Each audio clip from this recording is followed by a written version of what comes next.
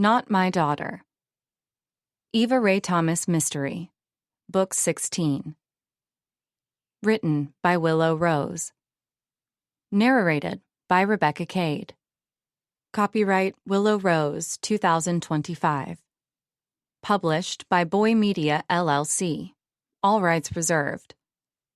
No part of this book may be reproduced, scanned, or distributed in any printed or electronic form without permission from the author. This is a work of fiction. Any resemblance of characters to actual persons, living or dead, is purely coincidental. The author holds exclusive rights to this work. Unauthorized duplication is prohibited. Cover design by Juan Villar Padron. Special thanks to my editor, Janelle Park. Prologue. Paradise Key, Thursday evening. The shadows covered the beach like a dark blanket. Hidden in the rustling palm leaves was a dark figure. The figure stayed crouched, muscles tense, breathing slowly and quietly while watching through the leaves, eyes focused intently on the two people walking under the bright moonlight. "I really love this place," one of them said. Their voice carried on a warm, salty breeze. The tone was cheerful, mixed with a light laugh that stood out against the humid, charged night air. "It's so quiet here, and no one can see us," came the reply in a deep, smooth voice that blended seamlessly with the gentle sound of the waves crashing against the shore. The couple strolled along the moonlit beach, completely absorbed in their private universe. Their hands were entwined in a tight grip that spoke of silent promises and unspoken secrets. Bathed in the glow from the moon, their outlines shimmered on the cool, powdery sand, each step etching a temporary story, quickly swallowed by the advancing tide. The gentle scent of salt mingled with the crisp night air, carrying memories of distant summers and long-forgotten dreams. "Look at the moon," one whispered, their voices soft and elusive as the frothy edges of the breakers caressing the shore. "It almost seems to be smiling at us." "Maybe it really is," the other replied, their tone laced with wonder, as though the night itself celebrated their joy. Hidden behind a cluster of gracefully swaying palms, the observer watched intently. Every rustle of the fronds and each glimmer of moonlight dancing on the undulating water seemed to feed into the observer's growing bitterness. With eyes that shimmered like fractured glass, the observer took in every detail, the way their laughter mingled with the night's sounds, each tender word forming part of a tapestry that deepened the cracks in the observer's own fractured soul. "Race you to the pier," one of the lovers suddenly exclaimed, prompting an energetic burst that transformed playful banter into a jubilant sprint.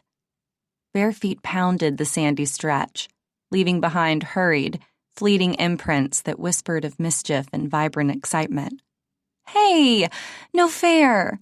came the delighted protest, playful yet tinged with a challenge that harmonized effortlessly with the rhythmic lull of the crashing surf and the soft serenade of the night. In the deep shadows, the observer tensed, as if the palm trees themselves were murmuring clandestine secrets just for them. The vast, star-scattered sky and trembling, murmuring waves bore silent testimony to the couple's tender exchange. Each happy word echoed like a bittersweet reminder of the observer's own isolation. When a teasing, "Wait up!" floated through the humid night, it was instantly met by a burst of genuine laughter that stirred up old memories and unexpected emotions, sharpening the sting of the observer's discontent. In the cool, shadowed confines of that secluded part of the beach, the observer's inner monologue churned with dark, raw feelings. Every chuckle and every loving whisper exchanged between the couple intensified an overwhelming sense of betrayal and loss. It was as if the beauty of the night was marred by an undercurrent of bitterness that the observer could not dispel. "The night sky is as beautiful as your eyes," one murmured softly, their words lingering in the heavy, humid air like the delicate trace of a perfumed handkerchief. "Careful, or you'll start sounding like a poet," the other joked, nudging them playfully with a touch that recalled a history rich with shared smiles and quiet moments. "Would that be so terrible?" came the light-hearted retort. "I think poets have their own charm." "Only if your verses are as terrible as your puns," replied the other quickly, punctuating the exchange with a soft laugh and a smile that encapsulated years of shared secrets. It was a moment so delicate that even the observer's clenched hand, gripping the rough, weathered bark of a nearby palm, tightened in silent, desperate anger. Unperturbed by the invisible gaze, the couple resumed their slow, rhythmic walk along the shore, entirely unaware of the hidden eyes that followed each graceful step. Their muted contentment painted a scene of tranquil intimacy, a stark contrast to the observer's turbulent mix of envy and simmering resentment. Every soft giggle and murmured endearment from the lovers was recorded in intricate detail in the observer's mind, each stoking the flames of a dark, vengeful plan. "How cute," the observer thought bitterly, dismissing every spark of uncomplicated affection that filled the humid night. Deep within, a silent scheme began to take shape, dangerous and insidious, much like the shadows that cloaked the beach. Every sliver of laughter and carefree whisper was etched into the observer's memory, fueling a pledge of retribution that thrummed in time with an increasingly erratic heartbeat. The laughter that might once have been a balm now sliced through the observer's heart. "Stop it, please. Just stop," came a barely audible plea, as though the night itself could silence the chaos inside. Then, suddenly, there was an intimate moment. A slow, deliberate kiss that carved into the observer's core with its electrifying closeness. As their lips met, it was as if unseen fingers stirred the sand beneath, with each grain silently bearing witness to their intimate communion. After the kiss broke, soft, secretive words filled the humid air, a language shared only by these two souls. They turned back to their path, their retreat accompanied by the gentle shifting of sand and the soothing crash of the waves. "Look at it," one murmured, extending an arm toward the horizon where the sea kissed the sky under a subtle silver glow. "Beautiful," the other agreed, squeezing the extended hand in a quiet gesture meant to capture and hold that perfect moment in time. Meanwhile, hidden among the whispering palms, the observer's breath came in short, ragged bursts. The sincere, joyful laughter and the tender words, so freely given, cut deeply against a backdrop of turbulent, primitive emotions, a raw mix of bitterness, anger, and longing that no serene scene could ever dispel. Every tender gesture and playful movement was a stark reminder of a life the observer once knew, a world that now lay just beyond reach. With each heartbeat, the desire to step out of the shroud of darkness and reclaim what was lost grew insidiously stronger. The irregular pounding of the observer's heart clashed with the soothing cadence of the night, trapping them in a prison of silent regret and unresolved grief. Yet even as the couple danced away into the distance, the promise of retribution promised a slow, deliberate release of long-held fury. "Patience," the observer muttered under their breath, as if to cool the smoldering intensity of their dark thoughts. "There's time." Gradually, the couple's laughter and affectionate voices receded, fading into the endless murmur of the tides. With every passing moment, the observer's isolation deepened, while the vivid picture of the couple's bliss slowly dissolved into the boundless darkness.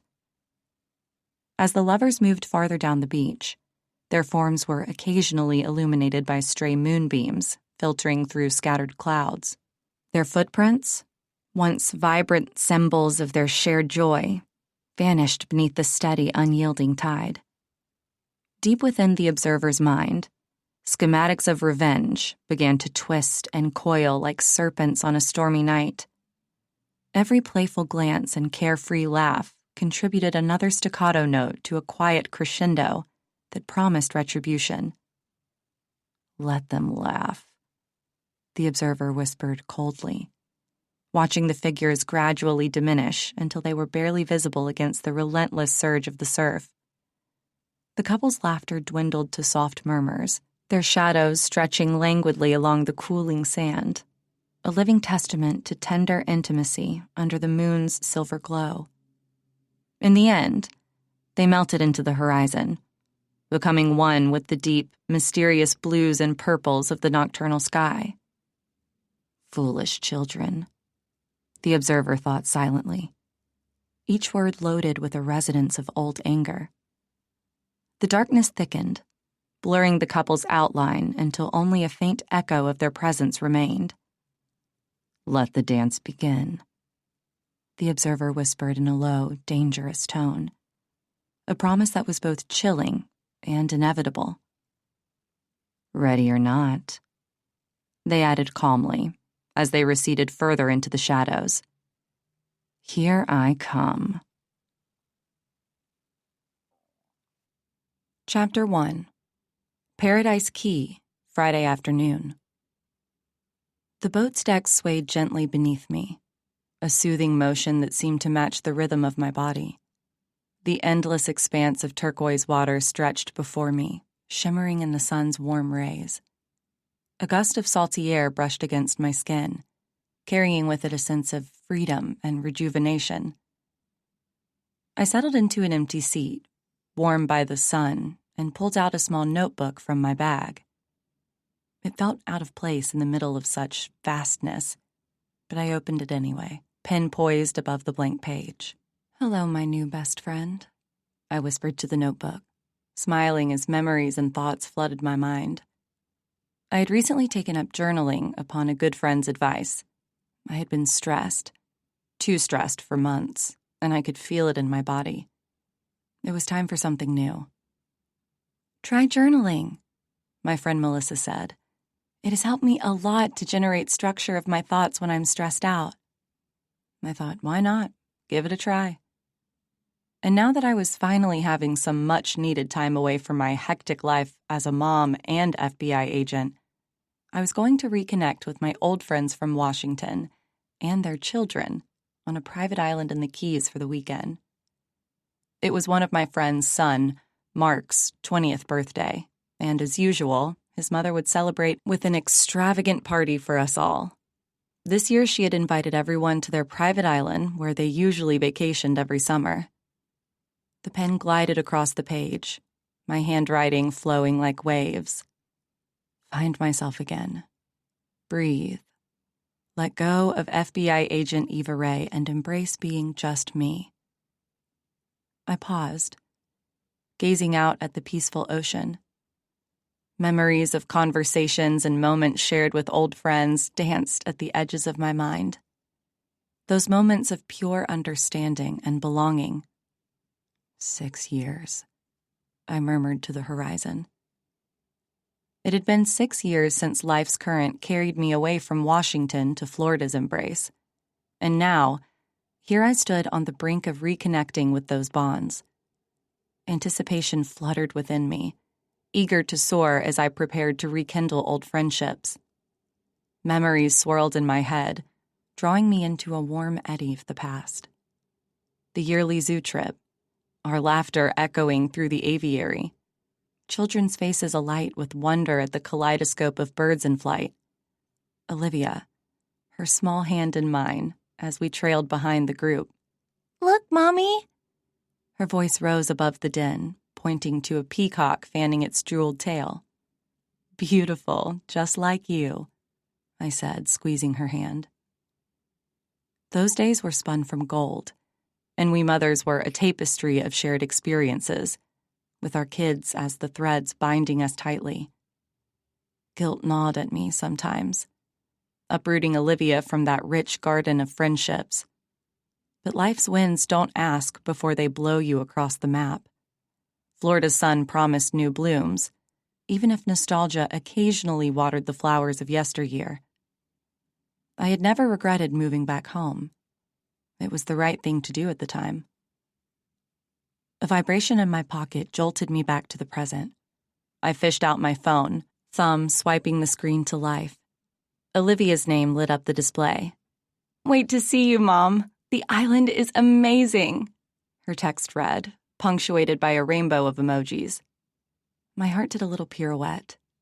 "Me too, sweetheart," I whispered, thumbs tapping out a reply. She was already there and had been hanging out with her old friends for 2 days, having the time of her life. "Prepare for hugs. Lots of them," I typed, sealing the message with a heart and hitting send. The boat cut through the waves, carrying me closer to my girl, to shared histories, and to a weekend where Agent Thomas could hang up her badge and just be Eva Ray. Chapter 2. The notebook's crisp pages fluttered under my fingers as I scrawled the last few thoughts, a lump forming in my throat. Olivia had filled every corner of my heart with pride over these 6 years since we had last been with this group of people, her old friends. She'd blossomed from a shy teenager into a woman who faced her college classes and life with unwavering determination. She had come out as gay to everyone in her family and her friends, and had dated a girl for some time, but it was over now. The boat sliced through the water, a sleek predator heading for its lair. The island materialized from a blur on the horizon to an expanse of vivid greenery and ivory sands that stretched out like welcoming arms.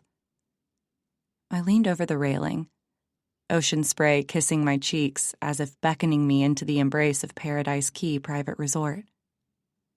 "Almost there," I murmured, watching palm trees sway in a rhythm only nature could choreograph. The island's pristine beaches glistened under the sun, a canvas of untouched beauty I'd soon tread upon. My heart swelled, anticipation curling in my stomach like the gentle waves lapping at the boat's hull. "Welcome to the island," the captain announced as we approached the dock. His voice, a smooth baritone, seemed part of the breeze itself. I stood, the boat steadying beneath me as if sharing my eagerness. Gathering my bag, a soft leather tote, I'd chosen for both practicality and style, I slung it over my shoulder, feeling the weight of its contents. Sunscreen, a novel I'd been meaning to finish, and the dresses. Ugh, those dresses.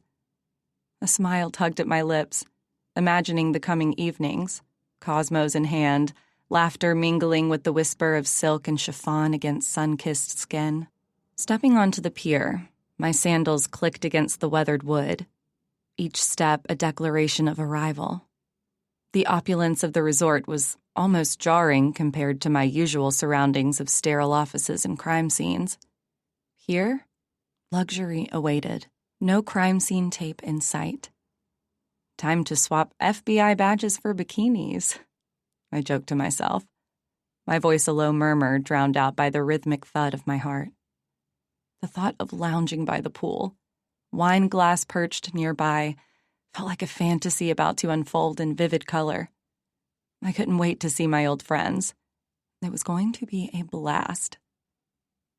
I paused, allowing myself a moment to scan the island. Every detail called out to be savored, the way the fronds cast dancing shadows on the ground, the scent of salt and blooming flowers weaving through the air, the infinity pool's crystal-clear waters mirroring the sky. "Mrs. Thomas," a gentle voice lilted from behind, belonging to one of the resort staff. He was a tall, sun-kissed young man with a friendly smile and eyes the color of the turquoise sea. He wore a crisp white shirt and khaki shorts, embodying the effortless charm of the island.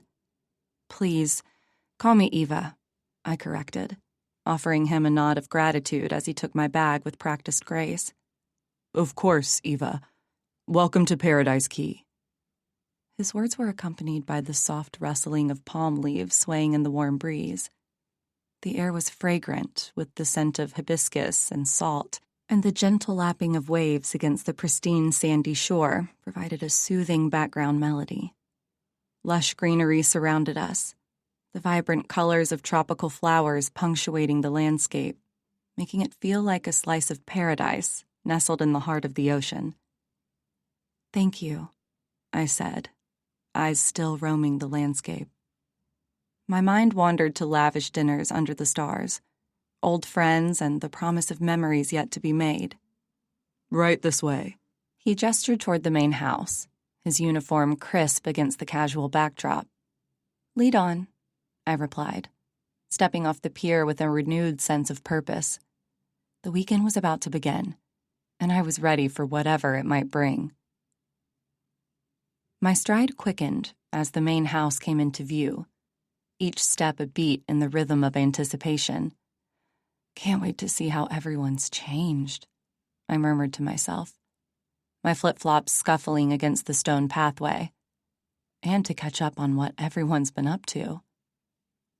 Ahead, the grandeur of the main house loomed, a testament to the kind of extravagance that punctuated the lives of my old friends. And yet, despite the luxury, there was an ease to the island, a whisper of serenity that even the opulence couldn't overshadow. "Almost there," I breathed out, the muscles in my shoulders relaxing unconsciously. Olivia's latest text flashed in my mind, her excitement, her growth. Pride swelled within me, offering strength that grounded my nerves. I halted just shy of the main entrance, caught by the sun's descent casting a golden hue over the lush landscape. I closed my eyes, the warmth on my skin a gentle reminder of life's fleeting beauty. "Here's to new beginnings and cherished pasts," I whispered, the weight of my investigative work, motherhood, and ever-evolving self momentarily lifted by the promise of a tranquil interlude. A deep breath filled my lungs, the perfumed air mingling with the resolve to soak in every second of serenity. "Ready or not," I said to no one. With a final grounding breath, I stepped forward, ready to weave the weekend's tapestry of stories and secrets. The laughter and rhythmic beat of music spilled out from the main house's open windows, wrapping around me like a warm embrace as I approached. I paused, a smile breaking across my face. These were the women who had been part of my life for years, their laughter the same as it had echoed back in Washington. "Finally!" A voice cut through the symphony of merriment, and the silhouette framed by the doorway materialized into Kara's welcoming figure. "Kara," I replied, matching her enthusiasm as I closed the distance between us. "Look at you, Eva Ray. Florida sun suits you," she beamed, pulling me into an embrace that felt like returning home after a long journey. "Thanks. I've missed you guys." The words were barely above a whisper, yet they carried the weight of years. "Missed you more," she quipped, releasing me to hold me at arm's length, her gaze scanning my features. "About time we got together again." "Yeah, it's been way too long." "Mom Squad, assemble!" Kara called over her shoulder, and soon I was enveloped by the other mothers. Each hug reignited a flame of camaraderie that had never truly dimmed. Someone handed me a glass of champagne. "Look at her, all FBI badass," said Jen, squeezing my hand and drawing me into the warmth of the room filled with familiar faces. "Let's toast to arrivals, new chapters, and old friends," proposed Amy, raising her glass with a flourish that drew us all into a collective lean. "Old friends," we echoed in unison, the clink of our glasses sealing the sentiment. "All right, enough sappiness. Let's get this party started," Kara declared, the twinkle in her eye promising mischief and laughter in equal measure. "Lead the way," I grinned, following the group deeper into the heart of the main house and into the weekend that lay ahead, ripe with potential. There were a lot of other guests already there, People who knew the birthday boy, Mark, and his mother. Faces I had never seen before. And I realized this was a huge event. But how could I be surprised, knowing Victoria, Mark's mother? This was so like her. Always going over the top and making it extravagant. Nothing was too big or too much. I stayed with the women I knew, my old gang. The laughter crescendoed around me. I stood for a moment, my gaze dancing over each animated face, lines of time etched with joy, eyes alight with stories waiting to spill. The air buzzed with an energy that seemed to hum through my veins, reigniting sparks of a life paused but never forgotten. "Can you believe this place?" Jin's voice cut through the din, her arms sweeping across the scene like a show host unveiling a grand prize. "It's like we've stepped into a Bond movie, minus the espionage. Or maybe not." Her eyebrow arched playfully. "Speak for yourself," I quipped back. My eyes narrowed mockingly as I scanned the room, playing along. "I'm always on the clock." "Ah, that's our Eva Ray," Kara chimed in from the other side, her laughter a bright chime. "Always the agent, even when she's off duty." "Old habits die hard," I admitted with a shrug, feeling the soft fabric of the couch as I sank into it, the cushion embracing me like an old friend. As I settled in, I watched our hostess, Victoria, make her grand entrance. She was draped in a shimmering designer gown that sparkled with every step and was a vision of opulence. Her diamond-studded heels clicked rhythmically on the marble floor, announcing her approach. Her hair was styled in perfect waves, and her jewelry caught the light, casting tiny rainbows around the room. "Ah, look at us," Victoria sighed, her voice laden with nostalgia as she plopped beside me with a light kiss hello on the cheek. "Mothers, professionals, survivors of teenage drama." Her presence was as luxurious as her surroundings, embodying wealth and extravagance. "Miracle workers," Michelle interjected, winking from her armchair fortress. "Don't sell us short." "Indeed," I nodded, warmth spreading through my chest. Our collective journey had been a fabric interlaced with strands of all colors, some dark, others vibrant. Yet here we were, together again, the pattern of our friendship resilient against the years. "Remember when we thought planning playdates was complicated?" Amy mused, a glass of wine in hand, swirling the ruby liquid like it held our past. "Huh! Child's play compared to navigating college applications and first heartbreaks," I said, meeting her eyes. There was an unspoken understanding there, a shared battle won. "Speaking of heartbreaks, how's Matt doing?" Jen's question pierced the light mood, her concern genuine. "We all heard what happened." "Thriving," I replied earnestly, my thoughts flickering to his smile, the way his determination had conquered adversity. He's found his calling in cybercrime, and he's got a new leg that's more tech-savvy than my entire office. "Cheers to that!" they exclaimed in a haphazard chorus, glasses aloft. "Cheers indeed," I echoed, my voice steady but my heart full. In this room, with these women who had seen me at my best and worst, I felt the world's weight lift slightly from my shoulders. "Here's to a weekend free from worries," Victoria announced, her tone commanding the room's attention. "To laughter, luxury, and a little bit of drinking." "Or a lot," Kara quipped, earning a round of knowing chuckles. "Mostly to us," I added, standing to join the toast. "To the memories we've made, and the ones still ahead." "Hear, hear!" They raised their glasses higher, and at that moment the outside world fell away. The mysteries and thrillers of life would wait.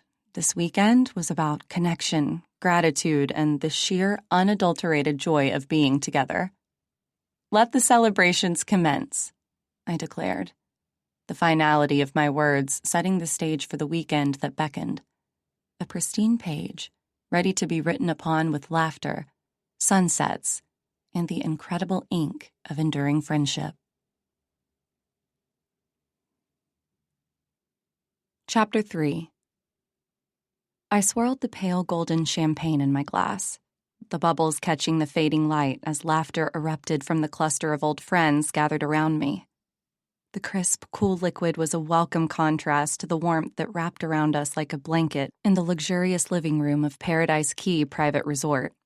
"Mom!" The voice cut through the convivial chatter, a sharp note of joy unmistakable in its timbre. Olivia burst into the room, her athletic build propelled forward by an energy that seemed to reverberate off the walls. She was all wide smiles and sun-kissed skin, a sight for sore eyes. She had been gone, away at college for months, the longest we had ever been away from each other. I had missed her terribly. "Olivia," I breathed, setting down my glass with a soft clink against the tabletop. "Sorry to interrupt," she said, though her grin told a different story, one where apologies had no real place. "You can never be an interruption," I assured her, standing to wrap her in a hug that felt like coming home after too long away. "Look at you. You look amazing. You're glowing." My words were muffled in her short hair. "Mom, you have no idea how much I've missed you." Her voice vibrated against my shoulder, a tremor of emotion bared only in these safe moments. "Did you see the bungalow yet?" she asked.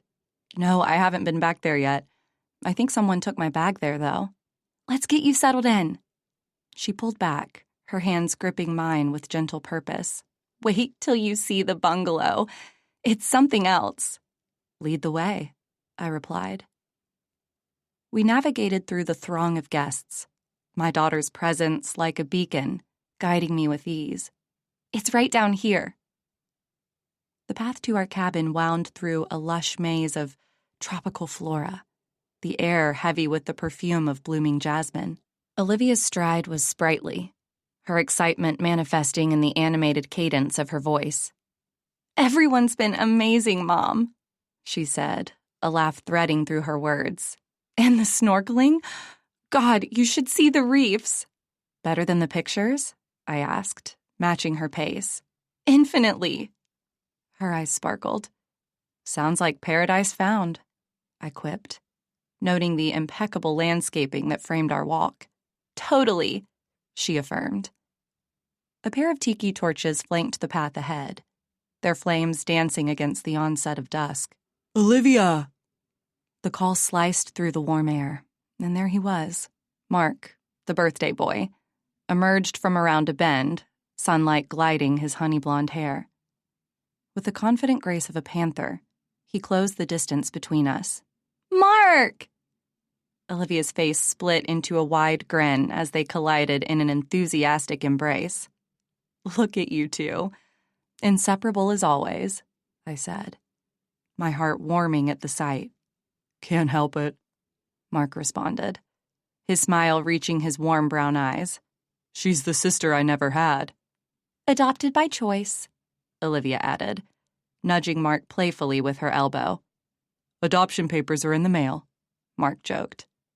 "Come on, we have to show Mom the view from the bungalow," Olivia urged, linking her arm with mine. "Prepare to be dazzled," Mark said, leading the way with the sachet that seemed to command the very ground he walked upon. "Wouldn't dream of anything less," I replied, my attention riveted not just by the grandeur of the island, but also by the intriguing dynamics at play among its guests.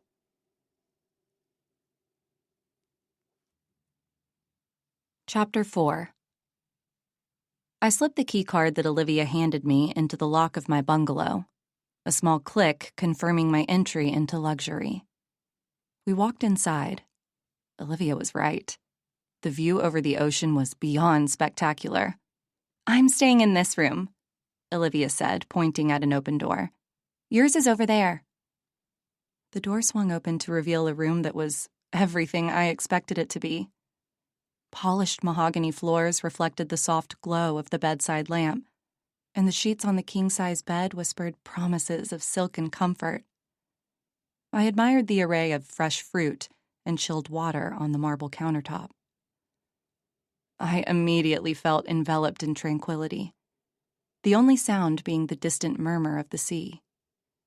Even the air smelled expensive, infused with the subtle scent of jasmine that seemed to be pumped through the vents. I barely had time to appreciate the artisan chocolates left on my pillow before Olivia's voice carried from outside my room. "Mom, you'll miss dinner if you don't hurry." "Coming," I called back, slipping into sandals that were more suitable for the evening festivities. I made my way to the main house where the welcome dinner was unfolding like a scene from a movie. Guests mingled on the expansive deck, silhouettes framed against the setting sun. The clinking of glasses punctuated the laughter that swirled around the gathering as lively conversations took flight. A server offered me more champagne, and I accepted, the bubbles tickling my nose as I surveyed the scene. "Quite the soirée, isn't it?" A woman who appeared at my elbow said, her voice smooth as velvet. "I'd expect nothing less from Victoria," I responded, taking in the grandeur of the dining area. "Indeed," she said, her gaze sharp as she scanned the faces of our fellow guests. "My name is Beatrice. I'm Victoria's sister and Mark's aunt." "Aunt Bea! I've heard a lot about you over the years. Nice to meet you." I extended my hand to the woman who looked like a pillar of grace in an ocean of casual elegance. She was older than Victoria by about 7 or 8 years. "I'm Eva Ray Thomas."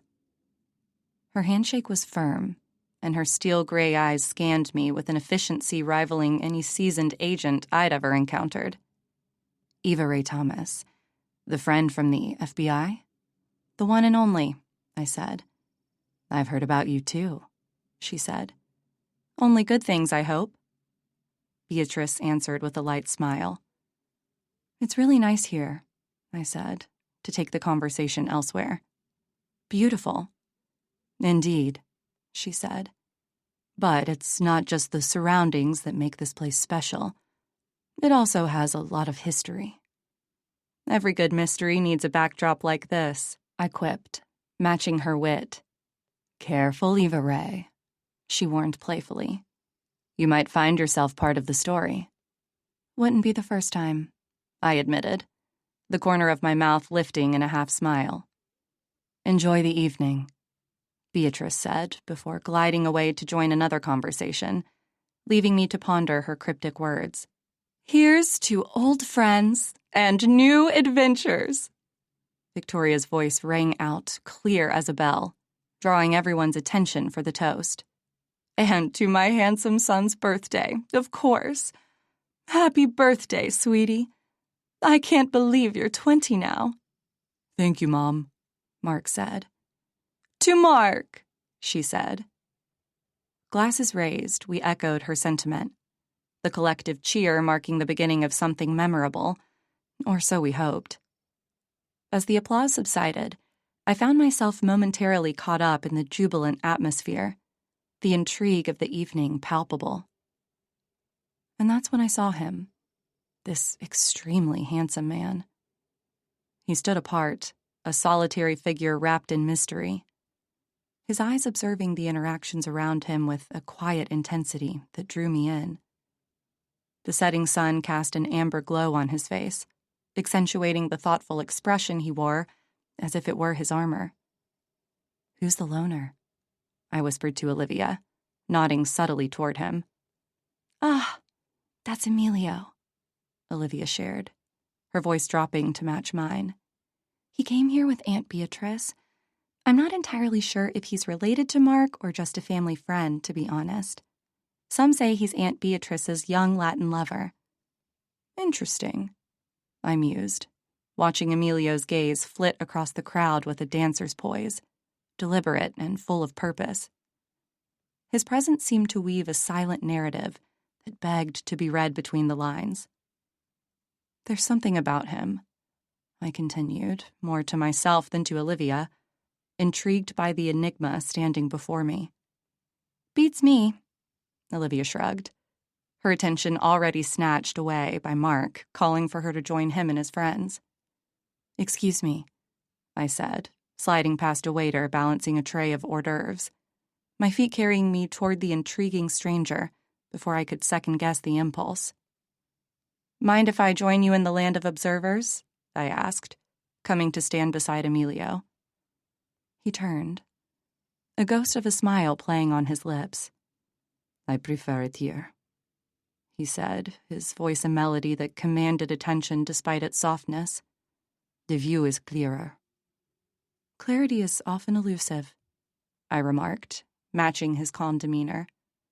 Especially when one isn't looking for it, Emilio countered, his dark eyes locking onto mine for a moment that stretched long enough to feel significant.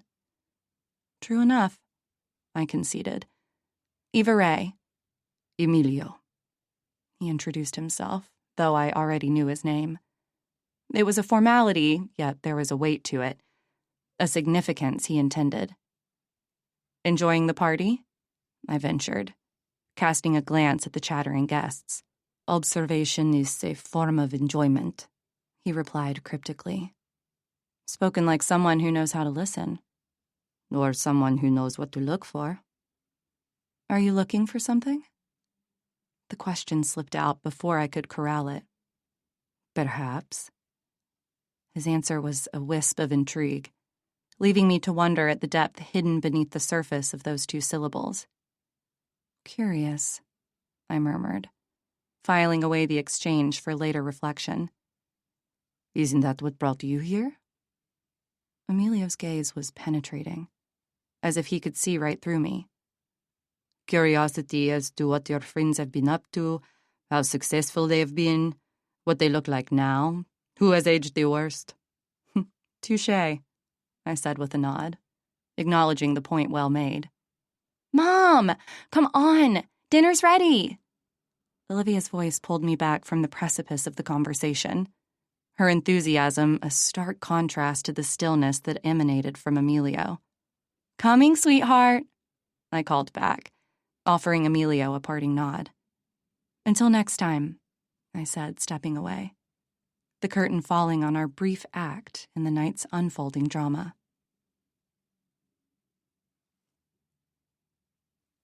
Chapter 5. Then. The grains of sand, warm and yielding beneath their bare feet, seemed to sing a melody only they could hear. 16-year-old Isla's fingers were laced with Javier's, the connection as natural as the shoreline merging with the ocean. Do you ever wish we could just keep walking? Isla asked, her voice barely rising above the hush of the waves. Into the horizon? Just you and me? Every day, Javier replied, his eyes glistening with that same untamed joy that danced upon the ocean's surface. But for now, this stolen slice of eternity is ours. Just you and me. Isla's heart swelled, brimming with love so potent it threatened to spill over. Here, liberated from prying eyes, she could be who she was meant to be. With Javier, every breath was a silent rebellion against the life of pretense she was shackled to at home. The beach was their sanctuary, where whispered promises weren't muffled by the walls of expectation. Yet, even as laughter bubbled between them, Isla's mind was ensnared by the thorns of duplicity. The taste of freedom on her tongue was laced with the bitter knowledge that each step taken in bliss was shadowed by an impending return to a fabricated existence. The thought of returning to that meticulously painted lie that her life had become clawed at her insides, a relentless reminder of the price of her happiness. Are you okay? Javier's voice brought Isla back from the precipice of her worries. Yes, Isla replied, squeezing Javier's hand tighter. It was a half-truth. She was perfect in this fragment of time with Javier, but fractured elsewhere. Yet a fierce resolve burned within her, a silent oath to safeguard the purest thing she'd ever known. Love, she realized, was worth every mask she had to wear, every act she had to perform. Let's not think about later. Not yet, Javier said, his thumb tracing circles on Isla's palm. The gesture tethered Isla to the present, to the warmth of the sun on her skin and the promise in Javier's smile. Okay, Isla agreed, allowing herself to be anchored in the now, her worries momentarily drowned out by the haven of Javier's embrace. Javier suddenly sprinted forward, his curly hair catching the sunlight in a wild dance. "Catch me if you can," he called back, laughter weaving through his words. Isla's heart leaped, and with an exhilarated laugh, she gave chase. Her bare feet pounded against the wet sand, cool water splashing up with every step as the ocean hummed its rhythmic song beside them. The sun kissed her shoulders, and the salty breeze tangled itself in her auburn locks, urging her on. "Slowpoke," Javier teased over his shoulder, but Isla was gaining ground, the distance between them closing with each joyful stride. "I'll catch you," Isla retorted, her voice breathless with exertion and delight. She pushed harder, reveling in the freedom of the moment, the sheer bliss of being untethered. As they reached the pier, Javier turned and Isla crashed into him, both of them tumbling onto the soft sand in a fit of giggles. They lay there for a moment, side by side, looking up at the expanse of sky above, their hands finding each other once more. But as the laughter faded, Isla's thoughts drifted involuntarily to the world beyond the beach, the one where her mother sat on a throne of expectations. She felt the weight of it then, the pressure to be someone else, someone who fit into the pristine image her mother demanded. It was suffocating, like the tight clasp of a necklace. Or a chain. Javier's hand squeezed hers, bringing her back from the brink of that cold reality. "What are you thinking?" Javier asked, his tone soft, eyes scanning Isla's face with concern. "About the act I have to keep up," Isla admitted, her voice barely above a whisper, betraying the turmoil that bubbled beneath the surface. "With Marcus, with my mother." The silence stretched between them as they contemplated the charade. Isla could picture it all. The polite smiles, the demure glances, the way she had to fold herself into the mold her mother had cast for her. It was a performance she had mastered, but every scene depleted a little more of the authenticity she craved. "Hey," Javier said, propping himself up on one elbow, his curls casting playful shadows across his face. "You're stronger than any facade, you know that? We'll figure this out together." Isla nodded, drawing strength from Javier's unwavering belief in her. It was a lifeline in her internal struggle, a reminder that she wasn't facing this alone. She would maintain the illusion for as long as necessary, but with Javier by her side, she dared to hope for a future where she could live truthfully, unapologetically herself. Isla's gaze drifted beyond the shoreline, where the waves kissed the horizon in a gentle embrace. The ocean sprawled before her, an endless canvas of blues that mirrored the depth of her yearning for a life unfettered by deceit. As she watched the seagulls wheeling freely above the water, their cries echoing the wild pulse of nature, Isla felt a pang of envy for their untamed existence. "Freedom looks like that, doesn't it?" she murmured to herself, the breeze tangling through her hair. With Javier beside her, the world seemed so vast, so ripe with possibility. Yet the thought of home constricted around her heart like a vise, each wave rolling in a somber reminder of the duplicity she was bound to sustain. Sensing the shift in Isla's mood, Javier remained silent, offering only the reassuring pressure of his hand steadying her while the whirlwind of emotions churned within her. A memory surfaced unbidden, taking shape against the backdrop of her mind's eye. A dinner, not long past, and the sharp clink of fine china as her mother had her maid set the table with mechanical perfection. Isla could still feel the weight of her mother's gaze, icy and scrutinizing, as if looking for any crease, any flaw that might betray the family's pristine image.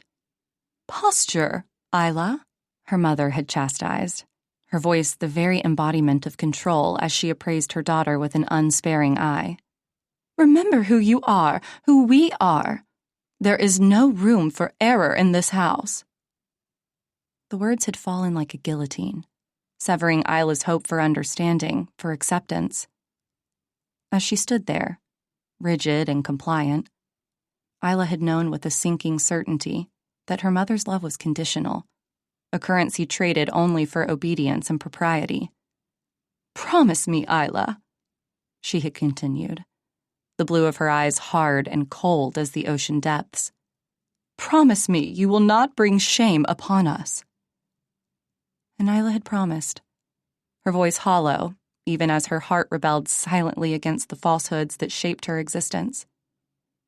She had smiled and played her part, all the while knowing that the love she held for Javier, bright and fierce and true, was the one thing she must hide at all costs. Back on the beach, the sun dipped lower, painting the sky in shades of amber and rose. Isla turned away from the haunting beauty of the sunset, feeling Javier's gaze upon her, full of warmth and unwavering affection.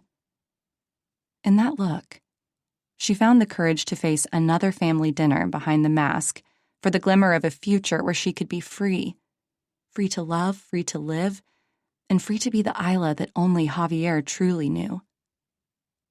Javier's hand tightened around Isla's, a silent promise that pulled Isla back to the present. The weight of her mother's expectations seemed to lift, if only for a moment, as Javier pulled her closer. Waves lapped at their bare feet, a gentle rhythm that matched the beat of Isla's heart. "Hey," Javier whispered, his voice a soothing balm. "I told you, I am here for you. We'll get through this together." Isla studied Javier's face, the wild curls framing his features, the fierce determination in his eyes, and something inside her unfurled, a hope that refused to be quashed by fear or duty. She leaned into the embrace, allowing herself to be enveloped by the love that had become her sanctuary. "I know," Isla replied, feeling the truth of it deep within her bones. "With you, I can face anything."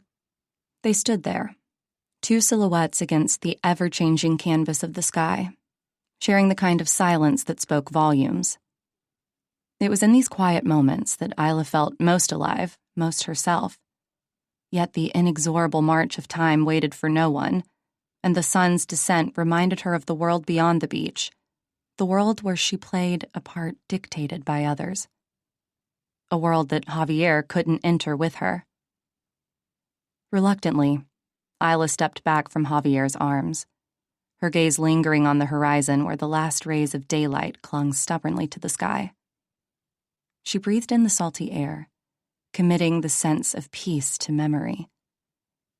"It's time," she said, the words tasting bitter on her lips. "I have to go meet Marcus." Javier's nod was full of understanding, but the sorrow in his eyes mirrored Isla's own. They exchanged a soft, lingering kiss. As they parted, Isla felt the reassuring presence of Javier's hand giving hers a final squeeze. "Remember, love is our rebellion," Javier murmured, courage woven into the very fabric of the words.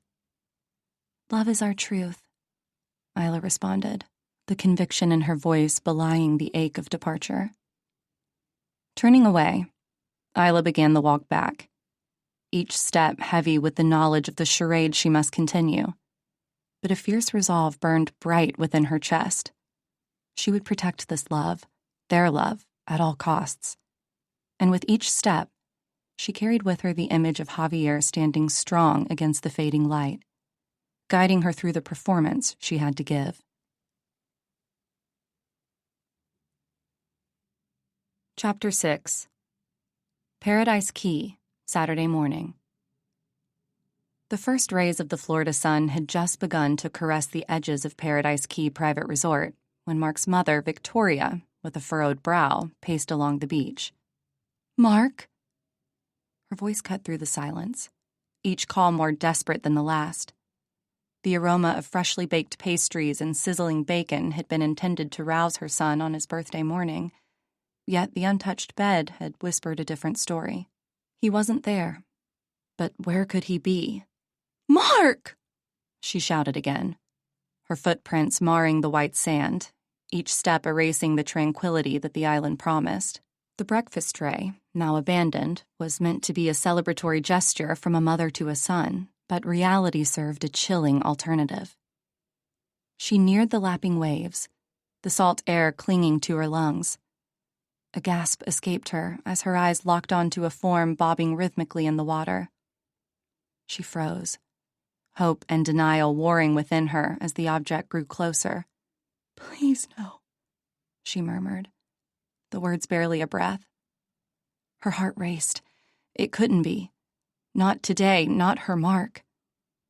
Her hand flew to her mouth, her fingers trembling as if trying to hold back the rising realization. "Mark!" This time a whisper, a plea to the heavens to undo what her eyes were seeing. The waves parted, and a pale hand surfaced. Mark's mother's eyes widened, and the ghastly revelation stole her breath. "No!" she gasped, the syllables splintering into a scream that tore through the early morning hush. "Mark!" In the nearby bungalows, the scream knifed through dreams and slumber. Doors burst open, and guests spilled out, all clad in the hurried garb of sleepwear. They flocked toward the source, bathrobes billowing behind them, their bare feet slapping the sand, hearts racing with an unspeakable dread. "Did you hear that?" The words ricocheted from one guest to another, their voices filled with alarm. "What happened?" "What is it?"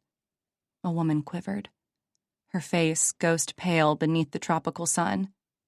"Out there! Look!" They converged at the water's edge where Mark's mother stood, rooted in horror. Her sobs cut through the gathering murmurs as the scene's reality unfolded before their eyes. "Call for help!" It wasn't clear who had said it, but the command was urgent and desperate. "Jesus, Mary, it's his birthday," someone muttered. The words hanging heavy as they took in the sight of Mark's mother, collapsed to her knees in the shallow water, her son in front of her, hands clawing at the wet sand. "Keep back! Give her space!" Another voice tried to assert some control, but panic was a wildfire, spreading fast and uncontrollable. "Is he?" "Shh! Don't." A hand clasped over a mouth, stifling the question everyone feared to ask.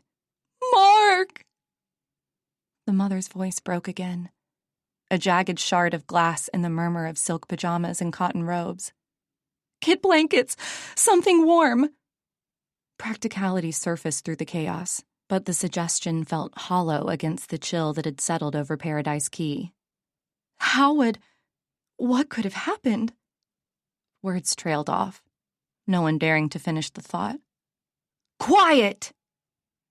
It was the loudest command yet. Heads turned to the newcomer, a figure of authority even in her haste.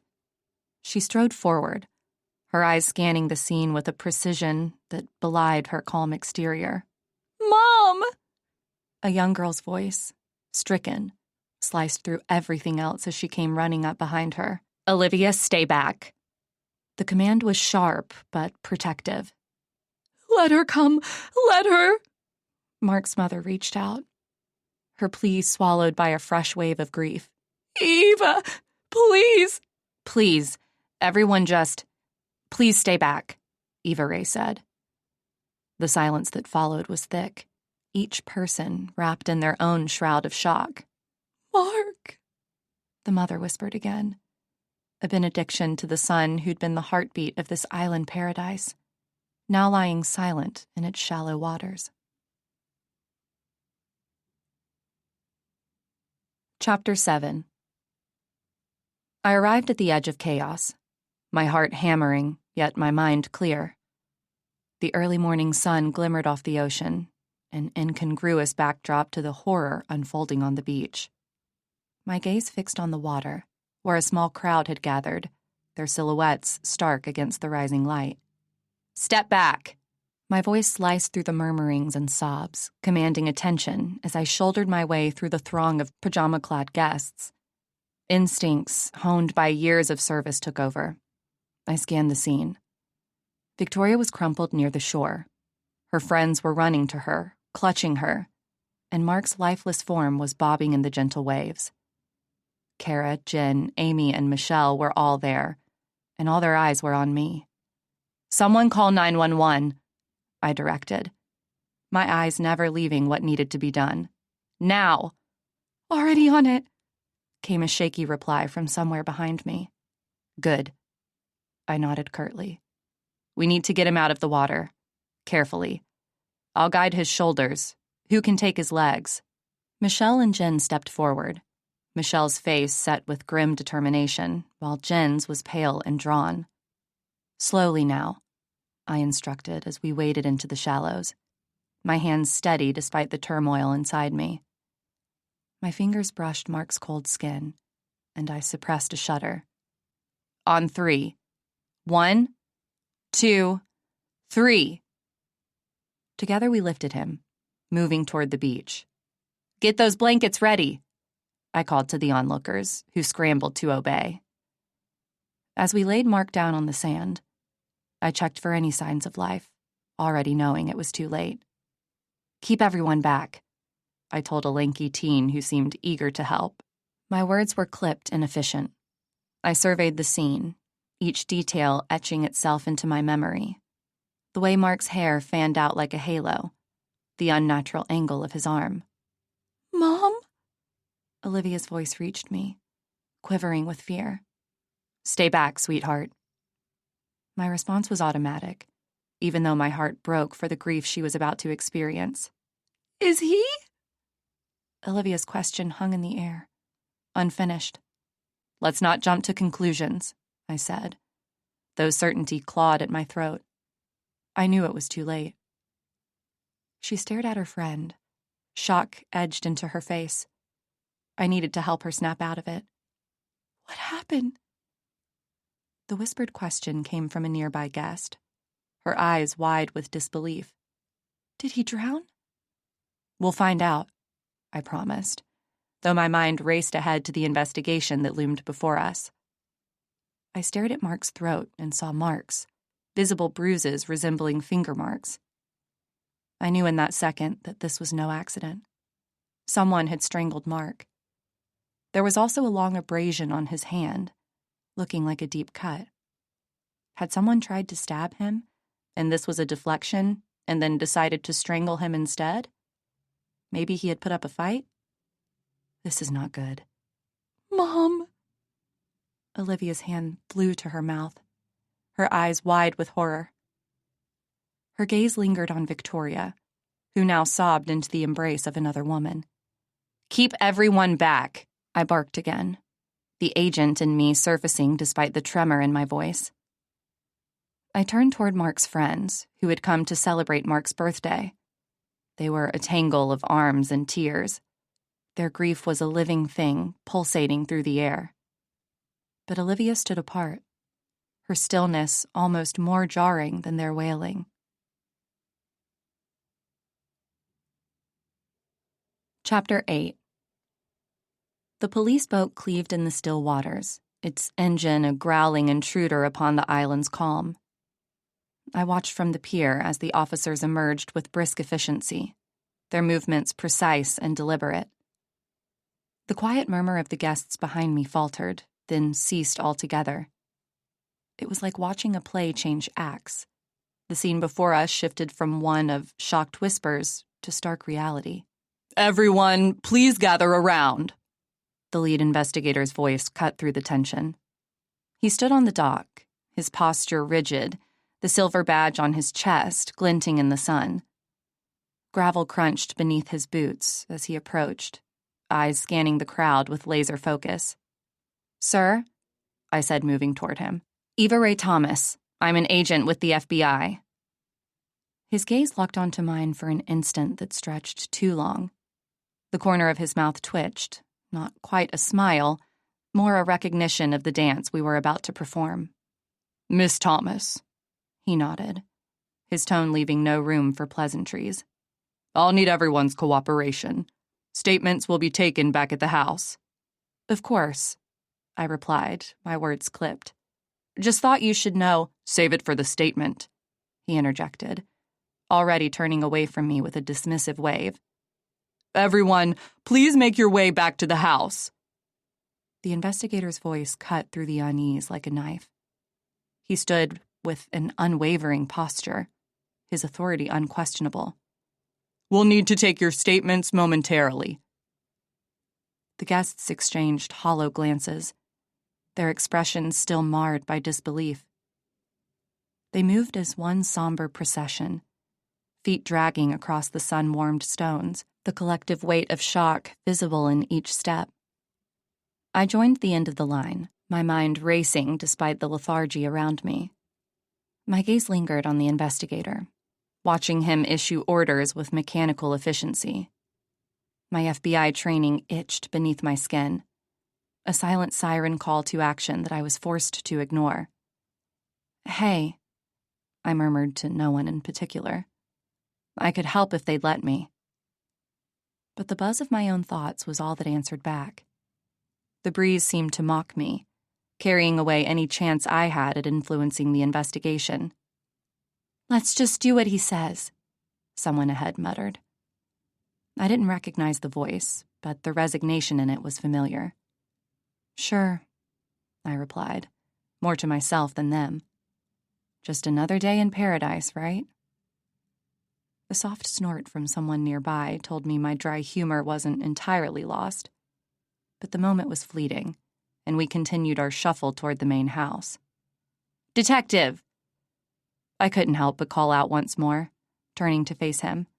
"There's something you should—" "Inside, Miss Thomas," he retorted without so much as a backward glance. His hand shot up, palm facing me, a clear stop sign. "Right," I acquiesced, though every fiber of my being screamed to stand my ground. Instead, I turned away, my frustration simmering just below the surface. "Stubborn," I breathed out, barely audible over the sound of rustling palm trees. Inside, I would be just another guest, my insights locked behind the doors of protocol. But as the island's lush greenery enveloped us on our march to the house, I made a silent vow.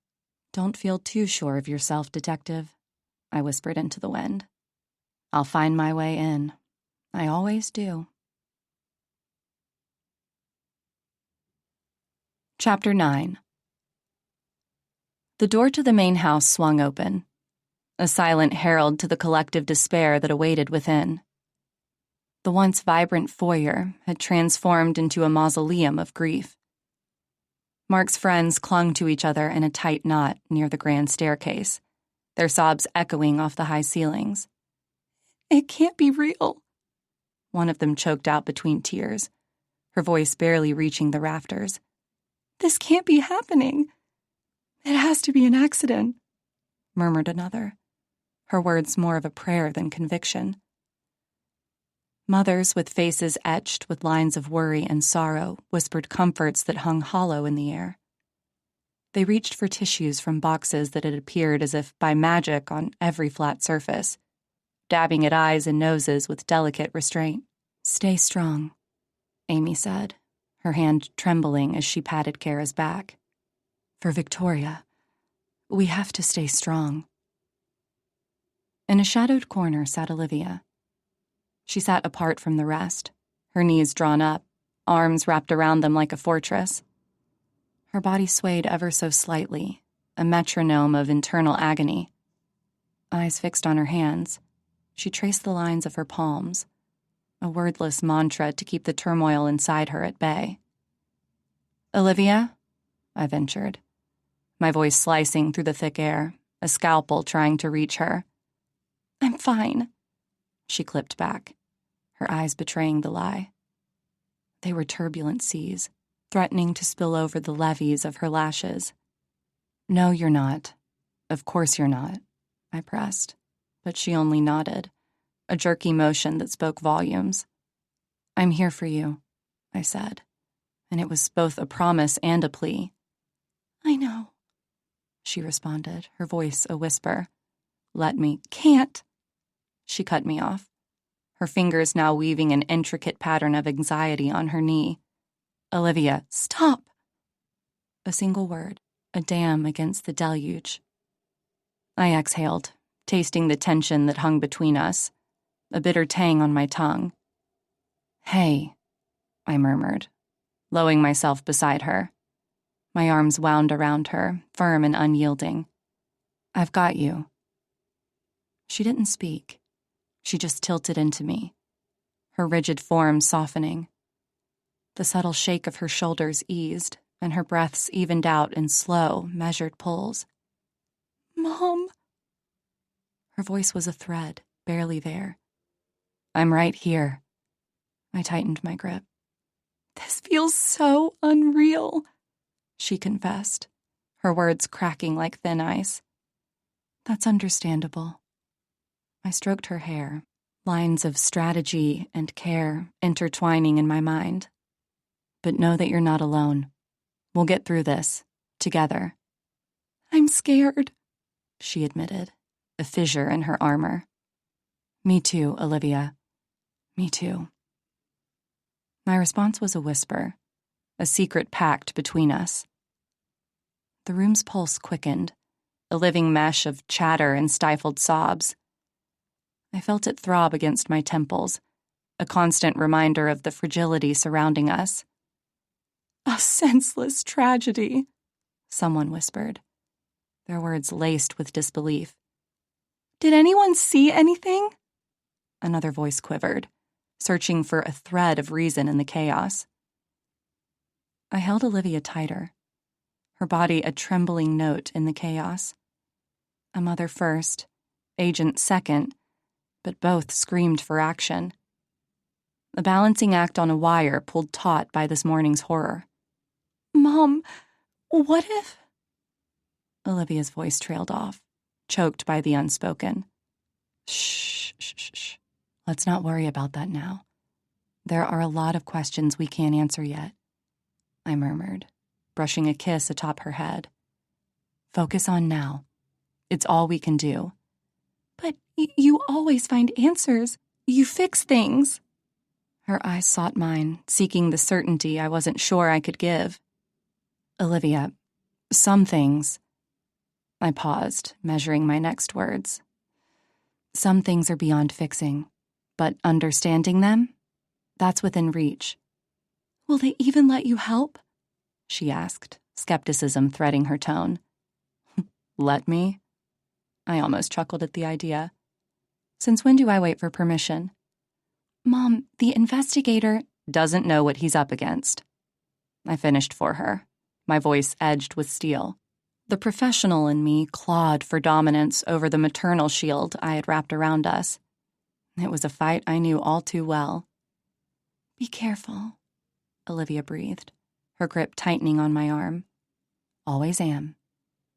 The promise hung between us, as heavy as the storm clouds gathering outside. "Find who did this," she said, not a plea but a command. My daughter, every bit as resolute as I. Watch me. And with those words, I sealed my commitment to the truth, no matter the cost. Chapter 10. I kept holding Olivia tightly, my arms a cocoon around her shivering form. The room's atmosphere was thick, a cocktail of whispers and choked-back tears. My mind raced. How would she cope with Mark being gone? Her eyes, wide orbs of shock, were mirrors to the chaos within as she clung to me. "Mom," Olivia whispered, her voice barely a tremor. "It hurts." "Shh, I'm here," I murmured, stroking her hair. A sudden shift in the room's energy drew my gaze. Mark's mother, Victoria, stormed in, her presence slicing through the crowd like a knife. Her flushed face was a canvas of raw emotion, anger laced with sorrow. Each step was a statement, her grief morphing into something fierce and palpable. "Where is she?" Her voice cut across the room, edged and brittle. The crowd parted. I tightened my hold on Olivia, ready to shield her from whatever eruption was about to break. What was going on? She stopped in front of us. "Olivia!" The accusation was a blade flung into silence. "You know what happened to him. You did this." The room, a hive of low murmurs, fell deathly quiet. Every head swiveled, and all eyes were fixed on the confrontation unfolding before them. "Absolutely not," I said, rising to my feet. My voice was a rock, unyielding against the accusation. "Not my daughter. My daughter is innocent." "Then explain why." Mark's mother advanced. Her grief morphed into fury. I stood firm, cutting across her words. "There's nothing to explain." My stance was unwavering, and the protective barrier around Olivia was as solid as my conviction. I sat down by her, holding her in my arms. Olivia loved Mark. Mark's mother was relentless, her voice escalating with each word. "I saw them, together on the beach, laughing, sharing secrets." Her finger jabbed through the air, a missile aimed at Olivia. "Last night, before my son vanished." "Victoria, please," came a strained whisper from somewhere in the crowd. "Quiet!" she snapped back, not breaking eye contact. "They were inseparable, and now Mark is dead, and she's standing here unscathed. She was the last one to be with him before he... Olivia quivered within my embrace, her body folding into itself like a delicate origami figure threatened by the strong winds. She pressed her palms over her ears as if to muffle the sharpness of the accusations, a low, keening sound escaping her lips. She began to rock, slowly at first, then with more urgency, a silent scream etched in every motion. "Enough!" I said, my voice slicing through the tension. "Your words are daggers, and you're only hurting an innocent girl." "Olivia, look at me," I coaxed, trying to draw her out of her protective shell. But the shell was hardening, and the girl I knew disappeared inside it, replaced by a fragile creature racked by unseen blows. "She knows something, I'm telling you," Victoria continued. "It's all her fault. She hurt him. I know she did.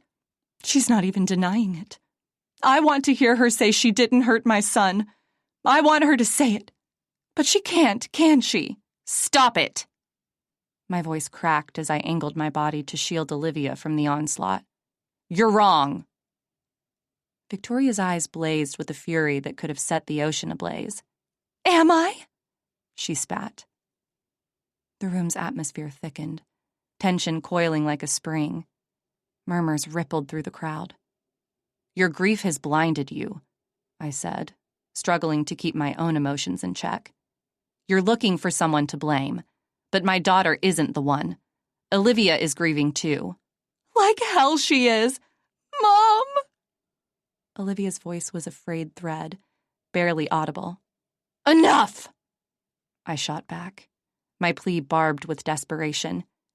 "Can't you see what this is doing to her?" Eyes shifted. Guests traded glances loaded with doubt and curiosity. Some recoiled from the raw display, hands covering mouths, while others leaned in, ravenous for every morsel of conflict. "Look at her!" I demanded, my voice trembling with contained rage and sorrow. "She's your son's friend, not his killer." "Friends don't lie," Mark's mother accused, her voice slicing through the murmured speculations. "Neither does Olivia," I countered, each word a stone in a fortress around my daughter. "Not about this, not about Mark." Heads nodded, some in agreement, some in skepticism.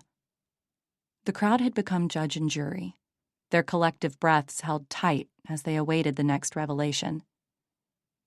A cold hush fell. The double doors to the grand hall swung open with a purpose that made my heart lurch. 2 uniformed officers strode in, their steps echoing against the marble floor of Paradise Key Private Resort's most lavish room. "What's the situation here?" The taller officer's voice cut through the whispers like a knife. I tightened my grip around Olivia. She shrank against me, her eyes darting to the imposing figures that now commanded the room's attention. The detective from earlier stepped inside. "Detective!" Victoria didn't miss a beat. She pushed through the throng of onlookers, pointing an accusing finger at Olivia. "That girl!"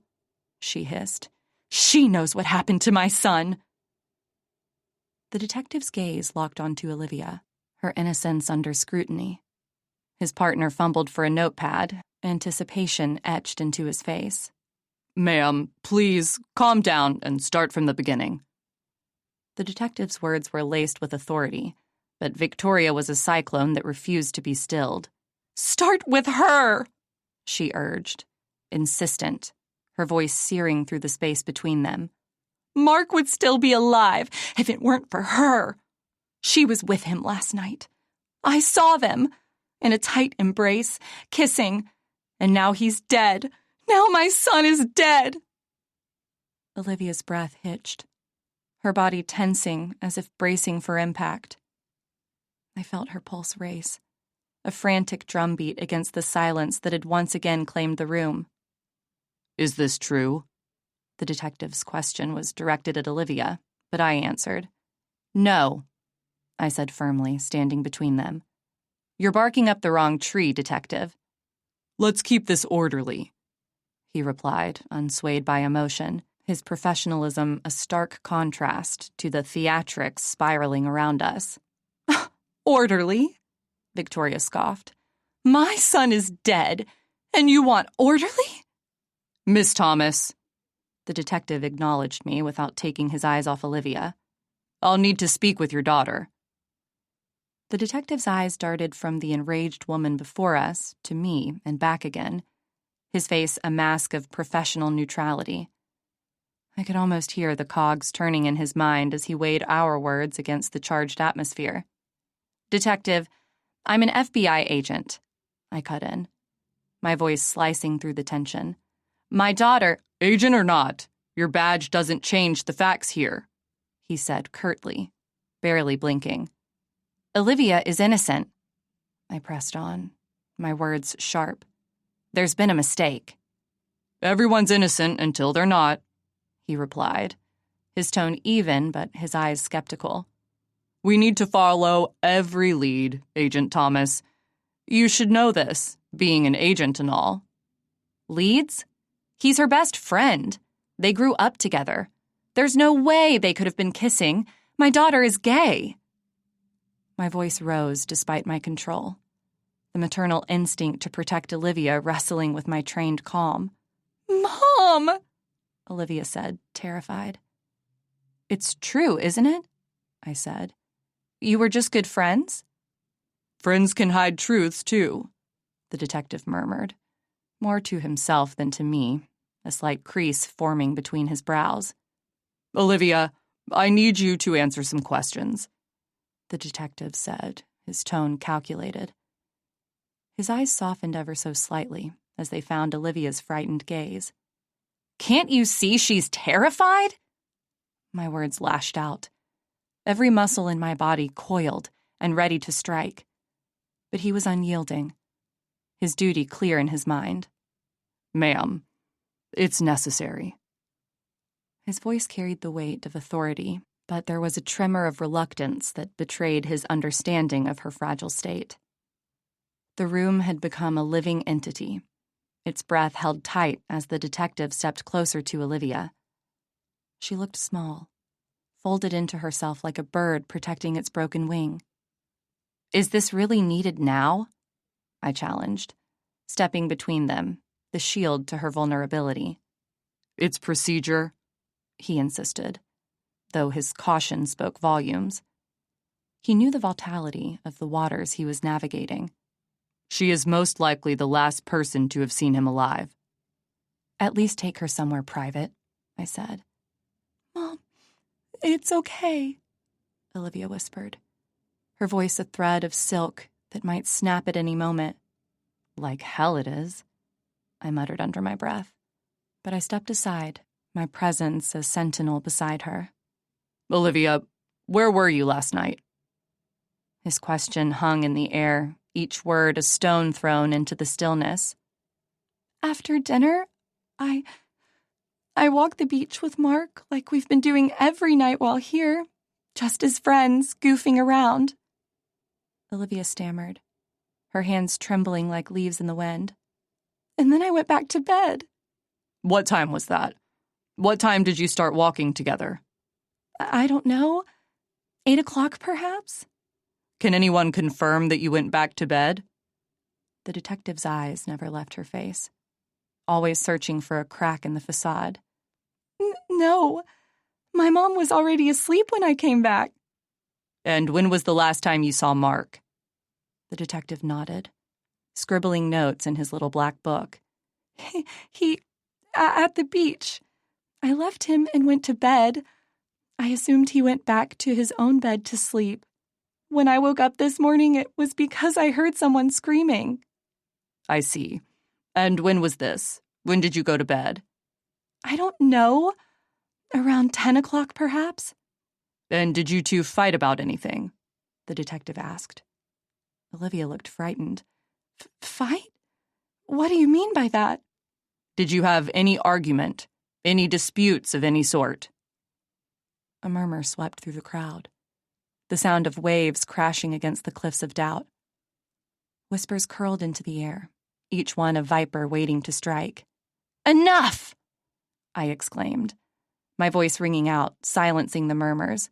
You've got your answers. Agent Thomas, please. The detective's admonition was gentle, a plea for composure. Mom! Olivia's hand found mine, her grip fierce. I'm scared. Nothing will happen to you, I promised, my stance rigid against the turmoil of uncertainty. I'm here. All right, Miss Thomas. We'll stop for now, but we will definitely have to talk to your daughter again. He turned to face the crowd and raised his voice. My colleagues and I will take everyone's statement about their whereabouts last night and this morning, and no one leaves the island. The detective closed his notebook, his job done for the moment. But the air remained charged, an electric current running from soul to soul. Let's give them some space, he announced to the room, parting the onlookers with a mere suggestion. The crowd dispersed, even though it felt like their shadows kept lingering over us. And there we stood, mother and daughter, united in a fortress built of unwavering love. Chapter 11. I was hunched over the small desk in my bungalow, the glow from the laptop humming before me as noon crept across Paradise Key Private Resort. The detectives had taken everyone's statements and were now focusing on searching for evidence across the island, blocking off areas where no one was allowed to enter in order to prevent contamination. Meanwhile, they had to let us go, for now. I had snuck back to the bungalow to do some research. My fingers paused on the keyboard, hovering as I scrolled through an old news article detailing the island's dark history. It wasn't idle curiosity that had me digging.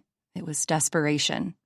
A mother's need to shield her daughter from accusations that seemed to breed in the humid air.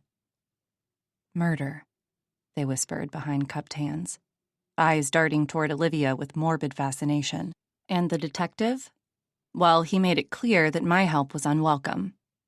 But how could I not intervene when every sideways glance accused my child of being a killer? Not my daughter, I muttered under my breath, the words a silent vow.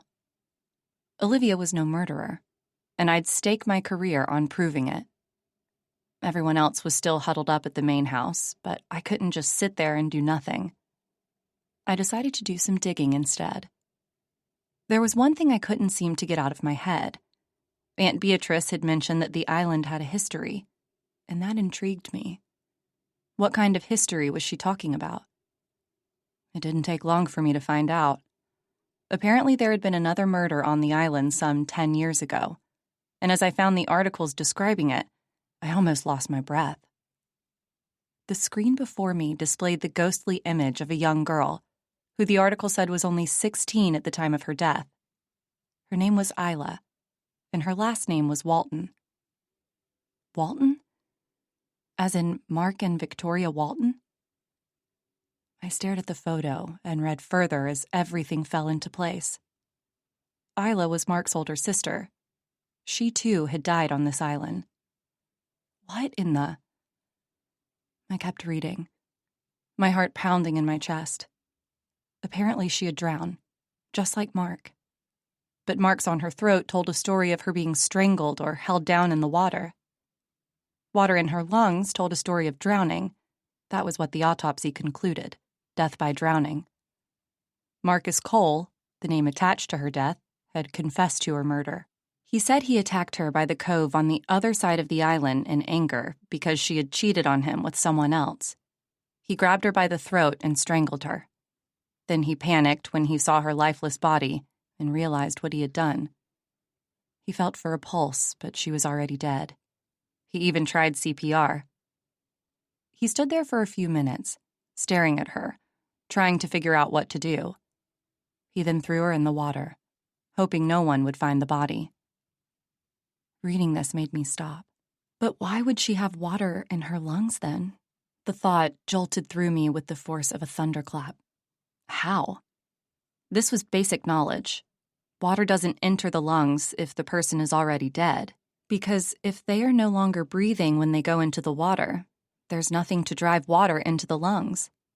Your lungs have a single tube for both entrance and exit. If water tries to enter, it's blocked by the air already present.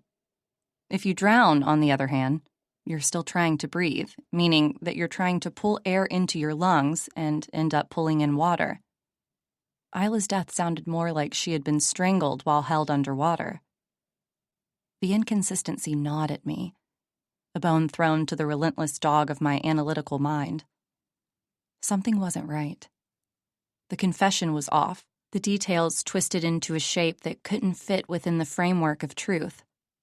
"It's impossible," I said aloud, breaking the room's silence. I had to dig deeper and peel back the layers of deception that clung to this case like the stubborn vines along the stone pathways outside. For Olivia. For justice. "Let's see what else they've got wrong," I whispered, my resolve hardening. The stakes were higher than ever, not just for the truth, but for my daughter's future. Without hesitation, my fingers flew across my phone's screen. I found a familiar name, pressed the call button, and held the device to my ear. The ringtone pulsed like a rapid heartbeat. Questions swirled through my thoughts, each demanding attention. "Simmons." "Agent Simmons, it's Eva Ray Thomas." My words cut through the line, urgency underpinning each syllable. "Eva, to what do I owe the pleasure?" His voice was calm and steady in the chaos. We had worked together for years in the FBI, and I knew I could always trust him to help me. "I know it's Saturday, but I have an old case that I need to learn more about. Paradise Key. In the Marcus Cole confession, a young boy of only 17 said he killed his girlfriend," I said quickly, dispensing with pleasantries. "Something's off." "Go on," he prompted, interest piqued. "Marcus claimed he killed Isla before putting her in the water, but she had lots of water in her lungs, and the autopsy said the cause of death was drowning." There was a pause. A thoughtful hum sounded from his end. Maybe she wasn't fully dead. Maybe falling in the water made her wake up and breathe in the water. He said he felt for a pulse but found none. He even tried to perform CPR, which tells me he knows how to look for a pulse. Mistakes happen in confessions, but you think there's more to it? "More than a mistake. I need your insight." "All right, let me pull up the file. Give me a sec," he replied, the sound of clicking keys leaking through as he pulled out his laptop. "Time isn't a luxury we have," I pressed, glancing at the sky outside. "There's been another murder. Same island, same family." "Really? Now that is suspicious indeed." Here we are, Simmons said after a moment. I see what you mean. Discrepancies could point to coercion, I offered. Or a cover-up. You thinking what I'm thinking? Someone else is behind this, I affirmed, feeling the sharp edges of a larger conspiracy taking shape. And that someone just killed again. Be careful, Eva. This is big, isn't it? Very big, I admitted. It involves my daughter now. Say no more. I'm in. What do you need? Everything you've got on Marcus Cole, and any connections to the island, I demanded, my tone brooking no argument. Any inconsistencies in the old case. Consider it done, he assured me, and I could almost hear the gears turning in his seasoned mind. Simmons was a genius in my book. You'll have it by morning. Thanks, Simmons. I knew I could count on you. My grip on the phone eased slightly. Always, Eva. Watch your back out there. Will do, I promised before ending the call, determination stealing my resolve. I stood up, feeling the bungalow walls closing in on me. I had to find and talk to Olivia, make sure she was okay. As okay as possible. I was worried about her. She left the main house to go for a walk, she said, when I hurried back to my laptop. She hadn't come back yet. The humid air hit my cheeks as I stepped outside, the tropical paradise suddenly feeling more like a well-manicured prison. Flip-flops clicking against stone, I marched along the pathway, each step punctuated by the whispers of palm fronds. I used Find My Phone to track her. It usually did the trick. Conspiracy theories chased each other around my mind, demanding attention. They swirled like the breeze, impossible to grasp, but undeniably present. The resort's beauty mocked me. Its serenity was a stark contrast to the turmoil within. Worried about my daughter, I picked up the pace, my resolve hardening with every stride. The truth was hidden somewhere among these opulent trappings, and I would tear down paradise itself to find it.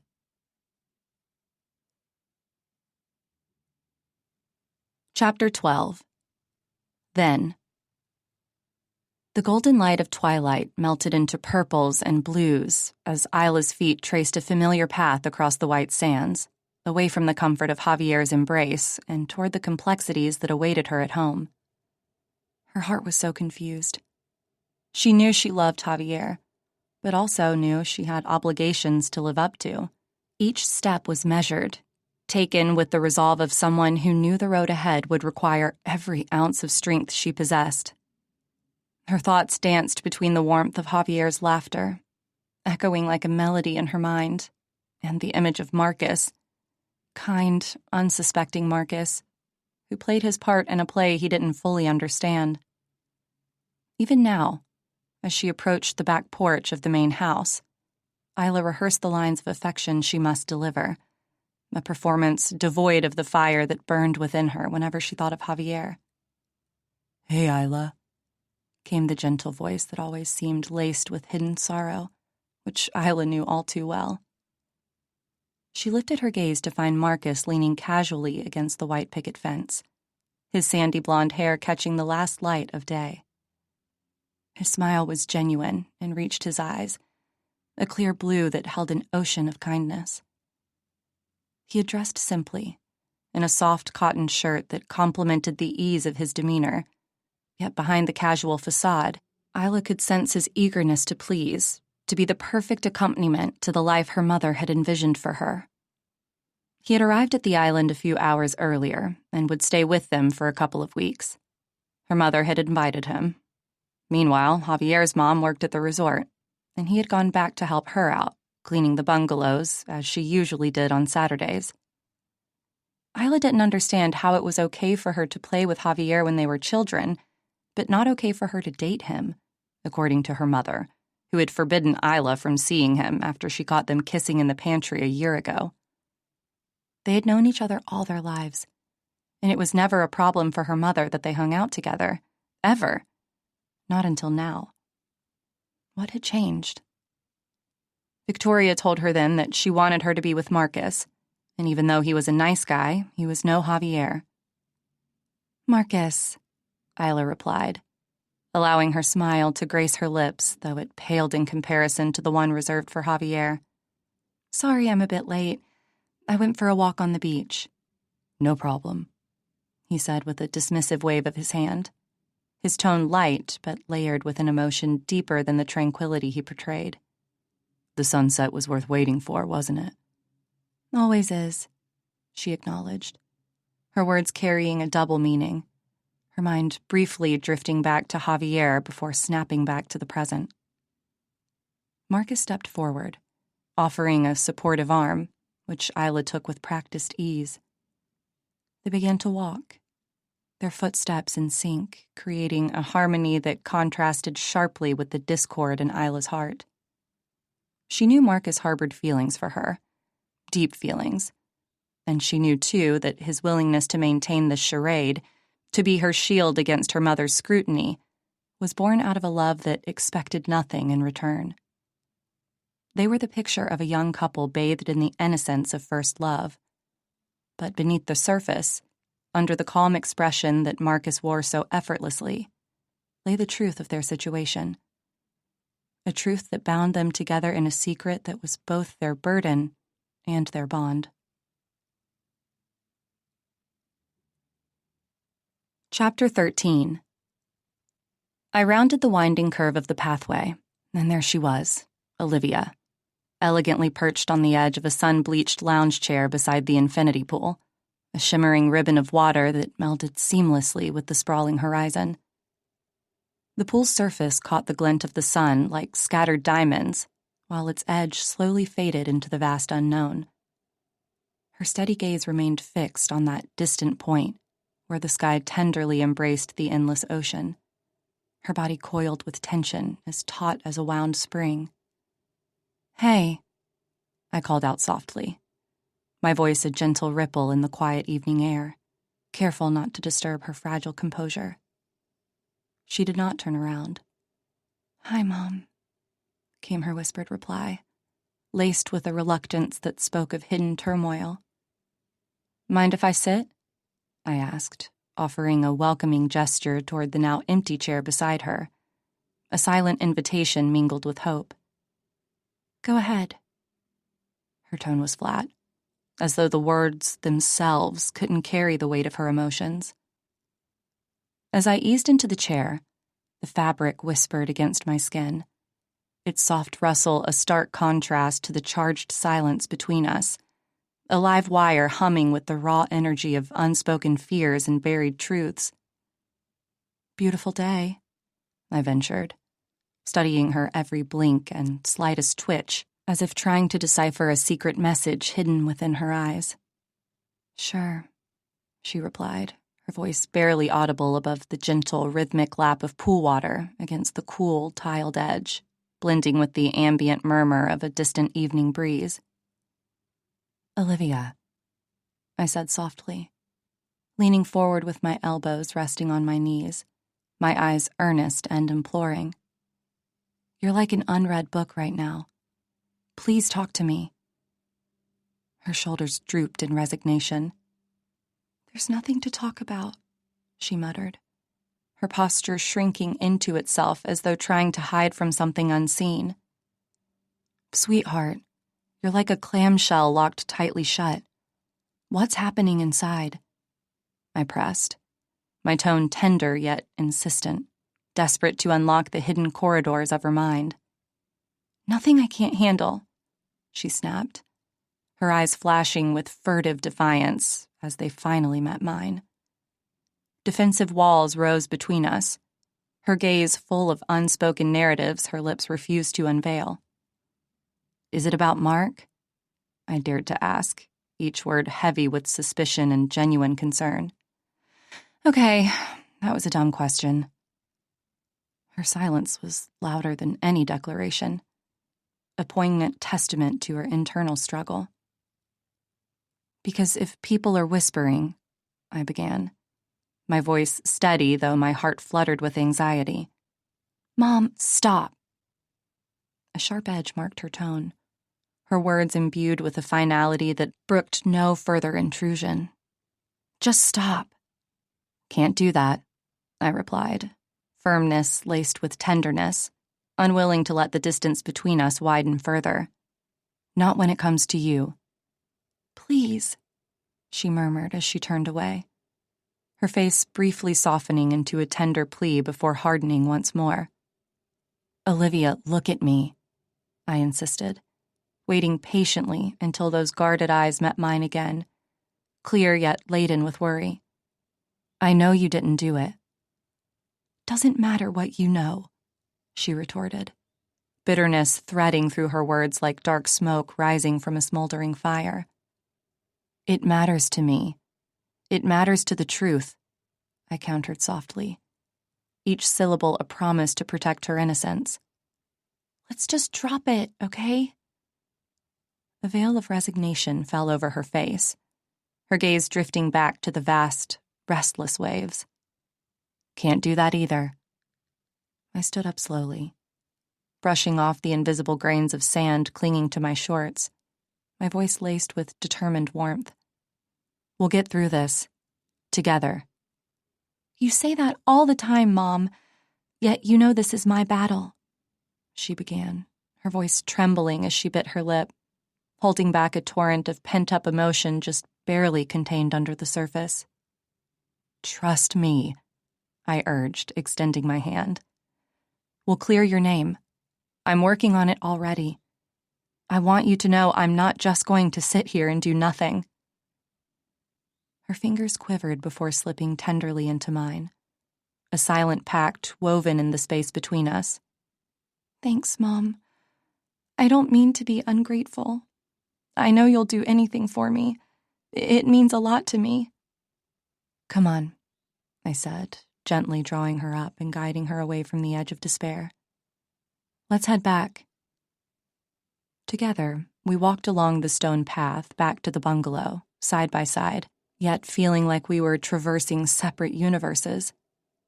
Each step was filled with the weight of doubts and the murmur of dark possibilities. There was a murderer on this island, and we were all stuck there until it was discovered who it was. Chapter 14. Later, I pushed open the hefty mahogany door of the main house, the hinges silently yielding to my entrance. I had left Olivia at the bungalow, not wanting her to be around people who were treating her like a pariah.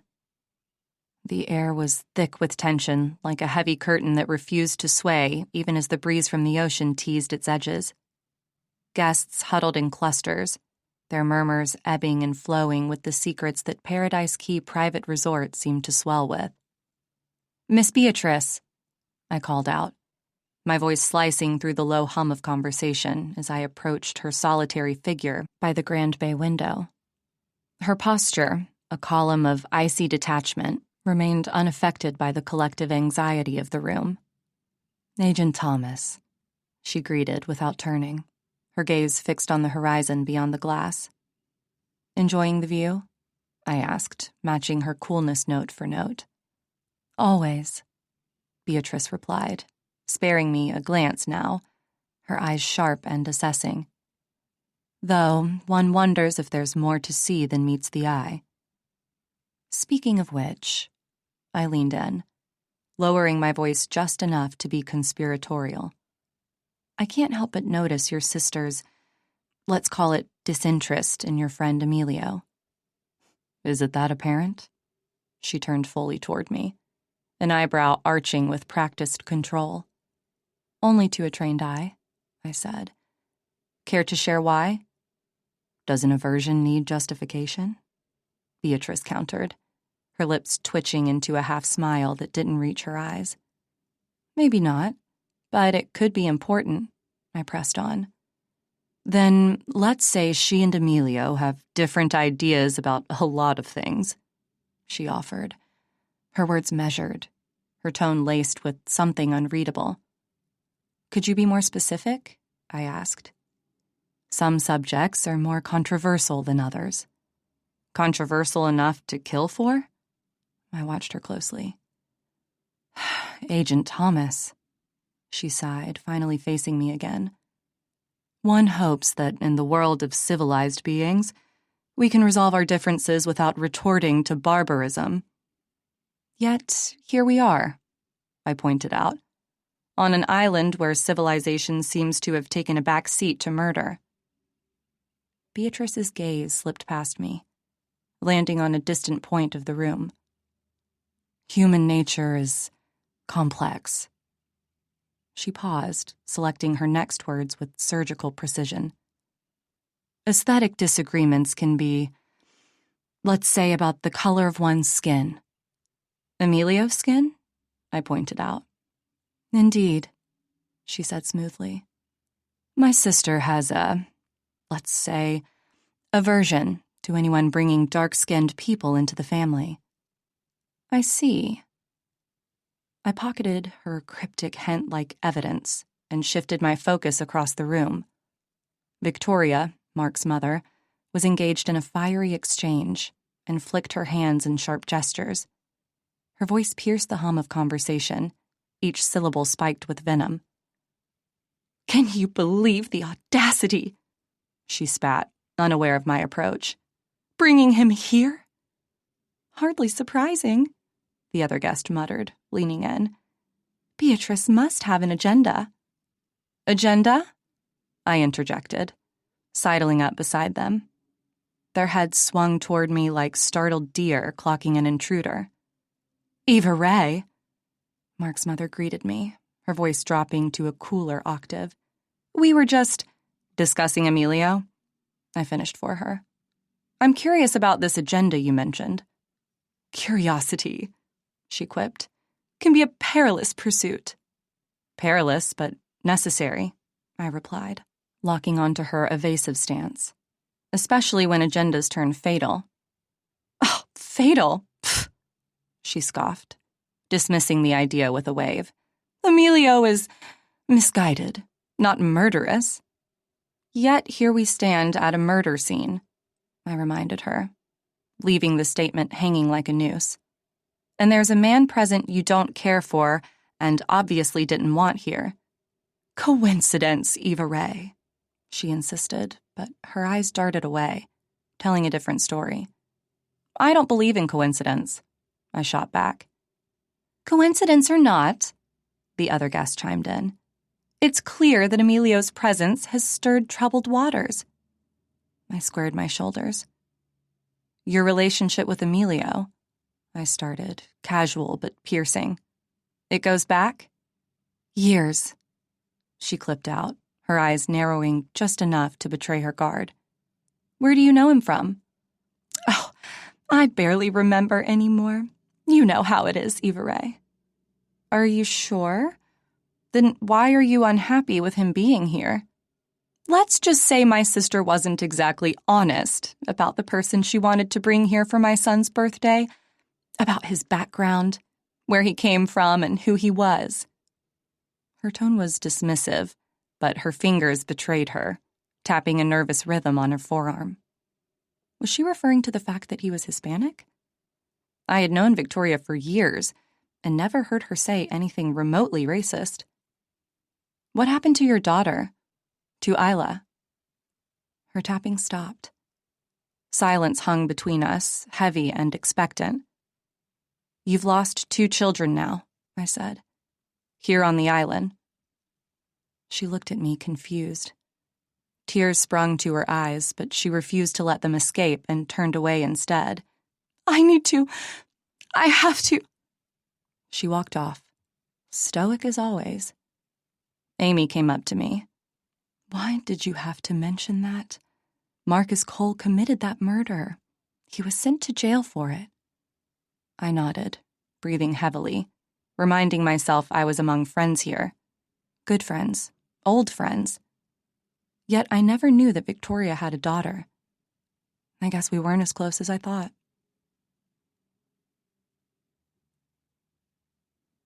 Chapter 15.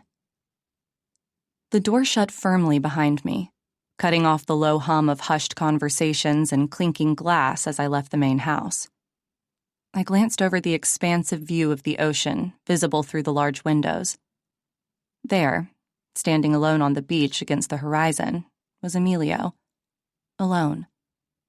"Evening, Emilio," I said as I approached, my footsteps muted on the warm sand. "Agent Thomas," he replied without turning around, his voice deep and steady. "Beautiful view," I commented, pausing behind him. "Calm on the surface, but it hides strong undercurrents," he said, watching the rolling waves. "Like this island," I ventured, matching his metaphorical tone. "Exactly." He finally faced me, his gaze scrutinizing. "You're here for answers, aren't you?" "Answers lead to truth," I stated, studying the guarded look in his eyes. "Isla's truth." Emilio paused, then slowly nodded. "So you've heard. Yes, I knew Isla.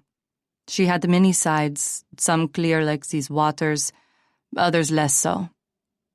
"Was your friendship with her straightforward or complicated?" I asked, implying the underlying tension without mentioning my own uncertainty.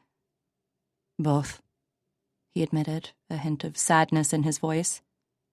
"She trusted me until things turned complicated." "Turned complicated? How?" "Problems arose," Emilio said shortly. "Between you two?" "Between all of us," he corrected, gesturing toward the house. "This place is built on complex relationships." "Care to elaborate on those complications?" My tone was steady, but inside my mind raced. "Another time, perhaps," he said, his eyes flickering with unreadable emotion. "Ask Mrs. Walton. She knows more than anyone else around here." "Thank you, Emilio," I nodded, respecting his boundary while filing away every nuance. "Remember, Agent Thomas," he called as I started walking away. "In tough situations, it's not just about getting by. It's about knowing where you're headed." His words stayed with me as I paused briefly, nodding in agreement. I let his advice sink in, each word pushing me further into the heart of the investigation. A family's future was at stake, and mine as well. "Complications," I muttered, the word bitter on my tongue. It hinted at more than just disagreements. It might even point to motives for murder. I glanced back at the main house, realizing that every person there was potentially hiding secrets behind polite smiles and casual talk. Chapter 16. I perched on the edge of a plush armchair, the muted hues of the bungalow around us doing little to brighten the mood. Across from me, Olivia sat huddled into herself, her eyes anchored to the floor, each second stretched, taut with her silence.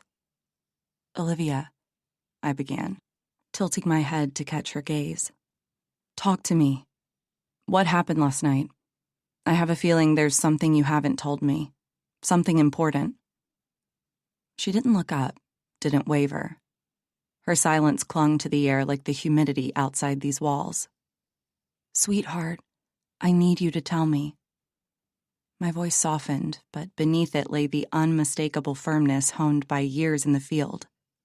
"It's important." "Mom."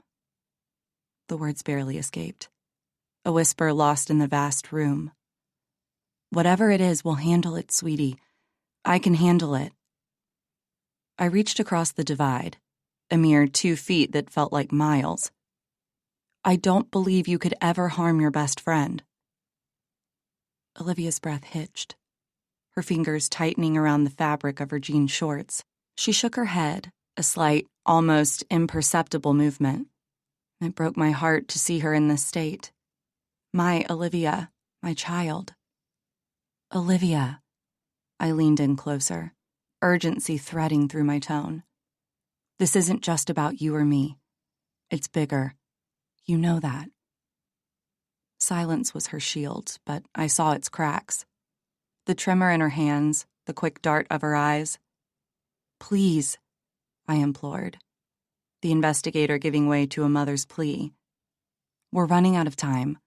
The police are investigating this now as a murder case, and you're their prime suspect. You were the last person we know of to have seen him alive." Her lips parted, then sealed once more. A battle waged in those depths I knew so well. Her eyes flickered. Defiance, fear, emotions I couldn't let solidify into an impenetrable force. "Olivia," I started again, my tone a blend of steel and silk. "Why won't you talk to me? Why won't you tell me what happened?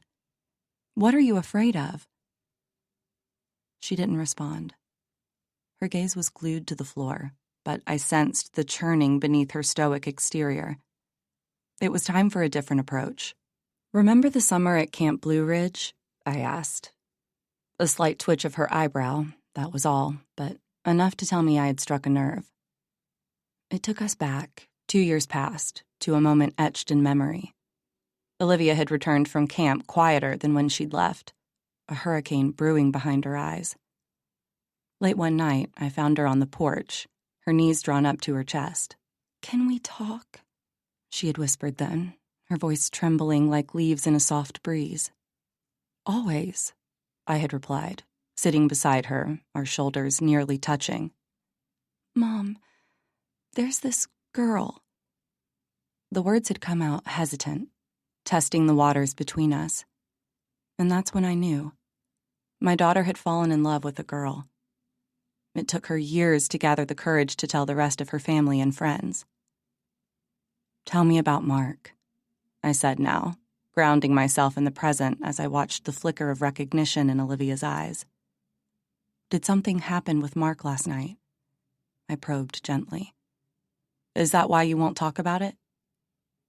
She glanced up, then away, a flash of the confusion and fear I remembered from that summer's confession.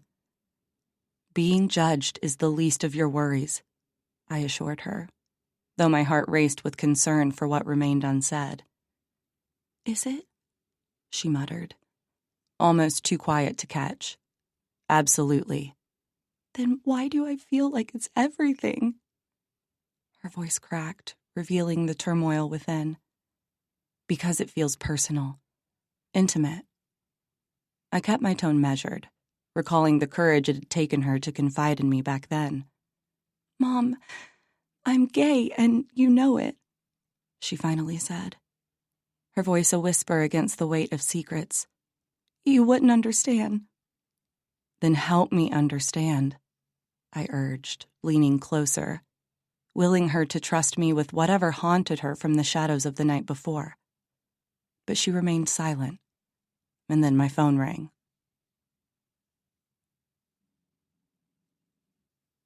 Chapter 17.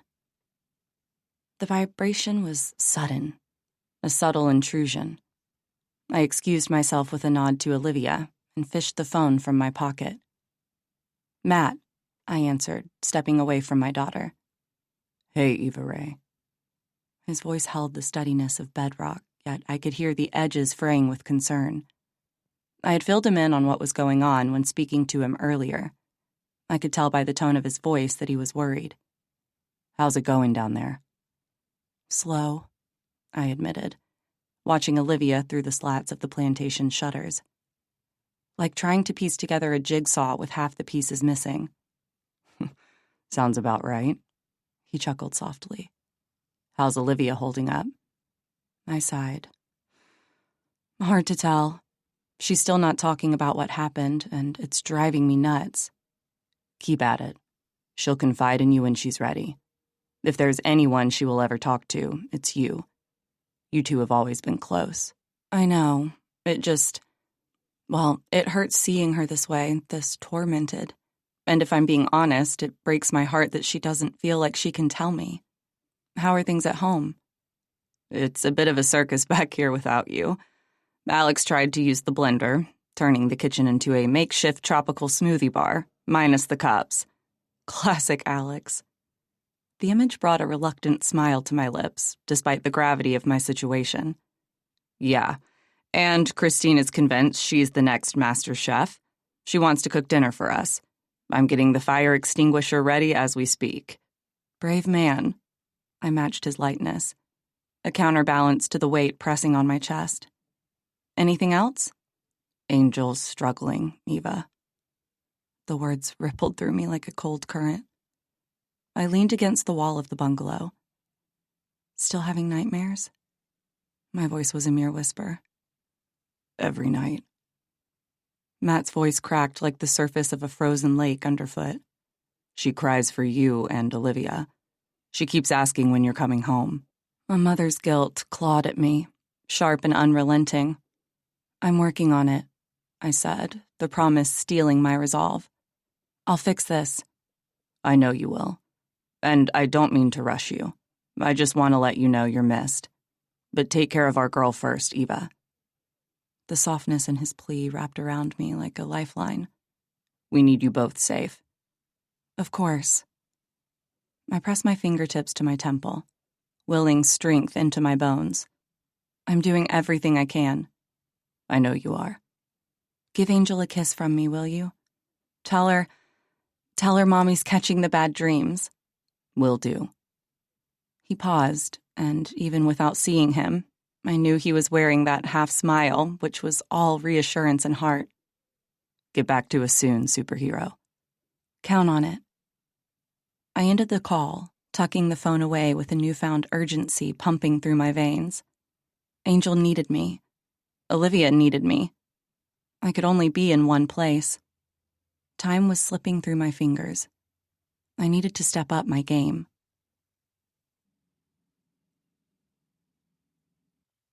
Chapter 18. I sat down next to Olivia, the plush chair cushion yielding to my weight. The scent of salt and hibiscus breezed through the room. I needed her to see me, not just as an FBI agent or a worried mother. Olivia, I began, my voice even. When I was about your age, I faced something. It nearly broke me. Her attention drifted from her hands, a slight tilt of her head. It was the smallest window, but enough for me to slip through. Back then, I had a friend. He was more than a friend, really. My heart hammered from the emotions I'd locked away. You know the story, or at least some of it. It was actually Matt. We were childhood friends. Her eyebrows knitted together, curious despite herself. Everyone thought we were just close. Best friends till the end, you know. But it was more. I already had feelings for him, but I was terrified. I paused, swallowing hard. Terrified of him not feeling the same, of losing him as a friend. Mom. Olivia's voice was a feather, soft and uncertain. Olivia, I buried those feelings so deep that I convinced myself they weren't real. I reached across, my fingertips brushing hers. I left town and met your dad. It wasn't until I returned many years later that I finally reconnected with those feelings. They had been there all the time, but we lost many years. She looked up now, her guard momentarily down, eyes wide, searching mine for the truth. Did you ever tell him back then? Her voice was stronger, emboldened by my admission. How you felt? No. A heavy word laden with sadness. And that's my biggest regret. Because you were scared? Because I let fear dictate my life. I held her gaze, steady as the ground beneath us. Don't make my mistakes, Olivia. Don't live with what-ifs. Her breath caught, and the flicker in her eyes ignited a spark of understanding.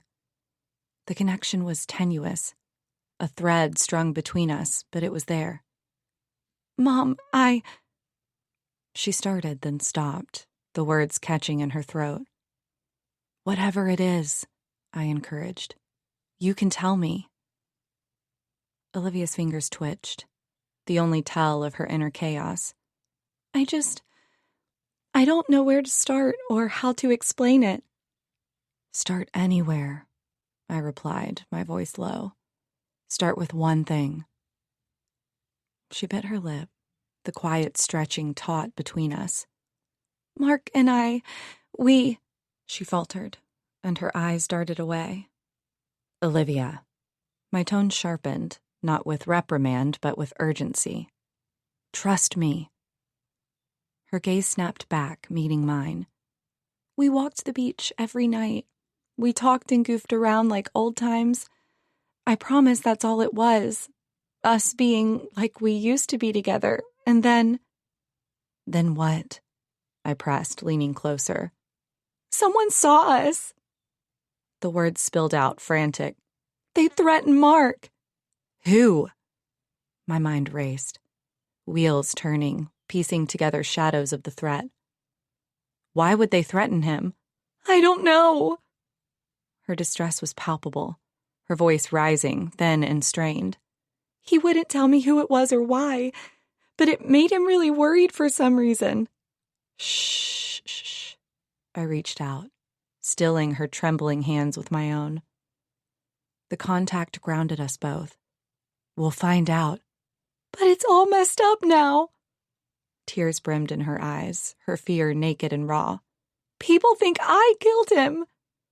Listen to me, I said, every word deliberate, honed by years of crises. Nothing is beyond repair. She swallowed hard, nodding, clinging to the promise like a lifeline. Mom, I'm scared, she whispered. Scared is okay, I reassured her, my voice even. Only when we're scared can we do something brave. It wouldn't require courage if we weren't afraid to do it. Her breath hitched, and she nodded, a mute agreement to the unspoken pact between us. I felt my heart ache for her, and knew that no matter the darkness lurking, no matter what truths were hidden in silence, I would shield her. Chapter 19. Then. Isla's fingers curled around Javier's, their hands swaying gently between them as they walked along the shoreline. Each step imprinted a fleeting memory in the wet sand, one that the ocean would soon claim. Isla's laughter mingled with the rhythmic whisper of the waves, her voice a melody of contentment. Imagine it, Javier, Isla said, her eyes reflecting the horizon's infinite promise. A little studio overlooking the ocean, where you can paint and I can write, and nothing but the sound of the surf to break the silence. Javier squeezed Isla's hand, his smile as radiant as the dreams they wove. With mornings spent chasing the dawn and evenings capturing the sunset on canvas, he added, his words painting an idyllic future that danced before Isla's imagination like a treasured mirage. The ocean breeze played with strands of Isla's hair, teasing them into a wild dance that mirrored the untamed spirit within her. The sun dipped lower, its golden light bathing the beach in a warm embrace that seemed to approve of the lovers' plans. Freedom tastes sweeter with you, Isla murmured, leaning into Javier. The world beyond their secluded paradise was a distant thought, held at bay by the serenity that enveloped them. Javier tipped his head back, allowing the breeze to carry away the echoes of his joyous laughter. He turned to Isla, his eyes alight with the fires of 1,000 sunsets. We'll make it happen, Isla. Our own little corner of the world. The tranquility of the moment wrapped around them, a stark contrast to the silent undercurrent of tension that awaited in the wings, a reminder that their shared dream was as fragile as the shifting sands beneath their feet. And that's when they saw her. The horizon, once a canvas of tranquil blues and oranges, was slashed by the dark outline of a solitary figure. Victoria Walton's silhouette stood as if etched into the sky, her posture rigid with purpose. Isla's heart faltered, a cold thread of recognition winding its way through the warmth of the shared confidences with Javier. The sense of freedom that had buoyed her moments before now felt like a cruel illusion. Javier's voice trailed off, his gaze following Isla's as it fell upon the unwelcome apparition that advanced toward them with relentless determination. The ocean breeze, which had been a gentle caress, now felt like the foreboding touch of an unseen omen. Isla could feel Javier's fingers tighten around hers. "Mom," Isla whispered, the word a shard of ice in the balmy air. Victoria's stride was measured but swift, a metronome ticking toward their inevitable confrontation. With each step that closed the distance between them, the joyful light in Javier's eyes waned, replaced by an understanding of the gravity that bore down upon them. Their haven was breached. Their secret was exposed beneath the scrutinous gaze of the matriarch who ruled their world with an iron fist veiled in velvet gloves. "Explain yourselves," Victoria commanded, her voice slicing through the sound of the waves. Her ice-blue eyes were twin flames of indignation, the setting sun casting sinister shadows across her immaculate features. "What is this disgrace?" The accusation hung heavy in the salt-kissed air, a tangible weight that sought to crush the defiance swelling within Isla. She stood rooted to the spot, her mother's presence an immovable cliff against which her desires crashed helplessly. The golden glow of the beach had become a harsh spotlight, illuminating their private rebellion for the world, and most importantly, for Victoria to judge. Isla's heart stuttered in her chest, the rhythm of fear tangling with the pounding surf. She could see the anger rising in her mother's eyes, a hurricane of disapproval threatening to sweep away everything she held dear. "Mom, please," Isla choked out, the words barely a whisper over the ocean's roar. "It's not what you think." Her mother's glare hardened, as if sculpted from the very cliffs that lined their family estate. Isla searched desperately for the right words, the incantation that might dissolve the barriers between them.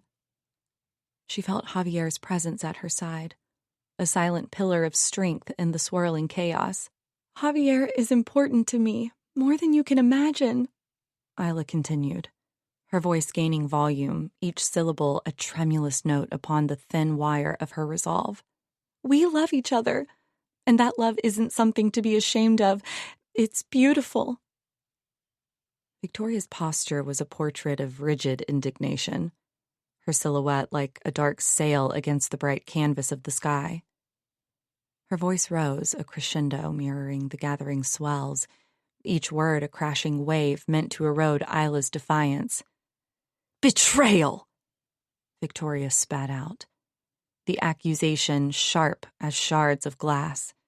"You dare bring dishonor upon our family? Upon me?" The raw power of Victoria's ire whipped around them like a gale-force wind, her words lashing at Isla's spirit. "You are no daughter of mine if you choose this charade over the life I've built for you." "Mom," Isla implored, her fury rising within her. "It's not a charade. It's who I am. Javier is part of my life, my heart, and I won't let your prejudices tear that away." Victoria's face was an alabaster mask, the softness of a mother's love eroded by her relentless convictions. The threat hung between them, an ominous cloud on the horizon. "Choose him, and you lose everything. Your inheritance, your name, your place in this family." Each word was a thunderclap, echoing the finality of a judgment past. But even as they fell, Isla stood firm, defiant against the wrath. Javier's figure emerged from the maelstrom of emotions, his poise undiminished. He stepped forward, a shield wrought from conviction and love, positioning himself between Isla and Victoria's anger. The sunlight caught his curls, setting them ablaze with defiance as he faced the woman who sought to dismantle their world. "Mrs. Walton," Javier said, his voice a resonant chord that refused to waver under scrutiny. "Love isn't a choice or a mistake. It just is. And it has made Isla stronger, braver, more herself than any other force in this world." Victoria's eyes narrowed, icy and unyielding, as she regarded the young man who dared to challenge her. Her lips twisted into a semblance of a smile devoid of warmth as she prepared to unleash the full extent of her authority. "Javier," she began, each syllable dripping with disdain. "You are a temptation in my daughter's life, but it ends here. You were nothing but a fling, a toy to her. It's over now." She grew closer, her presence oppressive, the air thick with tension. "You will cease this infatuation immediately. Isla will have no further contact with you. This is my final word." The gravity of her ultimatum descended upon them like a shroud, its weight heavy enough to suffocate dreams and smother hope. Isla's fingers clenched into the fabric of her sundress, the soft cotton twisting like the knot in her stomach. Her mother stood before her, an imposing figure against the endless expanse of the ocean, and Isla felt small, her voice barely more than a whisper, carried away by the wind. "Mother, please," she implored, the desperation evident in her trembling words. "Don't do this. Javier, he's everything to me. You have to understand, I love him. What's wrong with that? We have known each other forever. We played together as children here. His mother works for us. I love him. I think I have always loved him. What can be so wrong with that? Can't you be happy for us, for me?" Her eyes brimmed with tears, daring to spill over as she searched her mother's face for a sign of compassion. At that moment, Isla was stripped bare, her heart exposed, vulnerable to the disapproval she knew was brewing within her mother. The depth of her emotion was palpable, a raw display of longing and affection for the boy who had become her world, her sanctuary from the expectations that were chaining her down. "Love," Victoria repeated, the word laced with scorn. Her lips set in a firm line, her gaze cold as the ocean depths. The sun, which had once cast a golden glow upon them, now seemed to highlight the ice in Victoria's veins, the unyielding nature of her resolve. "I know what is best for you, Isla." Her voice was a blade of steel, slicing through the air. "This infatuation, it will pass. It's a phase, like so many other things. Like when you played the piano, huh? Remember that?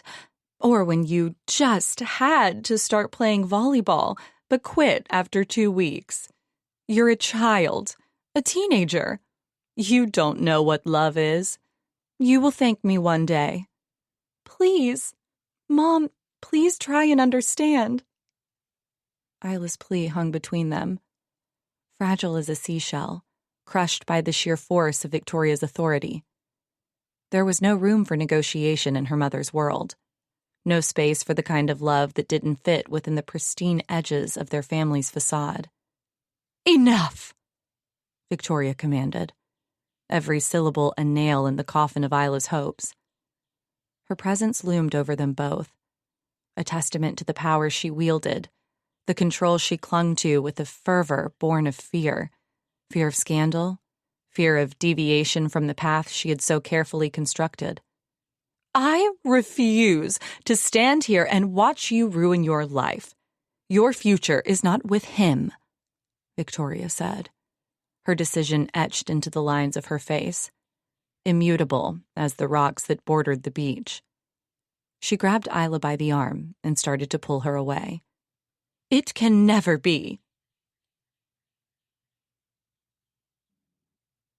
Chapter 20. Paradise Key, Sunday morning. I leaned against the veranda railing, my gaze sweeping over Paradise Key Private Resort's splendor. It was morning again, and I had barely slept. Olivia finally fell asleep around 4 a.m., so I let her sleep a little longer while I went out for breakfast. The rustle of palm trees and the distant murmur of ocean waves usually brought a sense of peace. Not today. My chest tightened as I entered the main house.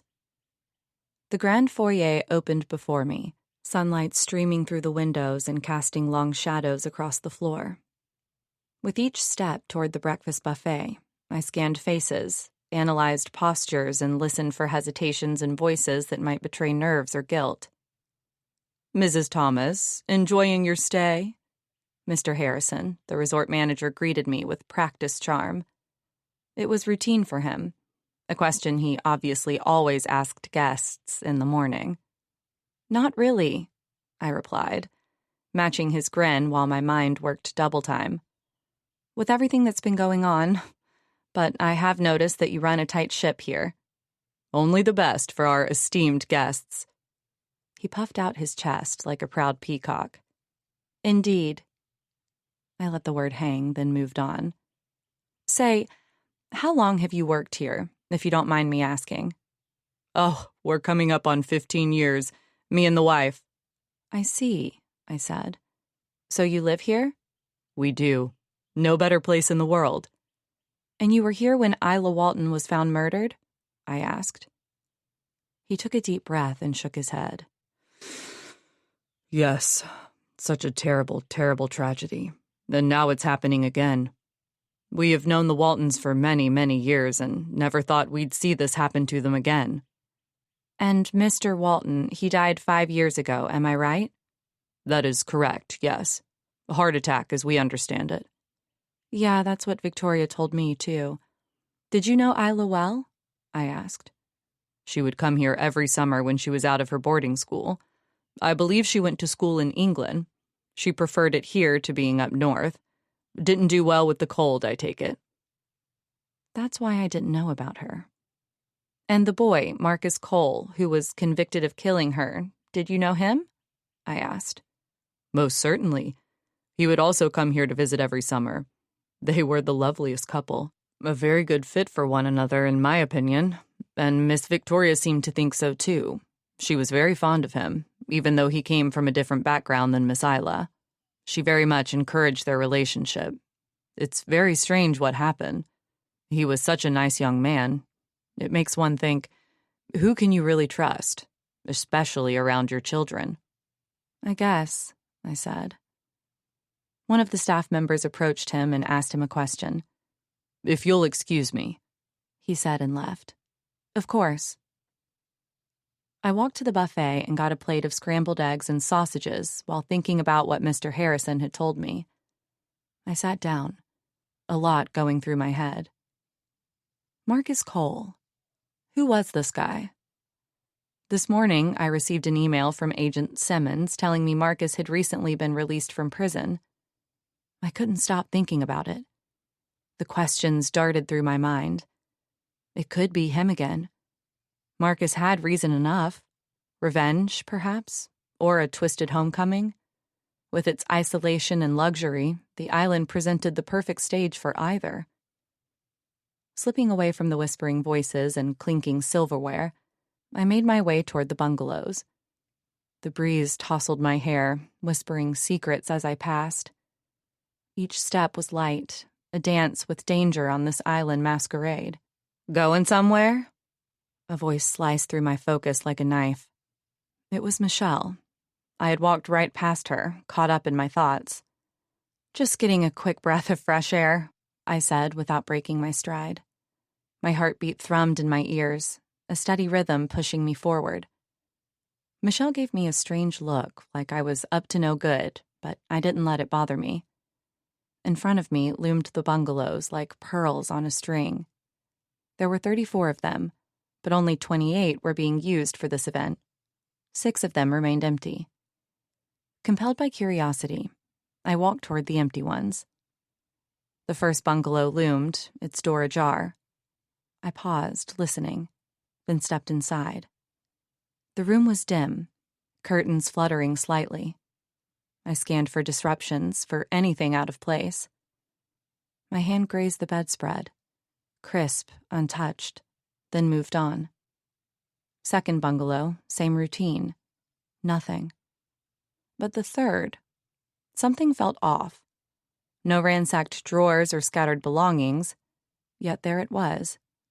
A small backpack on the floor, a silent scream in the silence. I picked it up. There were a couple of t-shirts and some underwear in it. Men's underwear. Stepping out of the bungalow's shadow, I nearly collided with Jason, one of the resort's gardeners. His hands were dark with soil, and a gentle smile played on his lips. "Miss Thomas, beautiful day, isn't it?" he greeted, tilting his head. "Yes," I replied, my eyes not meeting his but darting past to the thickening foliage around us. "You been here all morning?" "Since sunrise." Before we go any further, I'd like to invite you into a space of your own. Here is a relaxing track to help you recharge your energy. Close your eyes. Imagine the weight on your shoulders melting away with each note, leaving only lightness and tranquility.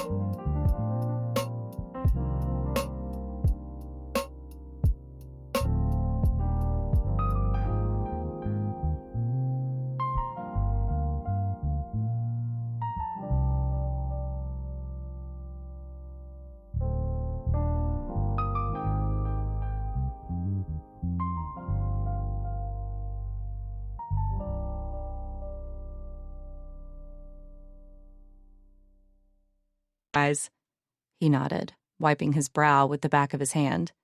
"Keeping paradise perfect. Anyone out of the ordinary cross your path? New faces, maybe?" I kept my tone light, almost idle. "Here?" he chuckled. "Guests come and go, but today, no new footprints in my gardens." "Footprints, you say?" I arched an eyebrow, feigning curiosity. "Metaphorically, Miss Thompson. Everyone stays on the paths, as they should." He gestured to the neatly outlined walkways. "Of course," I murmured, my gaze fixed on a crushed frangipani flower by the path, a misstep gone unnoticed. "Anything else, ma'am?" Jason asked, ready to move on. "Nothing, thank you," I said, watching him return to his pruning. I turned away, every sinew taut, every nerve firing. The backpack, the crushed flower, something was up. "Olivia," I whispered to myself, reminding myself of the silent vow to protect her at all costs.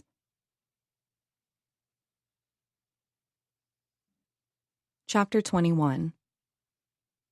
I was on my way back to the bungalow when I heard something. A twig snapped. My head whipped around, eyes narrowing as I scanned the bushes bordering the path, then followed the rustling of leaves under stealthy movement. I held my breath. "Hello?" There was no answer, but the hush of foliage parting in reticence. A shadow shifted, the briefest flicker of a presence, and then stillness returned, oppressive and mocking. My heart thudded a warning, adrenaline flooding my system. Another rustle. I halted and put a finger to my lips out of habit. My eyes darted across the underbrush, every training protocol etched into my muscles, tensing for action. There was no breeze to excuse the movement, no benign wildlife to be seen scampering. This was deliberate and calculated. Was someone following me? "Show yourself," I demanded, voice steady despite the drumbeat of my heart against my ribs. Silence answered, defiant and stretched thin like a wire about to snap. I crept forward, one cautious step after another, the crunch of my flip-flops on the ground seeming deafening in the hush. Another rustle, closer this time, a whisper of sound in the stifling quiet. The foliage parted slightly, just enough for me to catch a glimpse of something, someone. Marcus Cole. The name escaped my lips before I could reel it back in. I recognized him from the papers from 10 years ago. There he was, standing in the bushes, hiding behind them, looking like a portrait of ruin, his clothes hanging off him in tatters, face gaunt with dark circles underlining his watchful eyes. "Who are you? I saw you in my bungalow, touching my things." He breathed out, the words tangled in a mess of disbelief and fear. His emergence from the shadows was like a ghost stepping forth from its haunting, the past bleeding into the present. "I'm FBI Agent Thomas," I said. "Marcus, why are you here?" I kept my voice level, but inside my pulse throbbed. "Why are you asking?" "Because you being here makes it look like you are here for revenge. Maybe you already had it? Did you kill Mark?" He shook his head with a snort. "You gotta be kidding me." "Then help me, Marcus. Tell me why you're here. Why are you hiding in a seemingly empty bungalow?" "Isn't it obvious?" His laugh was a sharp burst, bitter as the salt tang in the air. "I'm searching for something." "Searching or hiding?" The accusation hung heavy between us, like the oppressive humidity of the island. "Hiding? From what, Agent Thomas?" His gaze darted left, then right like a caged animal seeking an escape. "The ghosts of my past?" "Mark's dead, Marcus. You're linked to him, to Isla. Can't ignore that." "Linked by lies." His fist clenched and unclenched, a rhythm of frustration. "You think this is easy, being back here?" "Easy? No. But necessary? Maybe." I stepped closer, watching the muscles in his jaw twitch. "Tell me your side of the story." "Side?" he scoffed, his voice cracking. "Sides imply fairness. There was nothing fair when they locked me up at 17. "Then help me understand," I urged, trying to pierce his armored exterior. "Understand?" His eyes blazed, and his hands shook with barely restrained fury. "You can't. Not unless you've been in that hellhole." "Try me." 10 years, he spat out. 10 years in a cell, while the real killer walked free." "Who, Marcus? Who's the real killer?" "Wouldn't you love to know?" His smirk was quick and vanished fast, leaving behind a shadow of pain. "Like anyone would believe me now." "Try me," I repeated, softer this time. "Believe a convict?" He shook his head, a lock of hair falling into his eyes. "No one listens to a ghost." "Marcus, ghosts don't leave footprints. You're alive. Talk." "Alive?" Bitter laughter again. "You call this living?" "Better than giving up." "Who says I've given up?" His stance shifted, a glimmer of his old defiance sparking within him. "Prove it. Help me solve Mark's murder." "Help? At what cost, Agent Thomas?" His words were shards of glass, sharp and scattered. "Justice has no price tag." "Justice," he mused, the word foreign on his lips. "Is that what we're calling it these days?" "Call it what you want," I said, holding his gaze. "But if you know something, knowing isn't enough." His shoulders slumped for a moment, revealing the burden he carried. "It never was." "Doesn't mean you shouldn't speak out." "Speak out?" he snorted. "To who?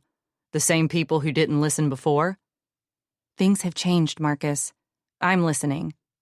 "Are you?" Suspicion laced his question. "Or are you just wanting to slap cuffs on me again?" "Only if you're guilty." "Guilty." He trailed off, lost in memories only he could see. "Was guilty before I even spoke a word. Remember?" "The past doesn't have to be prologue, Marcus. We can write a new chapter here." "New chapter, huh?" He looked at me then, really looked, and I saw a flicker of hope in the ruin. "Maybe. Start talking. Talking leads to trouble. Silence breeds it." He weighed my words, the internal battle playing across his face. Finally, with a deep breath that seemed to dredge upon the very depths of his soul, he took a step forward. "Fine. But if I talk, you've got to promise anything. Promise me you'll keep an open mind." "Always do." "All right," he said, nodding slowly, a decision made. "Let's start from the beginning," I said. "The night Isla was... The guy who is here at the resort now, I've seen him around, was..." A crackle of leaves underfoot cut through the humid air, slicing our exchange in two. We both froze, instincts flaring like a match struck in darkness. I scanned the thick foliage, my trained eyes searching for the source of the intrusion. "Did you hear that?" I whispered. "Footsteps," he breathed out, already edging away. "Wait, Marcus." "I can't." His gaze darted around the clearing, wild and desperate. "Not again." "Marcus, don't run. I need to know what you mean. What about that guy? Who is he?" "I need to go." "No, Marcus. You don't have to be afraid." "Easy for you to say," he spat back. "With your badge and your backup." "Backup is miles away. It's just us here, cut off from the world." "Exactly," he said as the footsteps grew louder and closer. "I need to make sure no one knows I'm here." "Whatever happens, I can protect you," I urged, but the panic had taken hold, churning through him like a current. "Sorry, no can do." He backed into the shadows, a ghost of a man wronged by life one too many times. "Marcus, damn it!" My frustration boiled over as he vanished into the greenery, each rustling leaf marking his retreat. I paced the clearing, my thoughts a whirlwind. Marcus's taut face, his insistent claims. They clung to me like burrs. Could the truth be so twisted? 10 years had passed since Isla's case closed. 10 years of rotting lies? What did he mean to say about this guy? Who was he? I looked around but found no one. Then I hurried back to my bungalow. There on the wooden porch, I saw something. My heart hitched. I crouched, hands parting leaves with surgical precision. There, nestled as if by an afterthought, lay an unmarked envelope, ivory against the green tapestry. Fingers trembling, I broke the seal. The note inside unfolded with a soft crease, the letters stark against the white paper. "Stop looking, or you'll be next." No signature, no flourish, just those words like ice water down my spine. "Great," I murmured, scanning the untamed brush around me, as if the trees held prying eyes. My pulse hammered, each beat echoing the threats scrawled in block letters. "Threats now? Really?" I scoffed into the void, but the bravado couldn't mask the dread seeping into my bones. "Whoever you are, better watch your back," I whispered, a silent promise to the wind. My jaw set, my gaze hardened. I had to shield Olivia, even if it meant walking through fire. "Game on," I breathed, stepping forward with newfound determination. The stakes were clear, and I was all in. Chapter 22. Then. The security guard's grip was unyielding. His hands clamped around Javier's arms like iron bands as he escorted him toward the boat that would take him away from the island, never to return. With each step he took away from Isla, the tightness in his chest grew, a physical manifestation of the heartache that threatened to consume him. Yet even in this moment of anguish, Javier's gaze never wavered from Isla's. His eyes, bright with unshed tears, held a silent promise, a vow, that not even the steely force of Victoria's will could smother the flames of their love. Isla stood motionless, her feet rooted in the sand that had been their sanctuary mere moments ago. The world tilted on its axis, her senses numbed by the spectacle unfolding before her. The vibrant colors of the beach faded into a monochrome palette, the laughter and warmth sucked out of the air, leaving a void that echoed with Javier's absence. The sharp scent of salt water stung her nostrils, a cruel reminder of the distance growing between them with every heart-wrenching second. As the security guard's silhouette dwindled, merging with the seam-foam green of the estate's manicured hedges. Javier turned for one last look. His dark, curly hair whipped around his face in an untamed dance. Even from afar, the resilience etched into Javier's features was unmistakable. His spirit might be bruised, but it remained unbroken. "Javier!" Isla's voice cracked.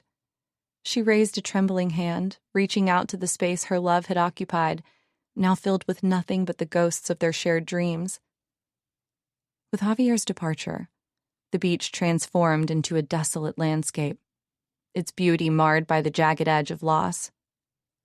Isla's knees buckled, and she crumbled to the ground, her fingers digging into the sand as if trying to hold on to something tangible in the chaos. Tears blurred Isla's vision.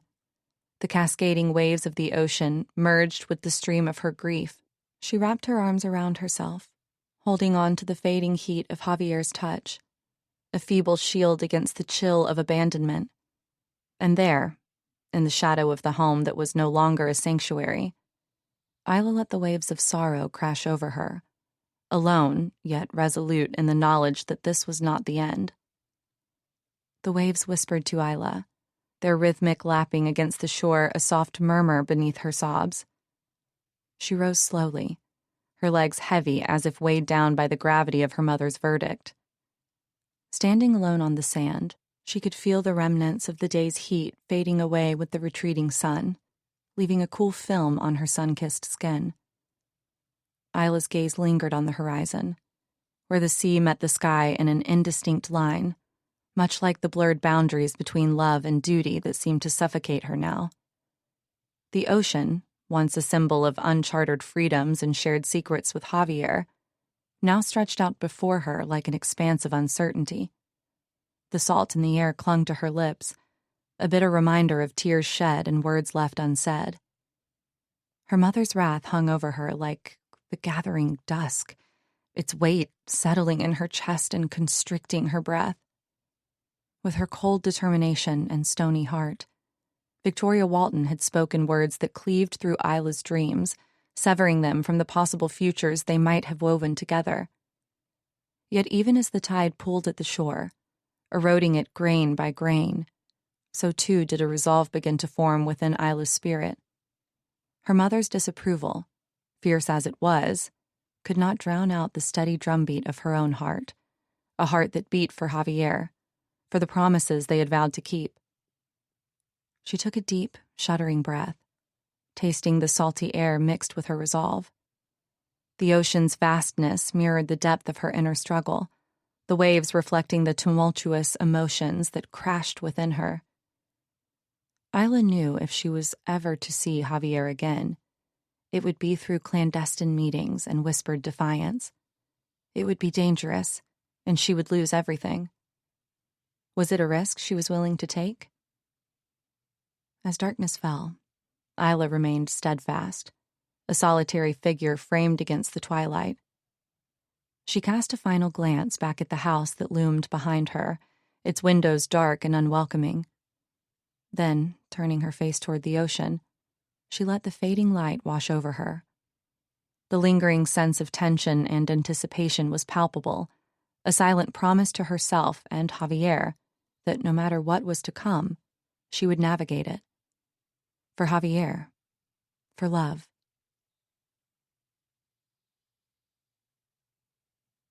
Chapter 23.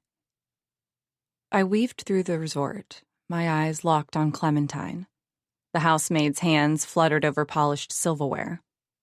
I caught her in the alcove, away from the crowd. "Clementine." My voice was a hushed blade. "What do you know about Emilio's ties to this island?"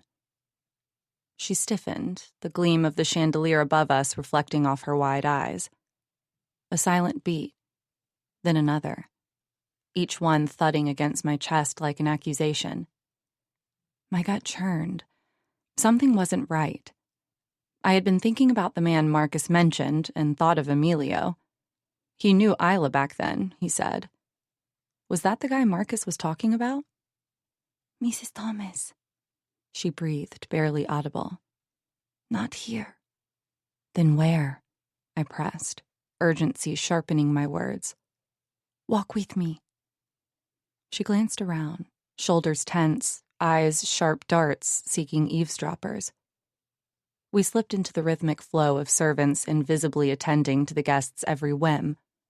Her whisper broke the cadence. "Emilio, he's hiding more than anyone knows." "More?" The word escaped me, heavy with implications. "What do you mean?" "Much more." Her lips barely moved. "Dangerous truths." Every muscle in my body coiled, ready to spring into action. This was why I needed to speak to Emilio. Every instinct as an agent, every ounce of protective drive as a mother, screamed for resolution. "Can you—" I started. "Shh." A finger to her lips, her gaze a signal flare of caution. We'd talk more. Later. For now, Clementine's words clung to me, a second skin of suspicion. What was it about this man, this Emilio? I needed answers. I would get them. Guests strolled around the shimmering pool. They chatted quietly among themselves, their voices a gentle hum mingling with the faint sound of splashing water. Some gathered in small clusters, their heads bowed together as if sharing secrets. They were probably concocting elaborate stories about how my daughter, with her serene smile and poised demeanor, could have possibly turned out to be a murderer, and how she killed her best friend in cold blood. The air was thick with speculative whispers as each guest contributed their own version of events to the narrative. Ugh. I watched Emilio from the corner of my eye, his mysterious presence drawing me in. "Time to move," I muttered under my breath. Palm trees swayed as if they were privy to my plan, whispering secrets to the ocean breeze. "Miss Thomas, to what do I owe the pleasure?" Emilio's voice was a velvet trap as I approached him. "It's not really the place or time for small talk, is it?"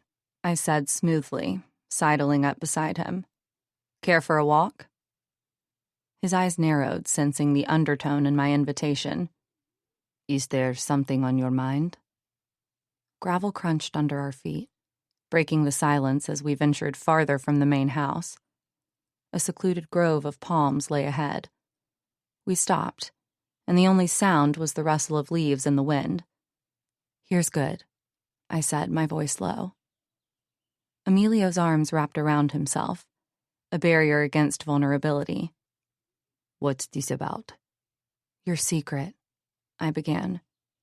"You were here on the island when Isla died, weren't you?" His eyes darted away, then back, fierce. "Who told you?" "Doesn't matter. I need to know more," I pressed. "Why? Why should I trust you?" He was a statue. "Because I'm here to help." My tone softened. "I want to understand." "Understand?" He scoffed, but his rigid stance faltered. "You have no idea." "Then explain it to me," I urged. "Please." He exhaled sharply, a fortress considering its gates. "It's complicated." "Most truths are." I edged closer, my words a gentle prod. "Start somewhere, anywhere." Emilio looked out to the ocean. "Fine," he relented. "But this goes deeper than you can imagine."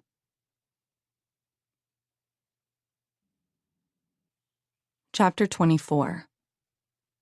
Emilio's gaze fixed on a point somewhere in the distance, his voice barely above a whisper. "Isla and I, it was like we breathed each other's souls." "Souls," I echoed, my own breath catching at the rawness in his tone. "That's deep and very poetic. You loved each other?" Her laughter was my heartbeat. A sad smile touched his lips for a fleeting moment before despair reclaimed its territory. And then it stopped.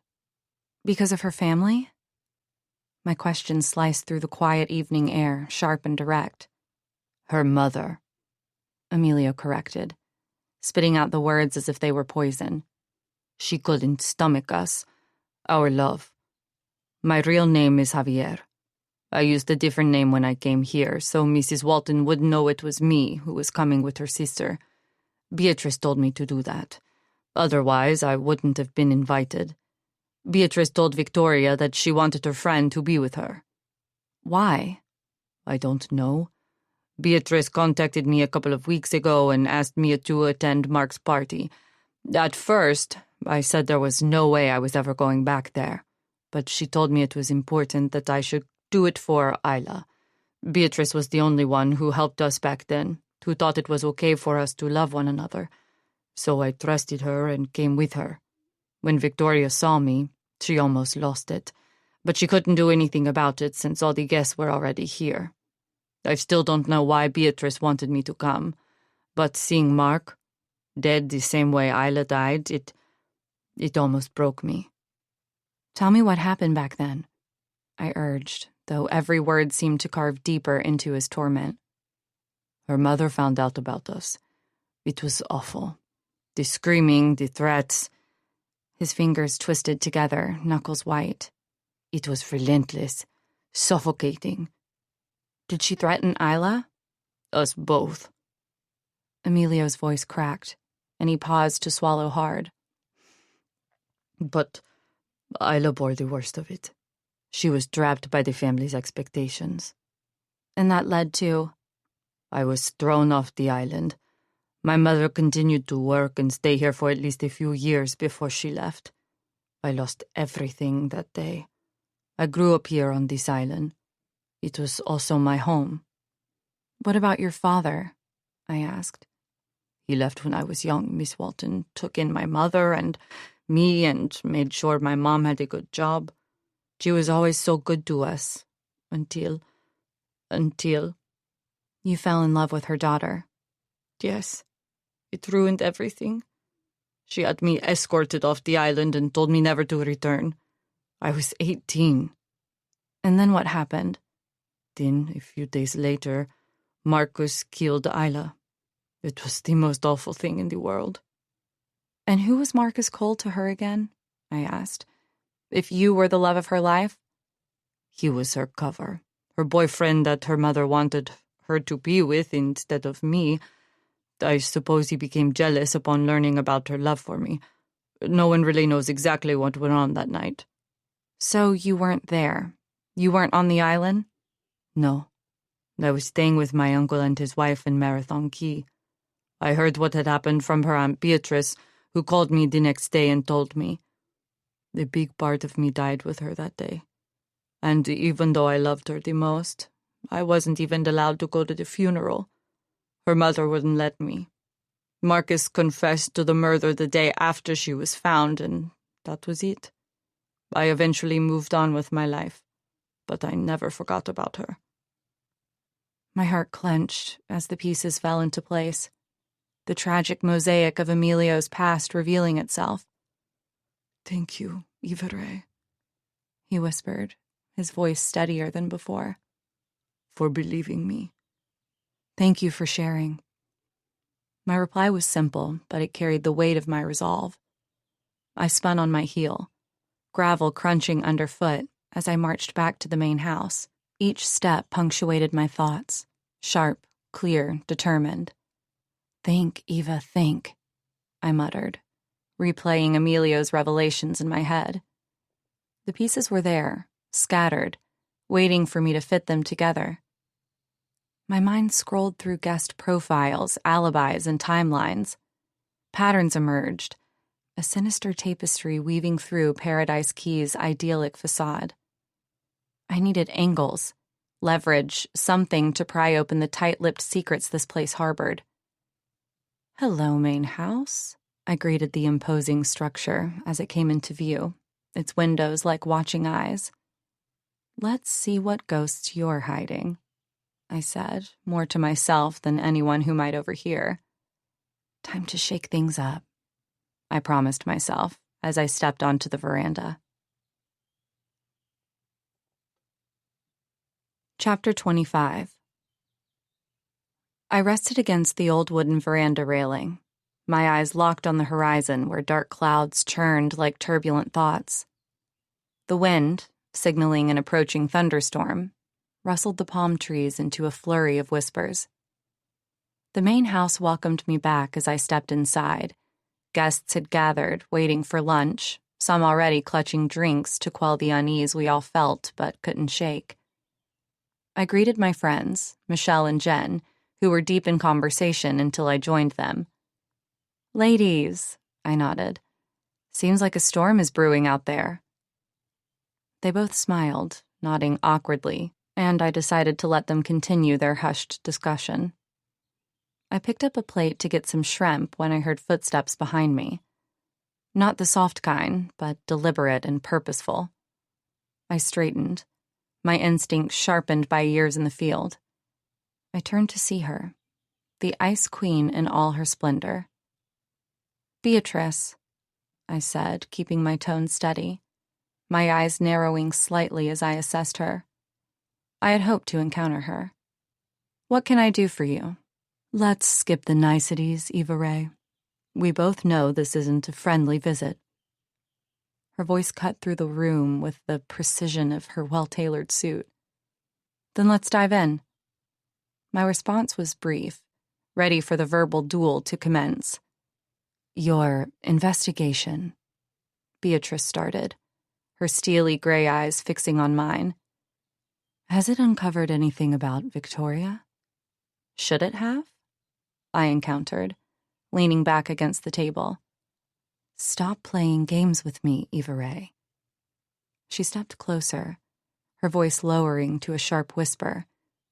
"You and I both know that woman holds secrets darker than those black clouds approaching."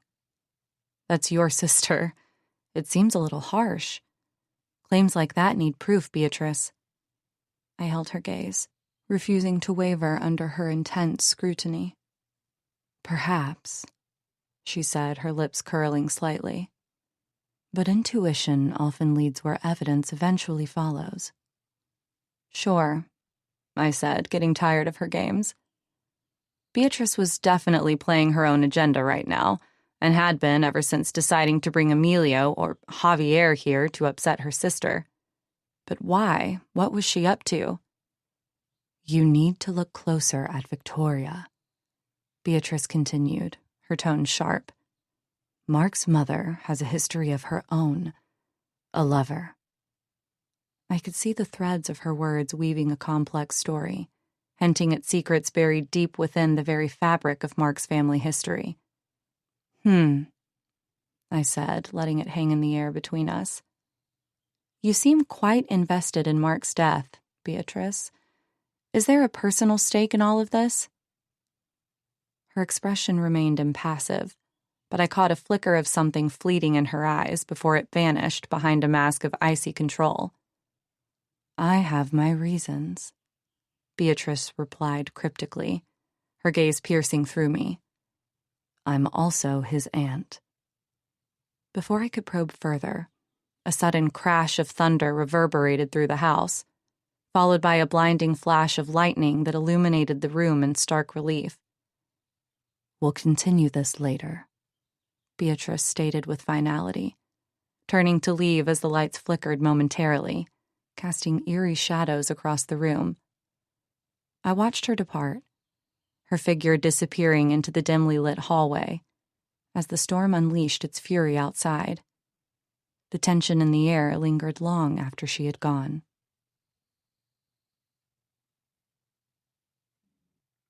Chapter 26. Then. Isla Montgomery sat at the kitchen table, the morning light bathing the room in a soft glow. Her fingers danced across the wood grain, tracing patterns as labyrinthine as her thoughts. The confrontation with her mother had left her reeling, a whirlwind of anger, sorrow, and defiance swirling in her chest. Yet as she breathed in the scent of brewing coffee, Isla's resolve hardened like the aged oak beneath her fingertips.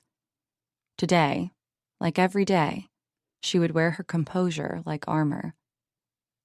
The sound of footsteps heralded a shift in the air, a drop in temperature that had nothing to do with the season. Victoria Walton entered, her silhouette framed by the doorway, each step a study in controlled elegance. The ice-blue eyes that flickered toward Isla carried the chill of winter, and her voice, when it came, was the sharp edge of frost. "Darling, must we go through this every morning?" There was a smile on Victoria's lips, but it never reached her eyes. "That hair of yours, it looks as though you've been caught in a gale. And those clothes, they might be suitable for a bohemian escapade, but not for a lady of your standing." Isla kept her gaze steady, even as she felt the sting of the barb. She was well aware of the game of appearances her mother played, the subtle warfare waged with words and looks. "Mother, the wind has a mind of its own," Isla replied, her voice even, betraying none of the turmoil churning within her. She tucked a rogue strand of hair behind her ear and smoothed the front of her blouse with a practiced hand. "And as for my clothes, I find comfort in simplicity." The clothes, the hair, it was all a protest against her mother and what she had done to Javier, and they both knew it. Victoria arched an impeccably shaped eyebrow, her lips thinning momentarily before she pivoted on her heel, dismissing the conversation and Isla entirely. With a sigh that carried the weight of years, Isla pushed back from the kitchen table and escaped into the refuge of the garden. The air was fresh here, untainted by the stifling expectations that filled the house. She walked past the hedges, trimmed with geometric precision, and found solace in the wild beauty of the flower beds, where Clementine knelt, her hands deep in the rich soil. Usually, Clementine would take care of the household inside, but she had such passion for flower beds that Victoria had allowed her to tend to some of them, and it had become her sanctuary, her place of freedom. Clementine had been with them ever since Isla could remember, and sometimes she was more of a mother to her than her own mother. "Those roses will bloom beautifully, Clem," Isla said, her voice softer now. Clementine looked up, a smile creasing her weathered face. "They're resilient, much like you, dear," she said, brushing dirt from her hands. "What's troubling you?" Isla took a seat on the stone bench nearby, watching a butterfly flit from blossom to blossom. "It's Mother. She expects me to be someone I'm not, and I fear I'll drown in the life she's crafted for me." "Your spirit is strong, Isla," Clementine reassured her. "You are your own person, no matter what anyone else wishes of you." Clementine's hands paused mid-air, a tender lavender sprig held delicately between her fingers. "Sometimes," Clementine began, her voice as soft as the breeze that rustled through the greenery, "we must prune away the parts of our lives that no longer serve us, even though they've been with us for so long."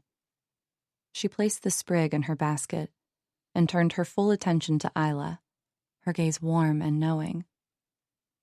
Isla let out a breath she hadn't realized she'd been holding, comforted by the presence of the woman who had always been a pillar of silent strength in the chaotic world of the Walton household. "But how do I begin, Clem? Where do I find the courage?" "Courage isn't something you find, dear. It's something you build, day by day, like these flowers. You nurture it, care for it, until one day it blooms inside you, strong and beautiful." Clementine reached out to tuck a stray lock of hair behind Isla's ear, a maternal touch that spoke volumes. As Clementine returned to her work, Isla watched her with a mix of admiration and wistfulness. The quiet of the garden seeped into her bones, and it came with an unfamiliar sense of clarity.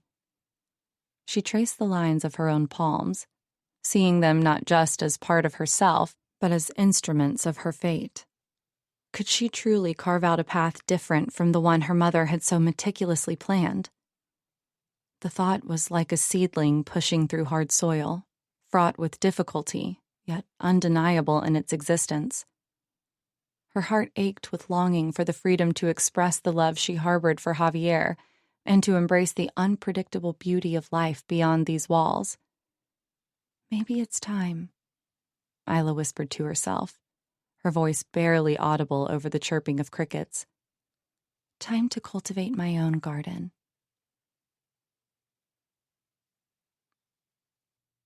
Chapter 27. I snatched my phone from the cluttered desk, my fingers fumbling with the screen until Matt's name lit up. I returned to the bungalow, wanting to check in on them at home. The wind howled against the sides of the small cabin. As the call connected, I steadied my breathing, bracing for his voice. "Hey, it's me," I said. "Everything okay?" His words came through crisp, the calm in his voice soothing me. "Quick check-in. How are the kids?" "Safe, sound, and submerged in pizza," he chuckled. "Alex tried to build a pizza tower, but Angel kept swinging the pepperoni off the top." I laughed softly, imagining their antics.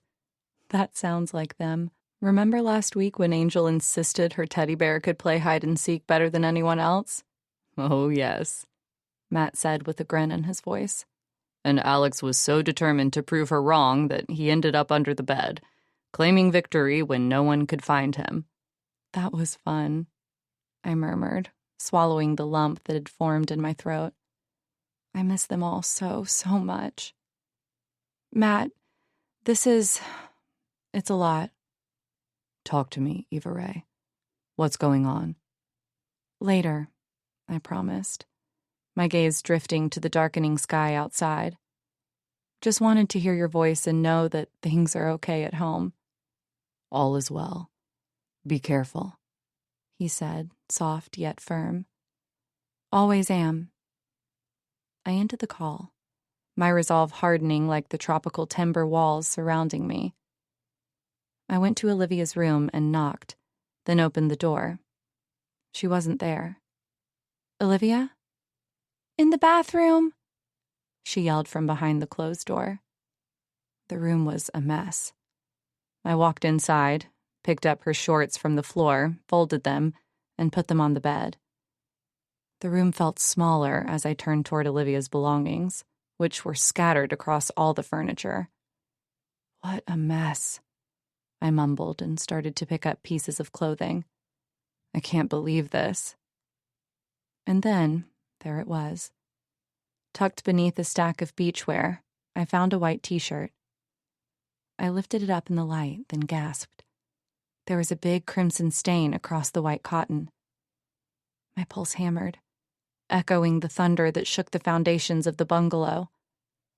"Jesus," I breathed, seizing the t-shirt, the blood stains stark and accusing. I scanned the room, half expecting a natural explanation to present itself. None did. Olivia came out of the bathroom. Our eyes met as she stood in the doorway staring first at me, then at the shirt between my hands. "Olivia!" The name sliced through the humid air, each syllable heavy with accusation and dread. I thrust the t-shirt forward like a flag of war, its stain a grotesque painting. "Explain this, now!" Her eyes, those pools reflecting our shared stubborn streak, widened in shock. Her hands fluttered to her mouth, her fingers trembling. Images of the cut on Mark's hand flashed before my eyes. Was this Mark's blood? "Mom, I don't..." she started, her voice faltering. "Blood, Olivia." My words were steel, clipped and cold. "Whose is it?" "I don't know," Olivia stammered, her composure fracturing. Tears shimmered on the brink of spilling over. Her denial felt weak against the roar of the wind that battered the bungalow. "I don't buy that for a minute. This isn't just some teenage mess you can sweep under the rug," I pressed, the urgency pricking my skin. "This is very serious." "Mom, please," she pleaded, her breath hitching. It's not what I think? Then what is it?" My voice rose, adamant. "Where did this blood come from?" "Nothing happened." Her words were nearly lost, a whisper swallowed by the building tempest. She looked away, a portrait of torment against the backdrop of an angry sky. "Olivia, look at me," I demanded, reaching for her, desperate to wrench the truth from her quivering lips. But the wind howled louder, as if nature itself was conspiring to keep her secret safe. "Stop it!" Olivia's voice cracked like the whip of lightning outside, her hands darting out to seize the bloody evidence from my grip. The t-shirt hung between us for a suspended second before she wrenched it free. "Olivia!" I began, but she was already moving. "Stop!" she hurled back at me, her voice laced with raw emotion. Her feet drummed a rapid retreat across the wooden floor, each step a loud noise in the otherwise silent bungalow. "Olivia!" My call was stern and authoritative, but she didn't slow. She slammed the door open, and the wind snatched it from her grasp with a violent thud against the wall. I stood there, the space where the t-shirt had been still warm in my hands. With a deep breath, I followed, reaching the doorway just in time to see her figure blur into the storm's fury. "Olivia!" I shouted, but the wind swallowed my words whole. She ran away, her silhouette etched briefly as lightning forked across the sky. Thunder growled a warning, rolling over the island like an angry beast awakened. When the electric light caught her face, it was a canvas of despair and defiance, tears carving clean lines down her cheeks. She didn't look back. Her body was angled forward against the gale that now whipped her hair into wild tendrils. "Damn it," I muttered, heart racing with the same intensity as the heavens above. I knew better than to let her go alone into this. I knew the danger wasn't just the storm itself, but what brewed within her, untamed and desperate. "Olivia!" My voice fought to rise above the cacophony of nature's rage, hoping beyond hope that it would reach her, that it might get her back to safety, back to me. But she was gone, devoured by the storm, leaving only the echo of her flight and the unanswered questions that howled within the wind. I went after her. Of course I did. Chapter 28. "Olivia!" My plea was a mere whisper against the wind's howl. I stumbled forward, the first sheets of rain pelting me like shards of glass. "Olivia!" This time, with more force and determination stealing my voice despite the wind's insistence on silencing me. My feet skidded on the slick wooden planks of the bungalow's porch as I launched myself forward. Rain hammered down, stinging my eyes and blurring my vision.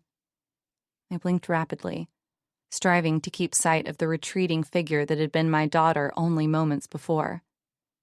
The world around me had become a watercolor painting, left out in the rain, edges bleeding, forms melding together under the onslaught.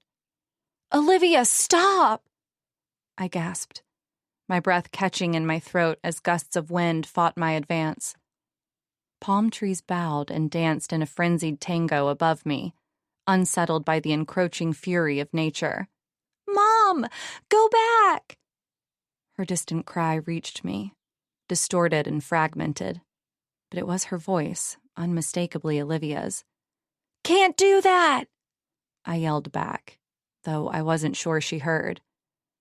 My agent instincts kicked in, every sense attuned to the chaos, searching for order within it. I had to reach her, had to bring her back from the brink, whatever it took. Lightning cleaved the sky, a brief, brilliant guide lighting my path.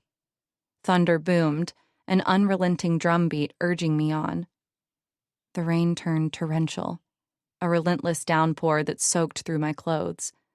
Yet my heart burned with worry, pounding a rhythm that matched the heavens. I couldn't see her anymore. "Olivia!" No response. Only the sound of the wind, mocking and challenging. "Damn!" I gritted out between clenched teeth, pushing onward. Ahead, the foliage whipped into a frenzy, thrashing as if to block my way. Each step was heavier and slower as I fought the deluge that sought to drive me back. "Come on, Eva," I muttered to myself. "Keep moving." With each blink, the scene before me washed out and snapped back into focus. I was close. I could feel it in my bones, an inexplicable pull toward where she had to be. "Olivia!" One last effort, one final push, and then, there it was, a fleeting shadow darting into the dense thicket. "Got you," I whispered to no one, to the wind, to Olivia.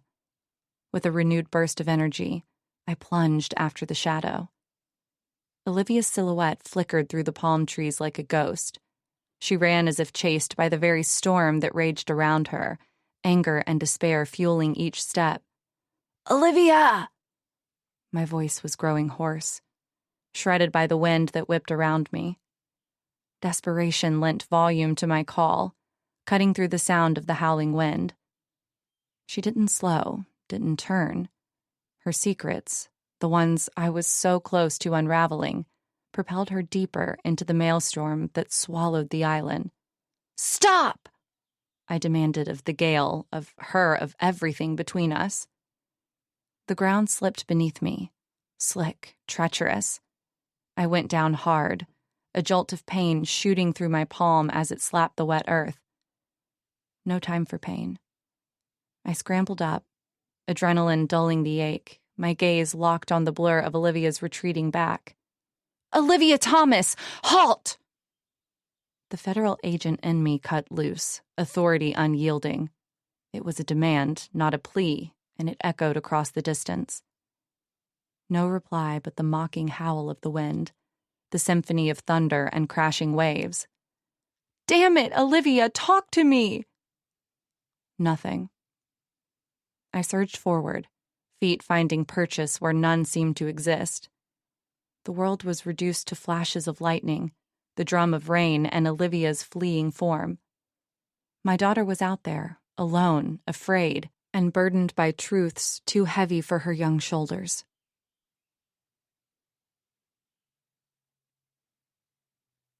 Chapter 29. Then. Isla sat cross-legged on her bed, the soft hum of the ceiling fan mingling with the distant call of seagulls outside her window. Around her, half-unpacked suitcases lay open like clamshells, their contents a disheveled mix of summer clothes and uncertainty.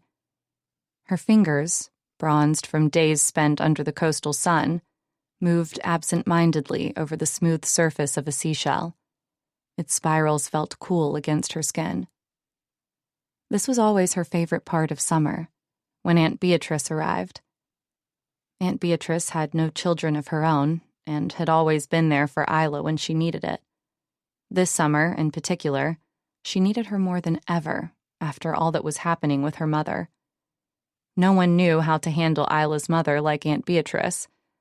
As she helped her unpack, Isla already felt better. Aunt Beatrice's presence immediately washed over her like a gentle wave. Aunt Bee's smile was a quiet harbor. It was soft, knowing, reaching her eyes that peered out from behind stylish glasses, lenses that seemed to magnify not just the words of a book, but the unspoken language of the heart. Those eyes had seen Isla grow, had witnessed every high and low of her life, and now they rested upon her with an empathy that required no translation. The faintest of lines around Bia's eyes deepened as her smile broadened, a silent testament to years of joy and sorrow shared within the fabric of their family. It was a look that spoke volumes, a wordless acknowledgement that said, "I see you, dear child, and all will be well."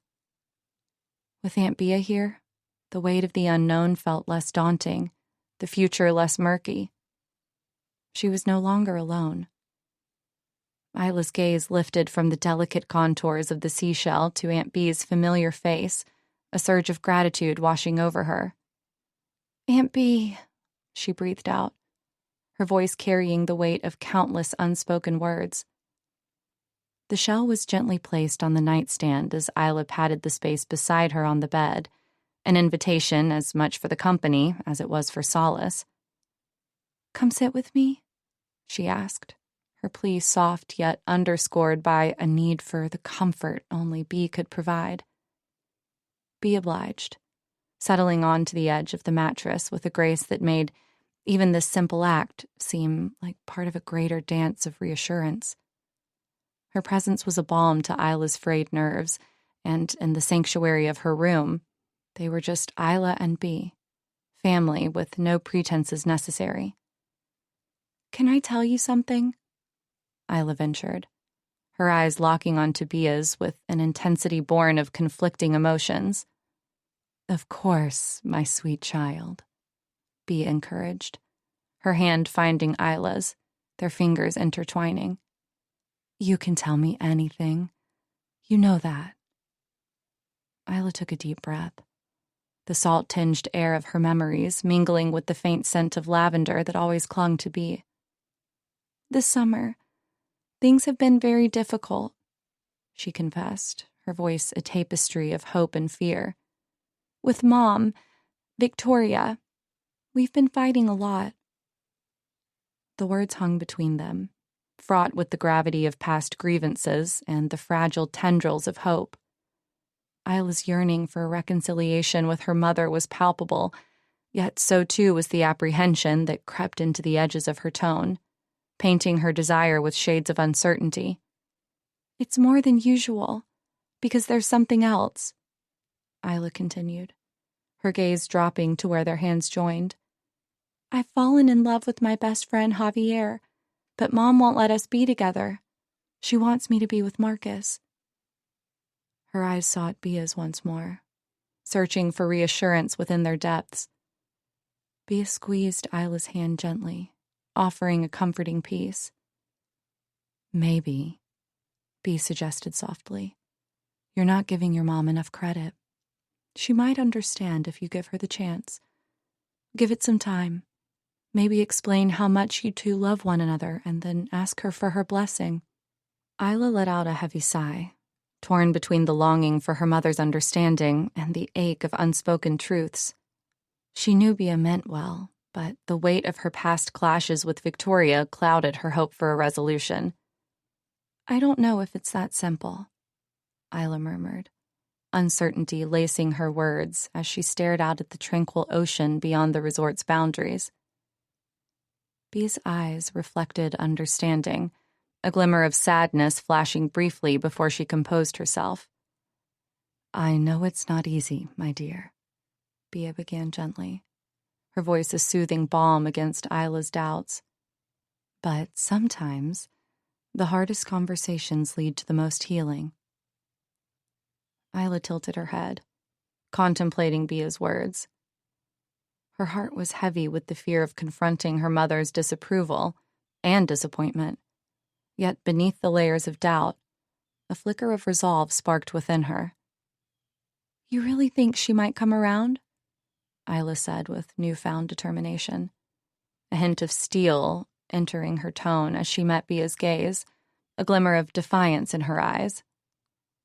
Bea's expression softened, a tender smile touching her lips. "I believe anything is possible when love is at the heart of it, and your mom understands more than you think," she affirmed, her voice imbued with unwavering faith in Isla's ability to navigate the uncertain waters ahead. As the sun dipped below the horizon, casting a warm glow over the resort and painting the sky, Isla felt a surge of courage welling up within her.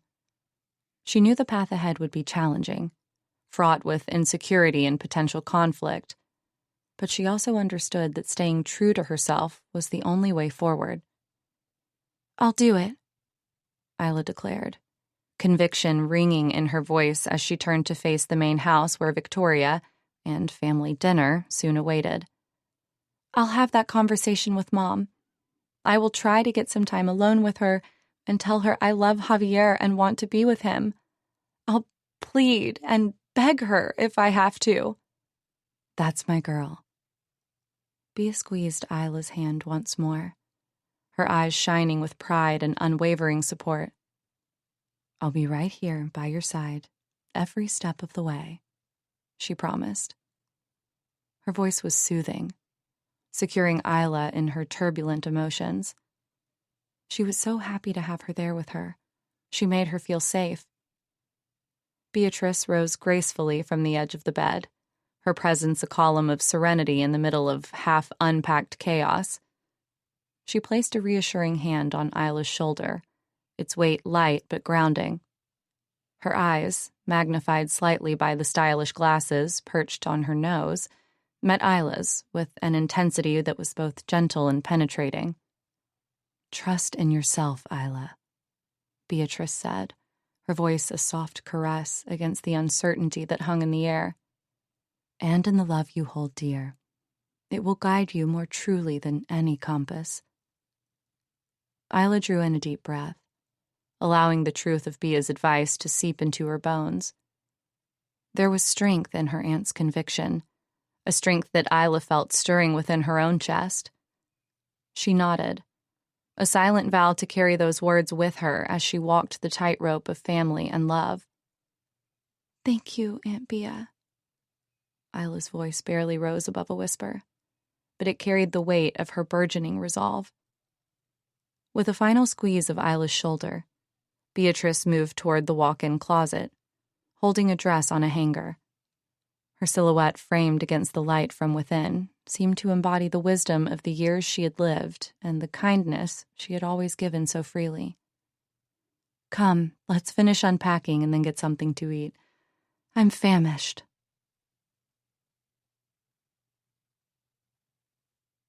Chapter 30. I went down to the beach to look for her. Sand blasted against my cheeks, stinging reminders of each second slipping away. The storm was a living thing, its breath hot and heavy as it tried to push me back, away from her. But there she was, standing by the water, staring out toward the sea. "Olivia!" My voice barely cut through the loud noise of wind and waves.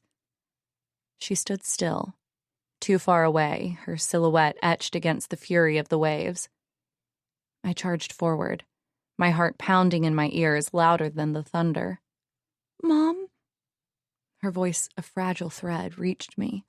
"Stay there!" I yelled, pumping my legs harder, each step sinking into the shifting sand. "Mom!" I saw her turn then, her body tensed like a deer caught in headlights. The beach was no place for her, not now, not with the sky screaming and the ocean boiling. "Olivia!" My call was a command, a plea. "We need to get inside, to safety!" When I finally saw it, her face was a turmoil of relief and fear. The distance closed between us, and every stride was fueled by raw maternal need. "Get back to the house!" I ordered, though my voice wavered with the force of my own emotions. "It's not safe out here!" "Mom, Her words were torn away, lost to the wind. "Olivia, now!" There was no time for discussion, only action, only survival.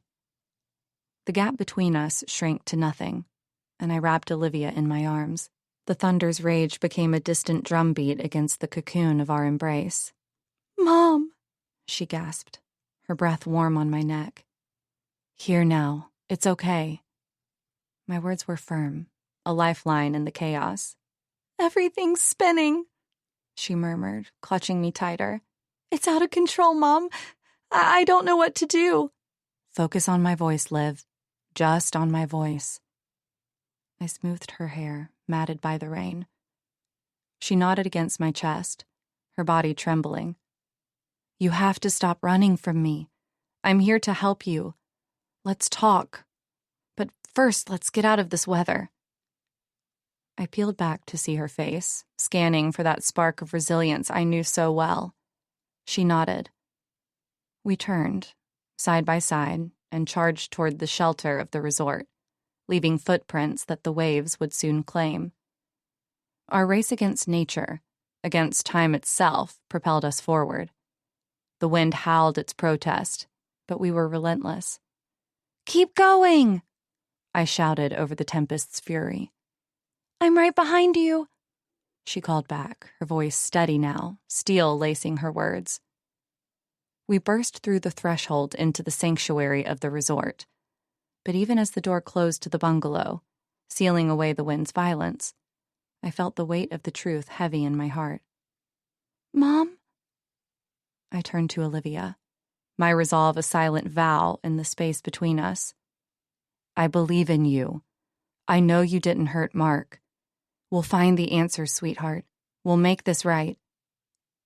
Her nod, slight but certain, sealed our pact. The storm outside raged on, and within me, I wondered how on earth I would be able to do this. How would I prove my daughter's innocence when everything pointed to her being guilty? Chapter 31. Then. "Marcus, might I steal you away for a moment?" Victoria's voice was soft, yet carried an undertone that brooked no refusal. It was just before dinner in the main house when Marcus had gone outside for a breath of fresh air. Isla was still helping her aunt unpack, and he was eagerly waiting for her. She was different somehow than she had been before the summer when they had met up for Easter in the Hamptons, and it worried him. She had spent the first few weeks with Javier, her best friend, and he could see the affection glowing in her eyes as she spoke about him and the fun they'd had. Marcus was no fool, and could sense that something was going on. Victoria gestured toward a narrow path leading away from the main house, its white stone facade glinting in the late afternoon sun. Marcus nodded, his gaze briefly meeting hers before scanning the expanse of the ocean behind her. "Of course, Miss Walton. Lead the way," he said, his voice a deep rumble. The path to the cliffside was framed by wildflowers and tall grasses that swayed in the ocean breeze. The sound of waves crashing against jagged rocks grew louder with each step they took, promising privacy that the estate's manicured lawns could not. Victoria began without preamble as they walked side by side, her eyes fixed on the horizon. "What's going on, Miss Walton?" "Isla is at a crossroads," she said, her tone even as if discussing something as trivial as the weather. "She needs the kind of stability only certain traditions can offer." Her words floated over the sound of the surf, a melody that sought to soothe, though Marcus knew better than to be lulled. He felt the undercurrents of her intentions, as familiar to him as the signs of an impending squall. "There are certain things in life, let's call them tradition.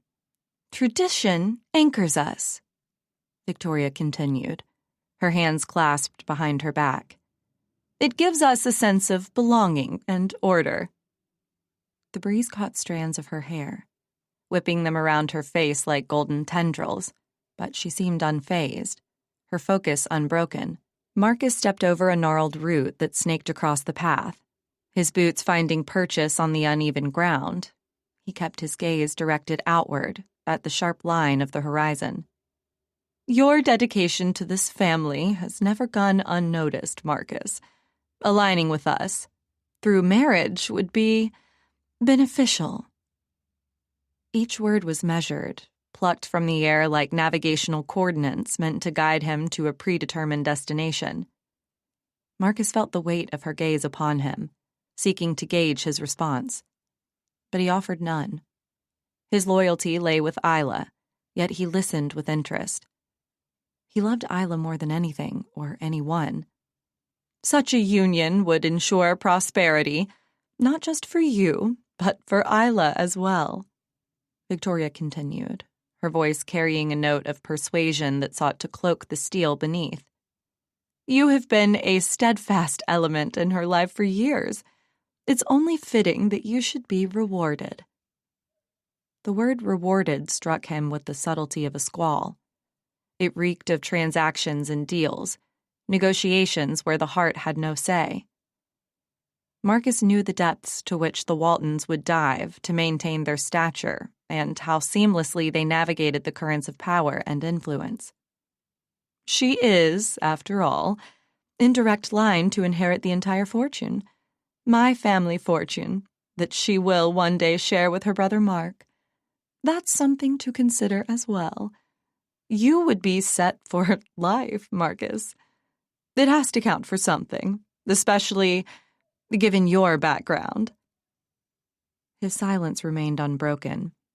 The decision she asked of him was significant, his role crucial. Yet the ocean whispered warnings to him, urging caution against the undertow of Victoria's words. Duty and honor were his guiding stars, but they did not blind him to the potential cost of being caught in the Waltons' riptide. Marcus placed his hands behind his back.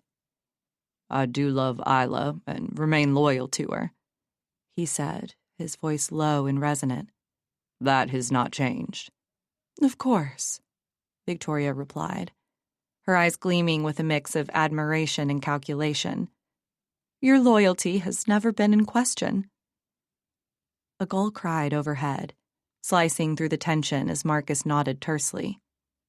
What's best for her is always at the forefront of my mind.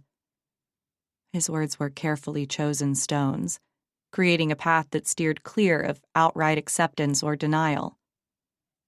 Victoria's lips curved into a smile, though it did not reach her eyes. She turned, gesturing toward the expanse of water that shimmered under the dying light. Imagine it, Marcus.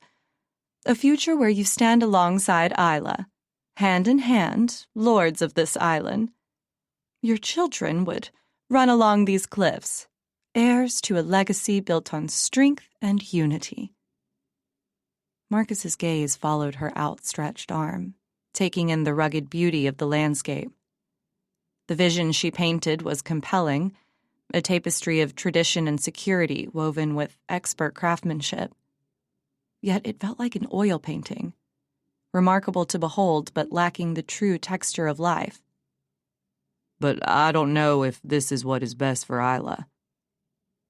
Victoria's expression faltered for a moment before she regained control, her desperation now almost visible. Think of the stability you'd provide for Isla. She admires and respects you.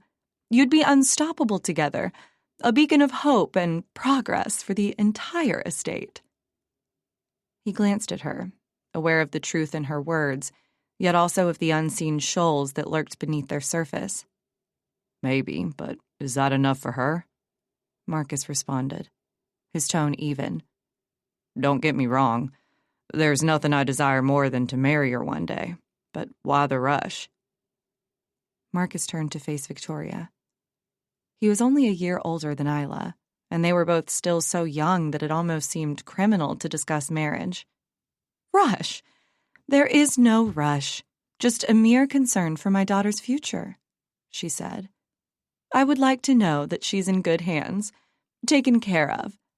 I'm not talking about marriage right away, but in the near future. Victoria, he began, his voice echoing the grave depth of the waters below. I can't help but wonder, is this course we're charting truly for Isla's benefit? Victoria waved away his concern with dismissive grace, as though swatting at an insignificant gnat. Oh, Marcus, don't be fooled by youthful whimsy. Isla's affection for Javier is nothing but the fleeting fancy of a young heart and an infatuation with the forbidden. It will pass, as such things always do. She stepped closer, her gaze locked onto his. You, however, are as steadfast as a mother can dream of. You can give her the stability she needs to grow and flourish. She'll learn to love that about you, about the life you'll build together. Marcus felt the weight of her words like a pull, strong yet somehow intangible. He understood duty, the call of service to something greater than oneself, but there was something else, too. A whisper of doubt that swirled around him. Was it okay to marry someone who was in love with another man? Would that life bring him happiness or sorrow? And what about Isla? Would she be happy? He glanced at Victoria. The setting sun cast a fiery glow on her face, illuminating the determination etched into her features. Victoria, Marcus began, his voice low and even. You speak of stability as if it's the only compass that should guide us, but what of Isla's own course, her dreams? His gaze remained fixed on the horizon, where the ocean met the sky in an endless embrace. Don't you think she deserves to navigate her future by her stars, not ours? For a moment, Victoria's composure wavered, as though the very cliffs they stood upon trembled beneath her feet. Her eyes, usually so sure and commanding, flickered with something raw and unguarded. It was gone as quickly as it came, like a rogue wave retreating back into the ocean depths. "Marcus," she said, her tone cool but tinged with steel. "I need your help with this matter. I fear that if she falls into the wrong hands, things will go terribly wrong for her." She took a step closer, her eyes locking onto his. "If she follows this direction, our family will have no choice but to cut her off completely. You grew up poor, Marcus. You know what it's like to have nothing." Marcus felt the sting of her words, the truth in them. As of right now, his mother was sick, very ill, her heart failing her, and they couldn't afford her surgery. Marcus was desperate to make enough money to help her. Victoria knew this. She knew how desperate he was. He held Victoria's gaze, the silence between them stretching out like the endless ocean before them. A gull cried overhead. "Think about it, Marcus. Not only money enough to help your mother get her surgery, but also to buy her a new house, a better one, instead of that mobile home you grew up in." Victoria paced a step ahead, her silhouette sharp against the sky's fading light. She stopped abruptly, turning to face him once more as they reached the end of their path. "Marcus," she said, her voice carrying a note of urgency that cut through the air like a knife. "You must see the sense in what I'm proposing. It's not just about Isla. It's about all of us. My family and yours. We are at a crossroads, and your union with her could steer us toward calmer waters." She moved closer, her gaze imploring. The setting sun cast a warm glow on her face, highlighting the earnestness etched into her features. "Isla is lost. She needs you, someone who understands her and loves her. Who better than you?" Marcus nodded once, a slow, deliberate motion. "I'll think about it," he said. His words were sparse, but they carried the weight of a solemn vow, echoing the sense of duty that had always steered his life. "Thank you, Marcus," Victoria replied, her tone softening. There was a subtle shift in her posture, a release of tension as if she'd been holding her breath, waiting for him to accept the burden of her request. "That's all I can ask for." Chapter 32. I had convinced Olivia we needed to go get some food, and she finally agreed to come with me to grab some dinner from the buffet that Clementine had put out. We stepped into the main house, and the buzz of conversation died like a snuffed candle. The tension hung so thick you could cut it with a knife. No, that's too worn and cozy. It was more like the air turned to glass, fragile and sharp around us. "Just ignore them. Keep your eyes on the prize, Olivia," I murmured, my words almost a breath as we navigated through the frozen tableau of guests. "Dinner, remember?" Olivia nodded, her discomfort radiating like heat waves from asphalt. I hated seeing her this way, like a bird clipped of its wings. "Right," she replied, her voice barely there but edged with steel. "Dinner." We pushed forward, the silence splintering with every step we took toward the grand dining room. That's when I caught the acid tones slicing across the room, a verbal fight between Beatrice and Victoria. "You never did understand, did you?" Beatrice spat, her facade of elegance cracking with each syllable. "Understand? Oh, I understood plenty," Victoria shot back, her voice searing with resentment. Their words clawed at the air, echoes of old wounds and bitter grievances laid bare. "Family first! Isn't that what you always say?" Victoria's laugh was devoid of humor. a jagged thing that wanted to wound. Family, Beatrice scoffed. She stood tall, her spine a rod of iron. Your actions speak otherwise.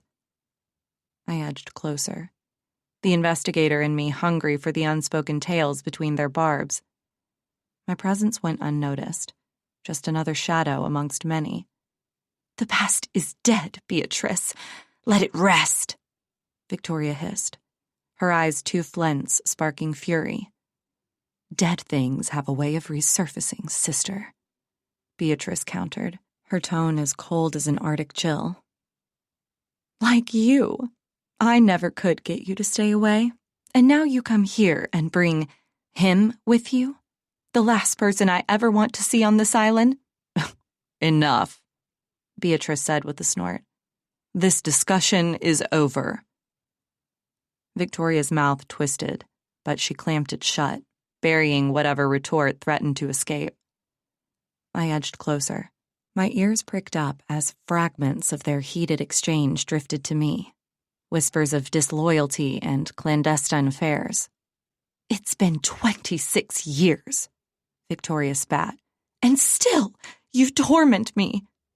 Because 26 years ago, Beatrice's voice cut through like a knife, but the rest was muffled by a sudden swell of music from the grand piano across the room. I leaned in, desperate for more, but Beatrice caught my gaze. Her eyes narrowed for a fraction of a second before she doused the fire in them, replacing it with ice. Good evening, Agent Thomas, she said, every syllable crisp as if plated on silver. She turned her back then, signaling the end of their quarrel with a sharp pivot that dismissed me as effectively as it did her sister. Beatrice. I stepped forward, my voice low. Mind telling me what that was about? She faced me again, her expression smooth, unreadable. Oh, just ancient history. History has a way of repeating itself. I held her gaze, trying to peel back the layers of her composure. Doesn't it just? A half smile played on her lips, a masterstroke of deflection. Especially on this island, I pressed, hoping to steer her toward disclosure. Agent Thomas, you flatter me with your interest, Beatrice replied, her tone laced with a hint of amusement. But really, it's nothing. Nothing doesn't usually spark such passion. I gestured vaguely in the direction Victoria had disappeared. Passion is often wasted on the trivial, don't you think? She tilted her head, assessing me with those steel gray eyes. Depends on your definition of trivial, I countered. Touché. Another smile, this one acknowledging our little game. But I'm afraid I have to see our guests now, if you'll excuse me. Of course, I acquiesced, watching her glide away, the very picture of grace under pressure. As she merged with the crowd, a voice in my head whispered, Not so fast, Beatrice. There were secrets buried here. I could feel them pulsing beneath the surface, and I intended to dig them up. I hovered at the periphery of the room, the clinking of glasses and muted conversations creating a backdrop to my silent surveillance. Beatrice had retreated to an alcove, her back turned, but the tension in her shoulders betrayed her calm exterior. I approached, careful to keep my footsteps light. Beatrice, I said, injecting just enough warmth into my voice to seem non-threatening. I have a sister of my own, and we can get pretty heated sometimes, too. She turned, and a semblance of composure snapped back into place. Eva Ray, so you understand how families are. Emotions run high. Victoria seemed pretty upset. Victoria is passionate, she conceded, her lips tight. It's her nature. Or maybe it's what the conversation was about. Speculation isn't becoming of an FBI agent. Her gaze was steady, but her fingers twitched, betraying a frayed edge. Sometimes speculation leads to answers. I leaned in slightly, letting silence stretch between us. Perhaps. Beatrice's eyes narrowed. But not today, Agent Thomas. Leave us be, please. We just lost one of our own, and the police don't seem to be doing much to provide us with answers. It's only natural that emotions run high. Understood. I stepped back, nodding. But as I turned, I caught Emilio's eye. He edged closer, his movements deliberate. Agent Thomas, Emilio murmured, a knowing look crossing his features. Beatrice won't say it, but I will. Oh? I kept my voice neutral, but my pulse quickened. Say what? Victoria once had an affair, Emilio confided, his tone even. The family was scandalized, still is. It's the reason Isla was never allowed to be with me, because of her mother's history. The family wouldn't allow it, and Victoria knew this because they wouldn't allow it for her. They wouldn't allow the scandal it would become. Scandal, huh? Would it be enough to kill? Who knows? He shrugged, his eyes dark pools of implication. But secrets like that have a way of surfacing at the worst times. Thanks, Emilio. I nodded, storing away the information. A scandal, I murmured to myself, the word tasting bitter on my tongue. The echoes of Emilio's words hummed in my ears like a swarm of agitated bees. Victoria, with her seemingly impeccable reputation, was now cloaked in the shadows of a clandestine past. Could that love affair be the skeleton rattling behind closed doors, enough to push her over the edge? Family honor, I continued, half aloud, can be a noose as much as a badge. My eyes scanned the elegant crowd, roving over faces that held smiles just a fraction too tight.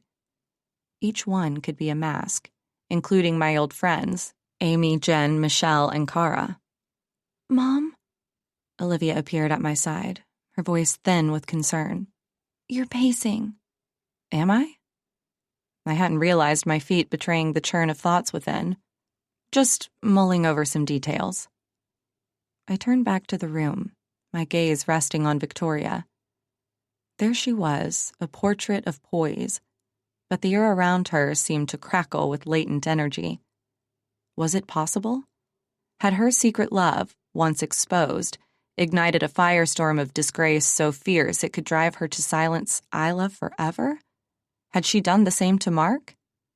Rage, I whispered, the hint of a theory taking root. Fear of humiliation-driven rage. My mind raced back to Isla's case files. If Victoria mirrored that same poisonous hate, could it explain the inexplicable? Victoria, I said under my breath, fixing the name in my mind like a target. Was she capable of something like that? I never got to finish the thought. Bam! The doors suddenly slammed open with a violence that sent a shiver down my spine. Marcus Cole stormed into the room, his presence like a live wire sparking uncontrollable reactions. Fear and confusion spread through the guests faster than wildfire. Marcus! Victoria gasped, an electric jolt in the word itself. Confusion was evident on her face as she screamed, It's him! It's him! The one who murdered my Isla, and he's got a gun! Her words made the room erupt into chaos as everyone reacted simultaneously. Chairs clattered against the polished floor as bodies lurched backward, creating a sea of panic that I found myself adrift in. The screams bounced off the walls, each echo a hammer strike to my calm. But calm I remained. Stay close, I murmured to Olivia, my voice a life raft in the chaos.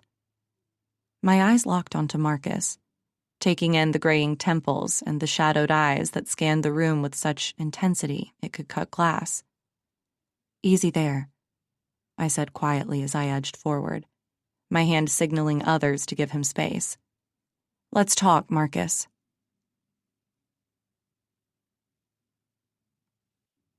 Chapter 33. Marcus Cole was a statue of desperation in the center of the room, gun clutched in his trembling hand, its metallic surface catching the scant light that seeped through the blinds. The air, thick with tropical humidity, seemed to congeal around us, stifling any movement. Olivia's eyes flickered to mine, a silent plea. "Mom?" Her voice was a thread, nearly lost in the charged stillness. "Stay calm," I mouthed back, my heart pounding against the confines of my practical blazer. The subtle smile that usually played on my lips had vanished, replaced by a determined line. My gaze never wavered from her, projecting every ounce of assurance I could muster. "Nobody moves." Marcus's voice was ragged, serrated with pain and anger. His finger twitched on the trigger. "Marcus," I said, stepping sideways, inching closer to Olivia under the guise of steadiness. "Talk to me." "I have nothing to say." His eyes were two dark whirlpools drowning in his own torment. "You must have something you need to get off your chest," I countered softly, willing him to see reason beyond the barrel of his gun. "Why else are you here?" "Tell that to the years they took from me." His voice cracked like a whip, and several guests flinched. "Years you should get back," I offered, easing another step closer to Olivia. "Starting now, with this moment." "Years," he repeated, hollow. The gun dropped an inch, then steadied. "Let me help you, Marcus." My words were a lifeline thrown into turbulent waters. "Trust me." "Stay where you are." Marcus's command sliced through the silence, a jagged edge to every syllable. He paced like a caged animal. I edged forward, hands aloft as if to catch the words that hung heavy between us. "Marcus," I kept my voice even, a counterbalance to his unraveling. "Let's talk this through." "Talk?" The word twisted into a snarl as he whipped around, the gun's muzzle a roving spotlight. "Put the gun down," I coaxed, one cautious step at a time, bridging the gap with each measured breath. "I'm here to listen." "Listening." Skepticism laced his tone, yet he didn't move to stop me. "Tell me your story," I urged, feeling Olivia's eyes on my back, trusting me to diffuse the imminent catastrophe.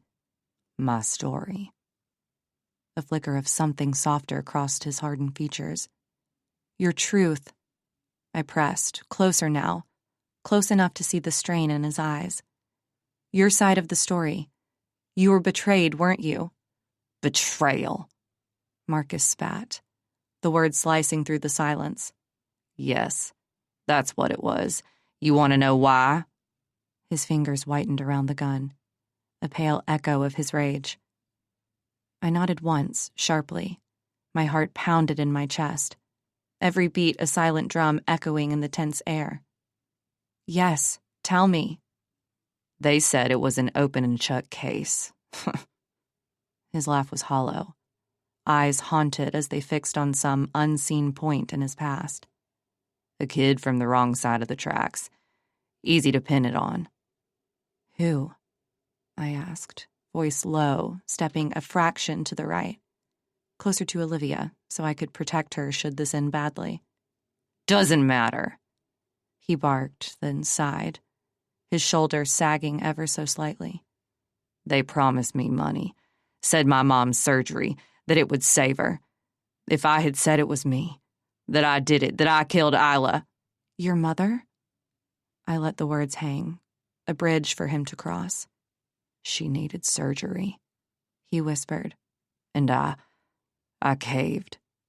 "Marcus," I said, softer now but with a steely undercurrent. "Look at me." He did, and for a split second, I saw the boy he'd been, scared and alone. "False confessions can be overturned," I told him, my gaze holding his. "Injustice has a way of coming to light." "It's too late for justice," he muttered, but there was a plea in his eyes. "I lost my youth in that prison." Marcus's jaw clenched, a visible pulse throbbing at his temple. His finger twitched on the trigger as someone tried to escape but was stopped as he pointed the gun at her. "Nobody moves," he growled, the threat hanging heavy in the air like Florida humidity. Heat crept up my spine as I caught Olivia's gaze. Her sneakers squeaked faintly against the polished floor as she edged closer, the gap between us narrowing with each breath I dared to take. I was locked away for 10 years. Marcus spat, the gun weaving a dangerous arc through the air. You know what that does to a man? Survival changes you, I said, my voice steady despite the drumbeat of my heart. But it doesn't define you. Define me? He laughed, hollow and sharp. They took everything. Then let's get it back, I countered, my stance firm yet open. Starting with your story. Story? His lips curled into a sneer. It's a damn tragedy. Let me help write a new chapter, I offered, hoping to reel him back from the edge.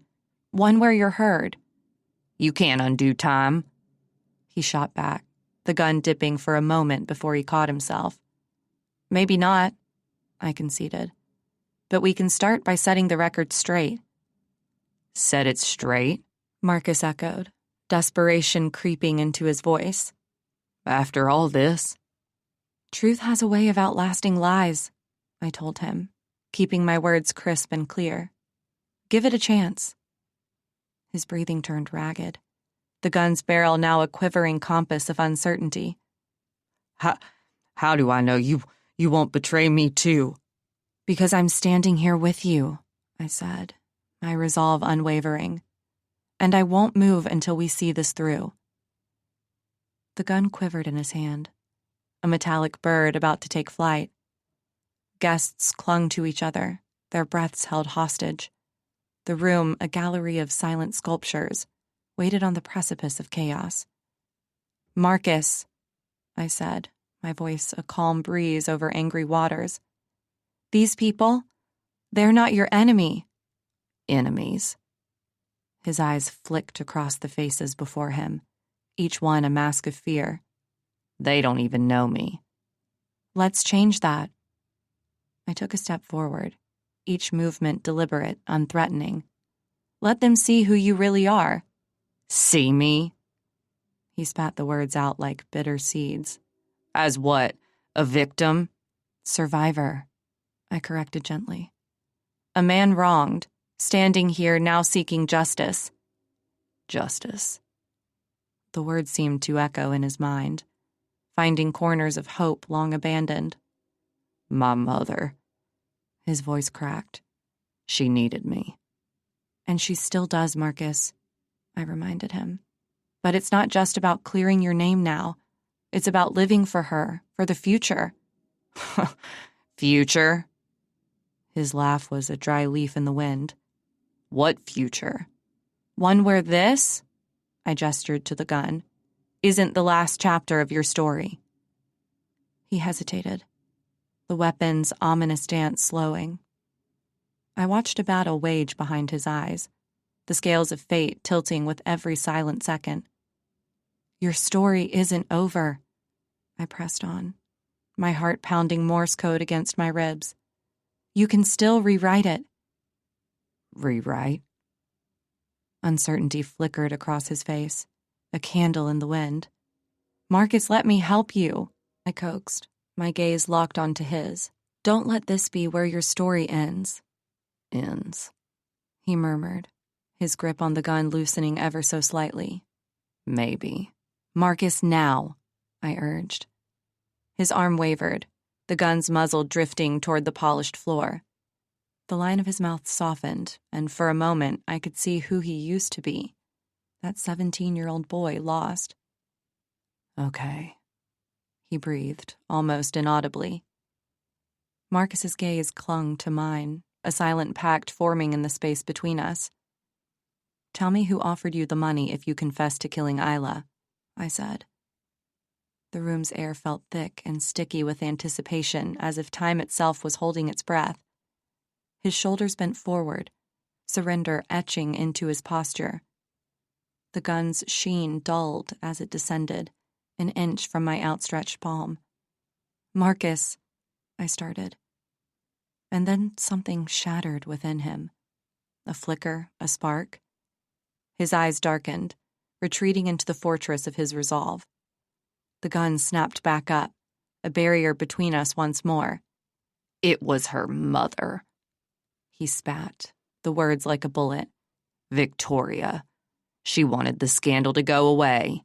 She wanted the case closed and asked me to say I did it. He wheeled around, a blur of motion and turmoil. He shoved past the frozen bodies of guests, their collective gasp a discordant choir to his retreat. The tropical air swallowed him whole as the door slammed shut behind his fleeing form. "Wait!" My heart lurched, adrenaline surging. I cursed under my breath, my mind already racing through the next steps. The chase wasn't over. It had just taken an unexpected detour. Chapter 34. Then. Isla Montgomery leaned on the balcony railing, her gaze fixed on the horizon. The ocean breeze teased strands of her hair, pulling them loose from the careless bun atop her head. She inhaled deeply, the air filling her lungs and attempting to cleanse the emotions that churned within her. Her fingers gripped the wooden rail, knuckles turning white as she braced herself against the weight of another day spent under her mother's scrutinizing stare. She wondered about Javier. She hadn't heard from him since he was escorted off the island, and part of her wanted to take the boat to the mainland and find him, leaving all this behind. She missed him terribly, and every day dragged along while she wondered where he was and if he was okay. "Another day," she whispered to herself, the words barely audible above the lull of the waves below. Just another day. With a resolve that seemed to solidify with each step, Isla turned her back to the ocean and walked through the sliding doors into the house. The transition was jarring, the open expanse of nature replaced by the claustrophobic luxury of the island home. The kitchen was awash with the scent of sizzling bacon and freshly brewed coffee. Clementine stood at the stove while Victoria sat at the counter, reading the newspaper, her posture rigid with an elegance that felt out of place in the domesticity of the morning. Her ice-blue eyes did not waver from the paper in her hand, even as Isla entered. "Good morning, Mother," Isla said, her voice carrying a brightness she didn't feel. She had hoped Aunt Bea would be there, but she was nowhere to be seen. She hated being alone with her mother these days. She felt like she was constantly being judged and found to be inadequate. "Morning," Victoria responded without lifting her gaze. Her tone clipped. Isla hesitated, feeling the familiar sting of dismissal. She reached for a cup hanging above the coffee maker. "It looks like it'll be a beautiful day.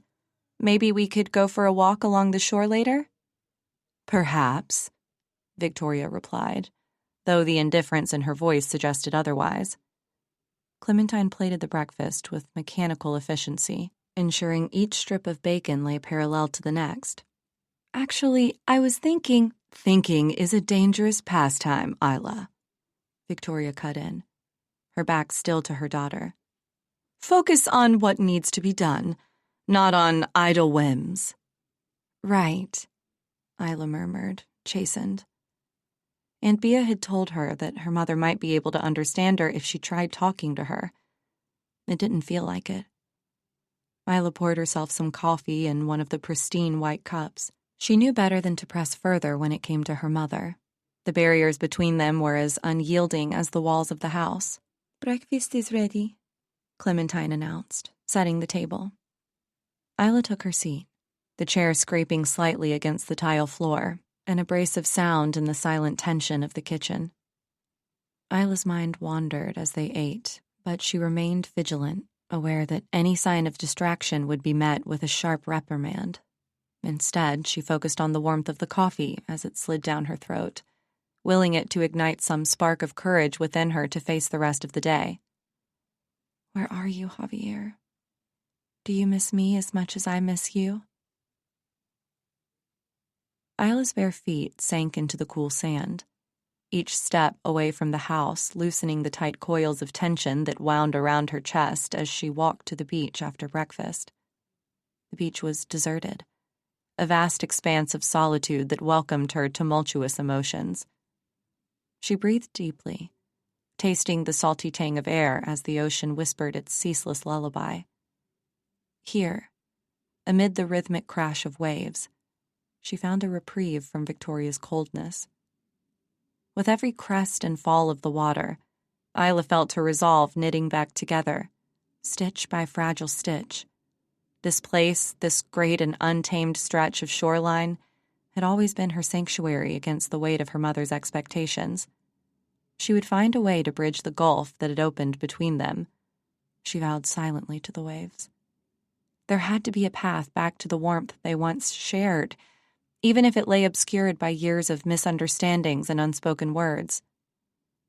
A seagull's cry pulled Isla's thoughts backward, unraveling the thread of time to a memory drenched in sunlight and laughter. Victoria was there, as she had been years before, her blonde hair billowing like golden sails caught in the breeze. Mother and daughter had built castles in the sand, their creations rising high before the inevitable tide claimed them. Victoria's laughter, a sound as rare and delicate as the shells they collected, rang in young Isla's ears. Her mother's eyes, those piercing ice-blue mirrors, had softened, reflecting the sky above rather than the hardness of the world they faced beyond the dunes. "Remember Isla," Victoria had said, her voice carrying over the sound of the crashing waves. "Life is much like these castles we build. It takes patience and care, but in the end, the waves claim all. We must enjoy the beauty while it lasts."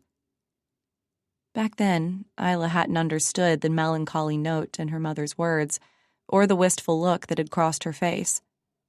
That day, with the sun warming their skin and the future a distant horizon, nothing seemed impossible. The memory receded as swiftly as it had come, leaving Isla standing at the water's edge, the ghost of her mother's past smile fading. The stark contrast between them and now pressed against her heart, a reminder of what had been lost. But with loss came the desire for restoration, and Isla was not one to let go easily. She would deal with her mother's moods, navigate her complex psyche, and find reconciliation. She had to believe that the bond they once shared had not been completely washed away, that it still waited to be rediscovered somewhere beneath the surface.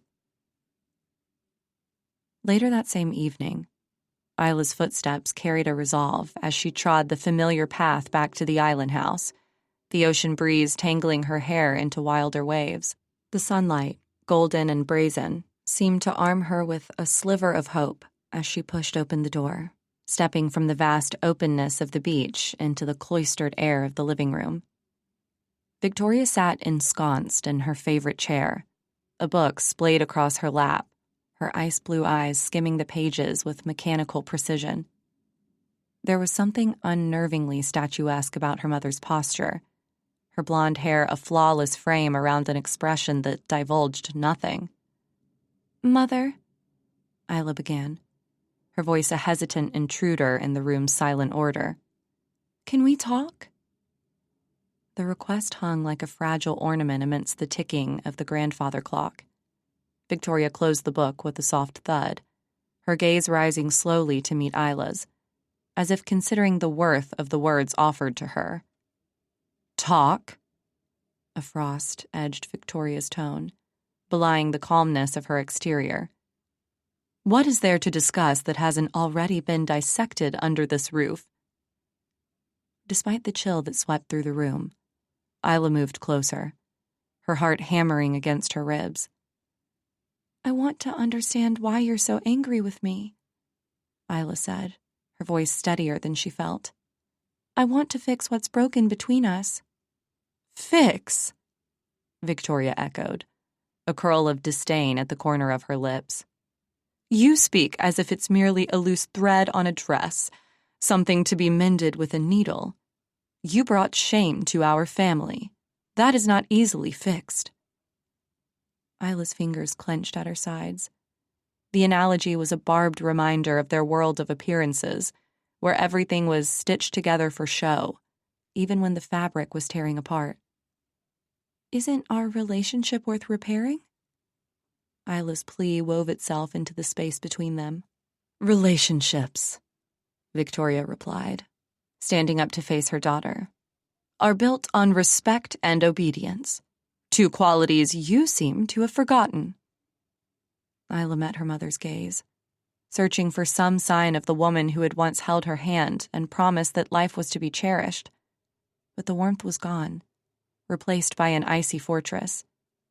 Your future hangs by a thread, Isla, Victoria said, her voice low, the threat wrapping itself around Isla's throat. And I will do what I must to ensure that our family's name remains untarnished. The weight of those words pressed down on Isla, yet beneath the pressure, her resolve did not crumble. It was tempered like steel in fire, growing stronger in the face of her mother's cold resolve. The silence that stretched between Isla and Victoria was abruptly pierced by the soft click of the door and a draft of fresh air.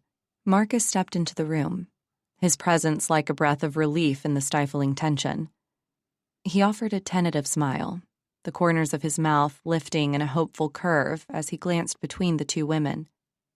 Seems like I've walked into A Winter's Tale, Marcus joked lightly, attempting to thaw the cold front with his warmth. His eyes flickered with a spark of concern as he searched Isla's face for signs of distress, but Victoria's expression remained frozen, her lips a flat line that refused to acknowledge the levity. Some tales are better left untold, she responded crisply, turning away as if to dismiss the attempt at ease. Marcus's smile faltered, but he masked the momentary disappointment with a practiced ease, pivoting toward the practicalities of the evening. Well, dinner awaits, shall we? He offered, extending the olive branch of normalcy. The dining table was set with precision, each utensil aligned with obsessive care, an echo of Victoria's control. The clink of silverware against fine china punctuated the strained silence that enveloped them all as they took their seats. Under the chandelier's soft glow, shadows danced across the walls, mirroring the concealed turmoil beneath the surface. Aunt Bee tried to make subtle conversation, but only Marcus engaged with her. Isla stared into her plate, pushing her potatoes around with her fork, while her mother sent her disapproving looks and told her not to play with her food. Isla willed herself to swallow not only the overcooked lamb, but also the emotions and frustration. Each thinly veiled threat that slipped from Victoria's lips sparked anger within her. Pass the salt, would you? Victoria's request sliced through the quiet, her tone casual yet sharp as a scalpel. It wasn't just seasoning she sought, but compliance, a subtle reminder of their hierarchy at the table. Of course, Mother, Isla replied, the words tasting of vinegar on her tongue as she handed over the crystal shaker. Remember, Isla, Victoria added, her gaze piercing as she sprinkled salt sparingly. A dish can be spoiled by excess, just as a young woman's prospects can be marred by indiscretions. The threat hung heavy in the air, a noxious perfume that threatened to choke Isla. Yet she met her mother's eyes, her own alight with a silent defiance that needed no words. She felt the fabric of her being frayed and worn, but not yet torn asunder. Marcus watched the exchange, his fork paused midair. He wanted to speak, to try and make them all feel better, but the unspoken words between mother and daughter held him back. Instead, he focused on his plate. Aunt Bea set down her utensils, the gentle scrape resonating as though it were a declaration. She cleared her throat. Victoria, she began, her voice steady but laced with a firmness that hadn't been there before. I think what we need is less criticism and more understanding around this table. Victoria's head snapped up, her eyes narrowing into cold slits. The room seemed to constrict around them, the walls closing in. "Understanding," she echoed, the word dripping with disdain. "And what would you know about that?" "I know enough to see that Isla is trying," she countered. "She deserves compassion, not constant judgment." The escalation caught Isla off guard.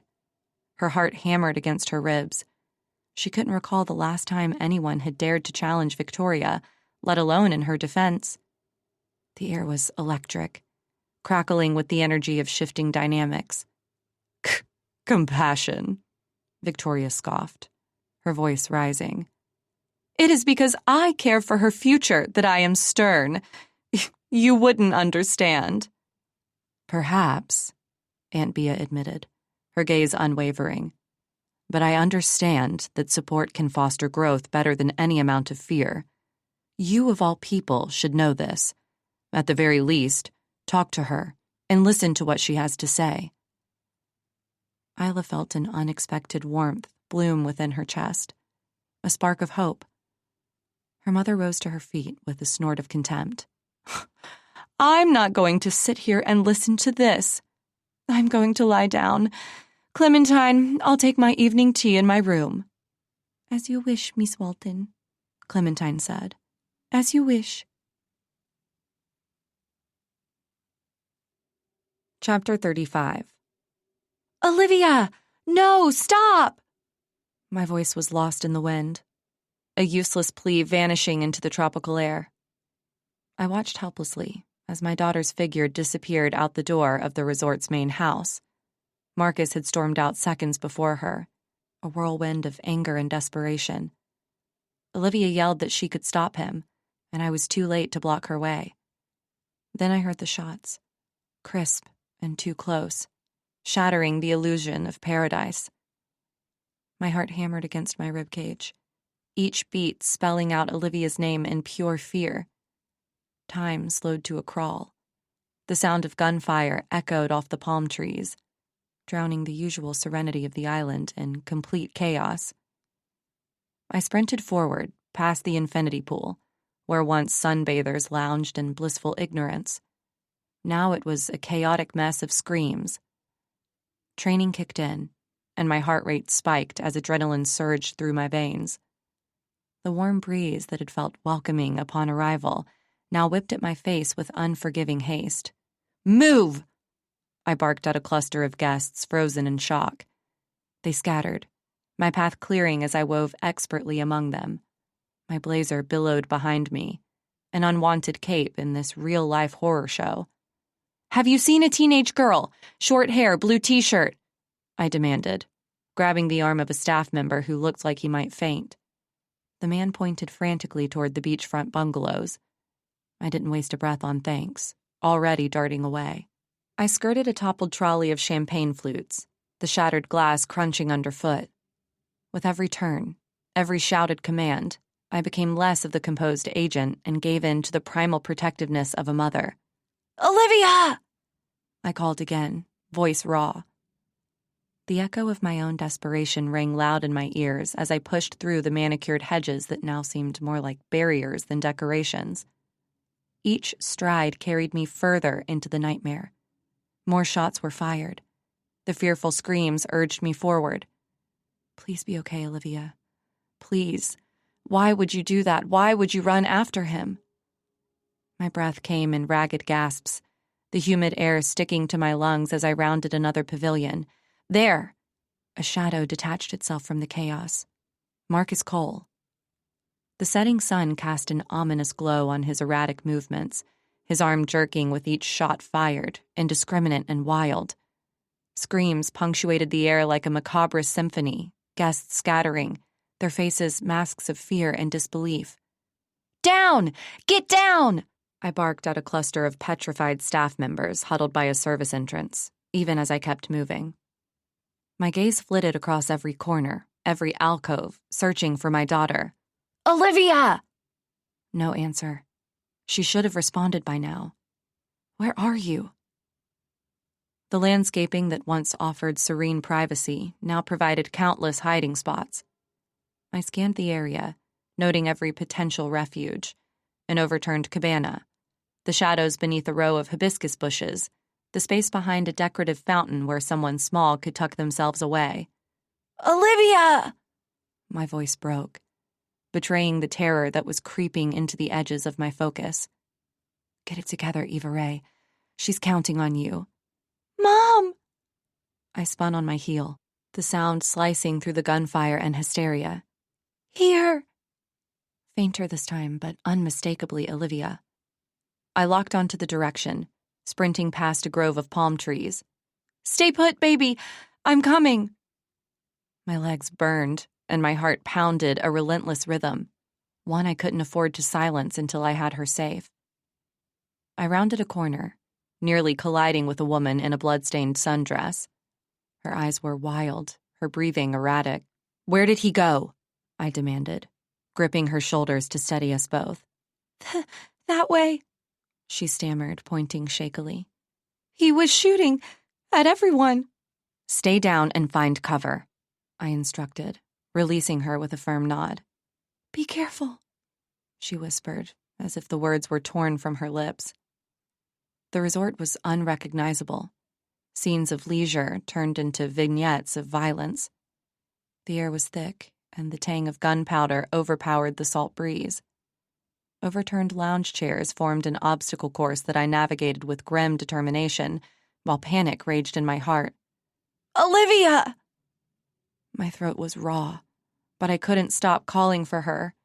Each overturned chair and every shattered vase had me expecting the worst, yet I prayed for the best. A cluster of guests cowered behind a toppled tiki bar, their whispers urgent and low. I skirted around them, without slowing, my senses on high alert. There was no time for reassurance or comfort. There was only the mission. Find Olivia, stop Marcus. I rounded a corner, pulse hammering in my ears, and nearly tripped over a young man sprawled across the path. Blood seeped through his fingers as he clutched at his arm, face contorted. "Stay with me," I said, dropping a knee beside him. "Help!" he gasped, eyes wide with shock. "Press here, hard," I instructed, guiding his other hand to apply pressure. "It's just a graze. You're going to make it." I scanned the area once more for Olivia, then pushed to my feet, leaving him with a nod of encouragement. I had to move. Every second was critical. Dodging through a maze of debris, I caught a glimpse of Marcus ahead. His back was to me, fingers working frantically to reload. Time slowed as I ducked behind a stone pillar, barely breathing. Options flickered through my mind. Rush him, distract him, negotiate? No, too risky with the weapon in play. "Think, Eva," I muttered, watching his shoulders tense with each click of the ammunition. My window of opportunity was closing fast. The pillar chilled my back through the fabric of my blazer as I crouched, heart a metronome in double time. Marcus's shadow stretched toward me, sinister and elongated on the sun-soaked ground. A rustle to my left snapped me back to the present.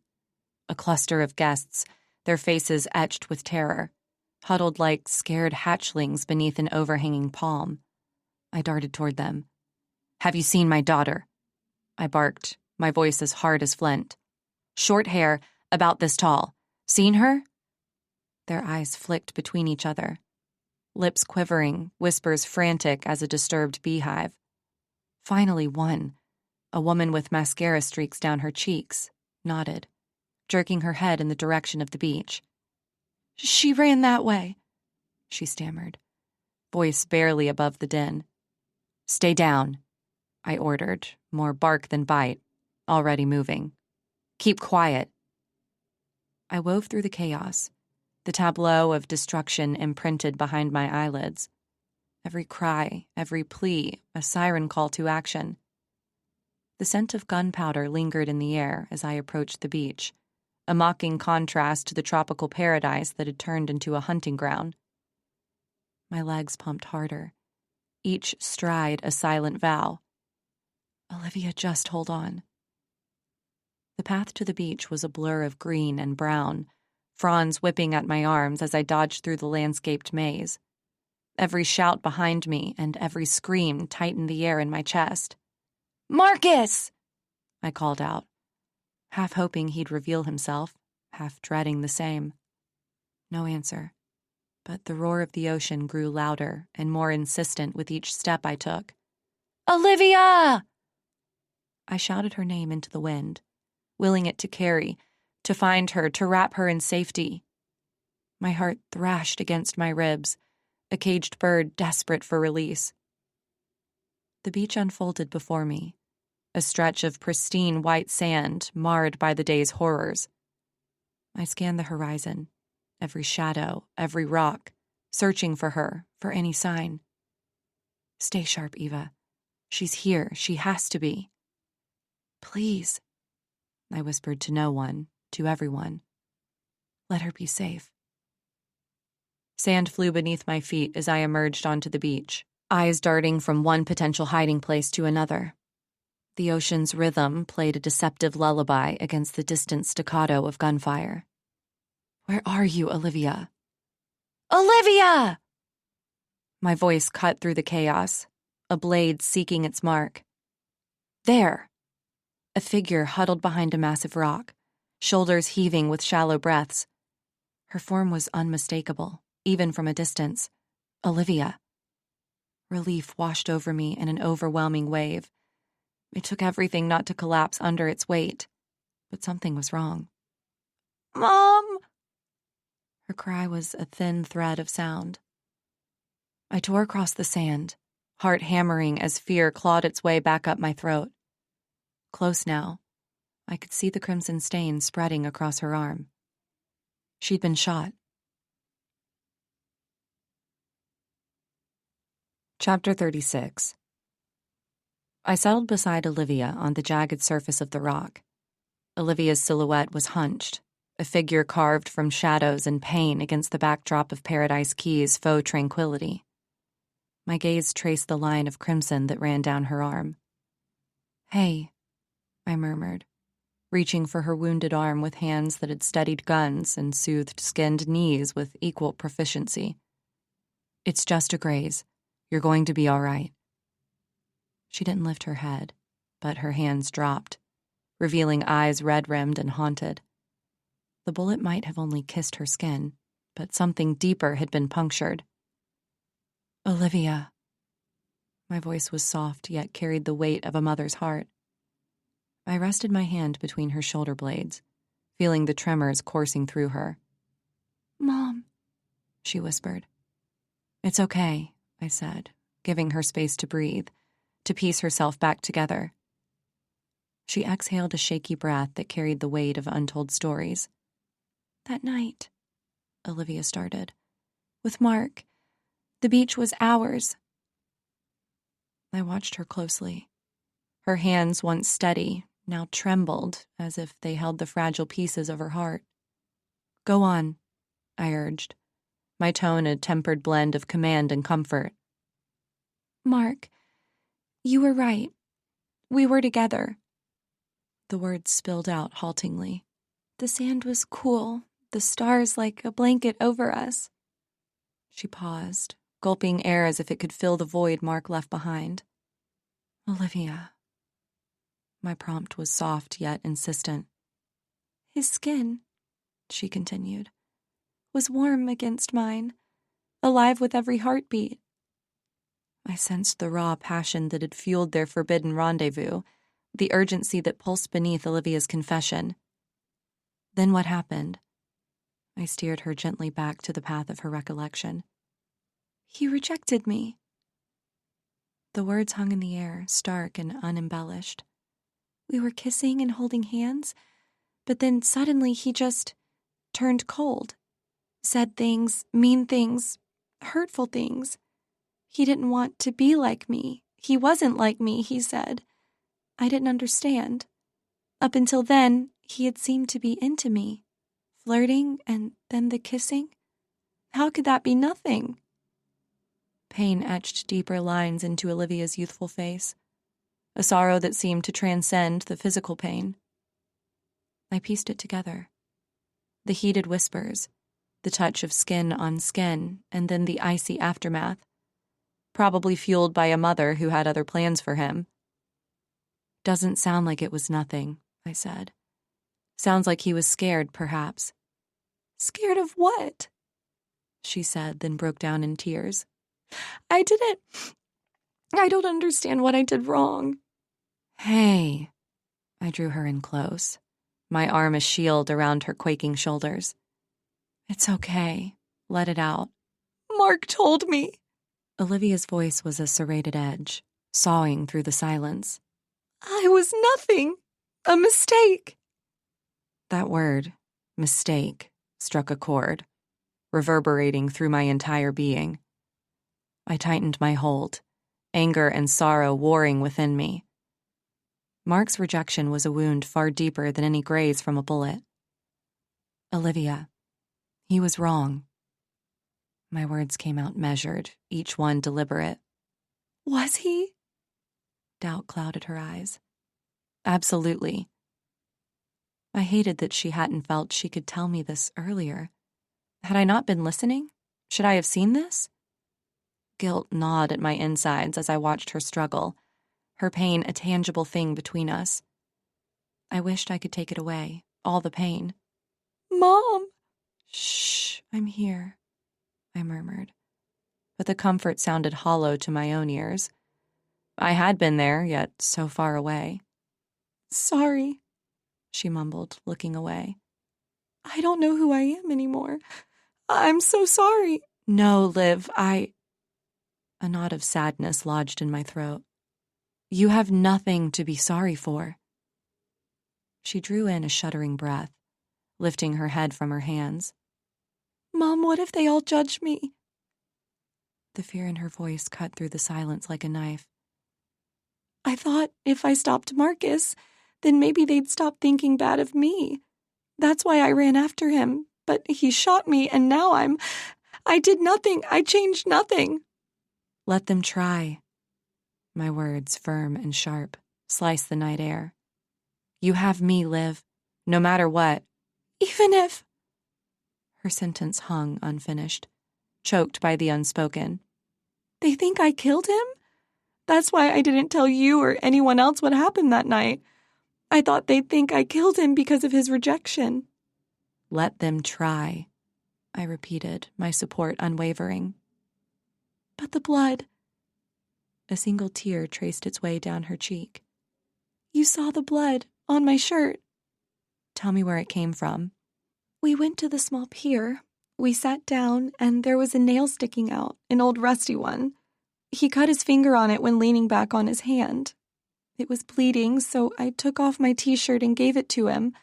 I was, after all, wearing a bikini underneath, so it wasn't a big deal. I let him wrap it around his finger until the blood stopped.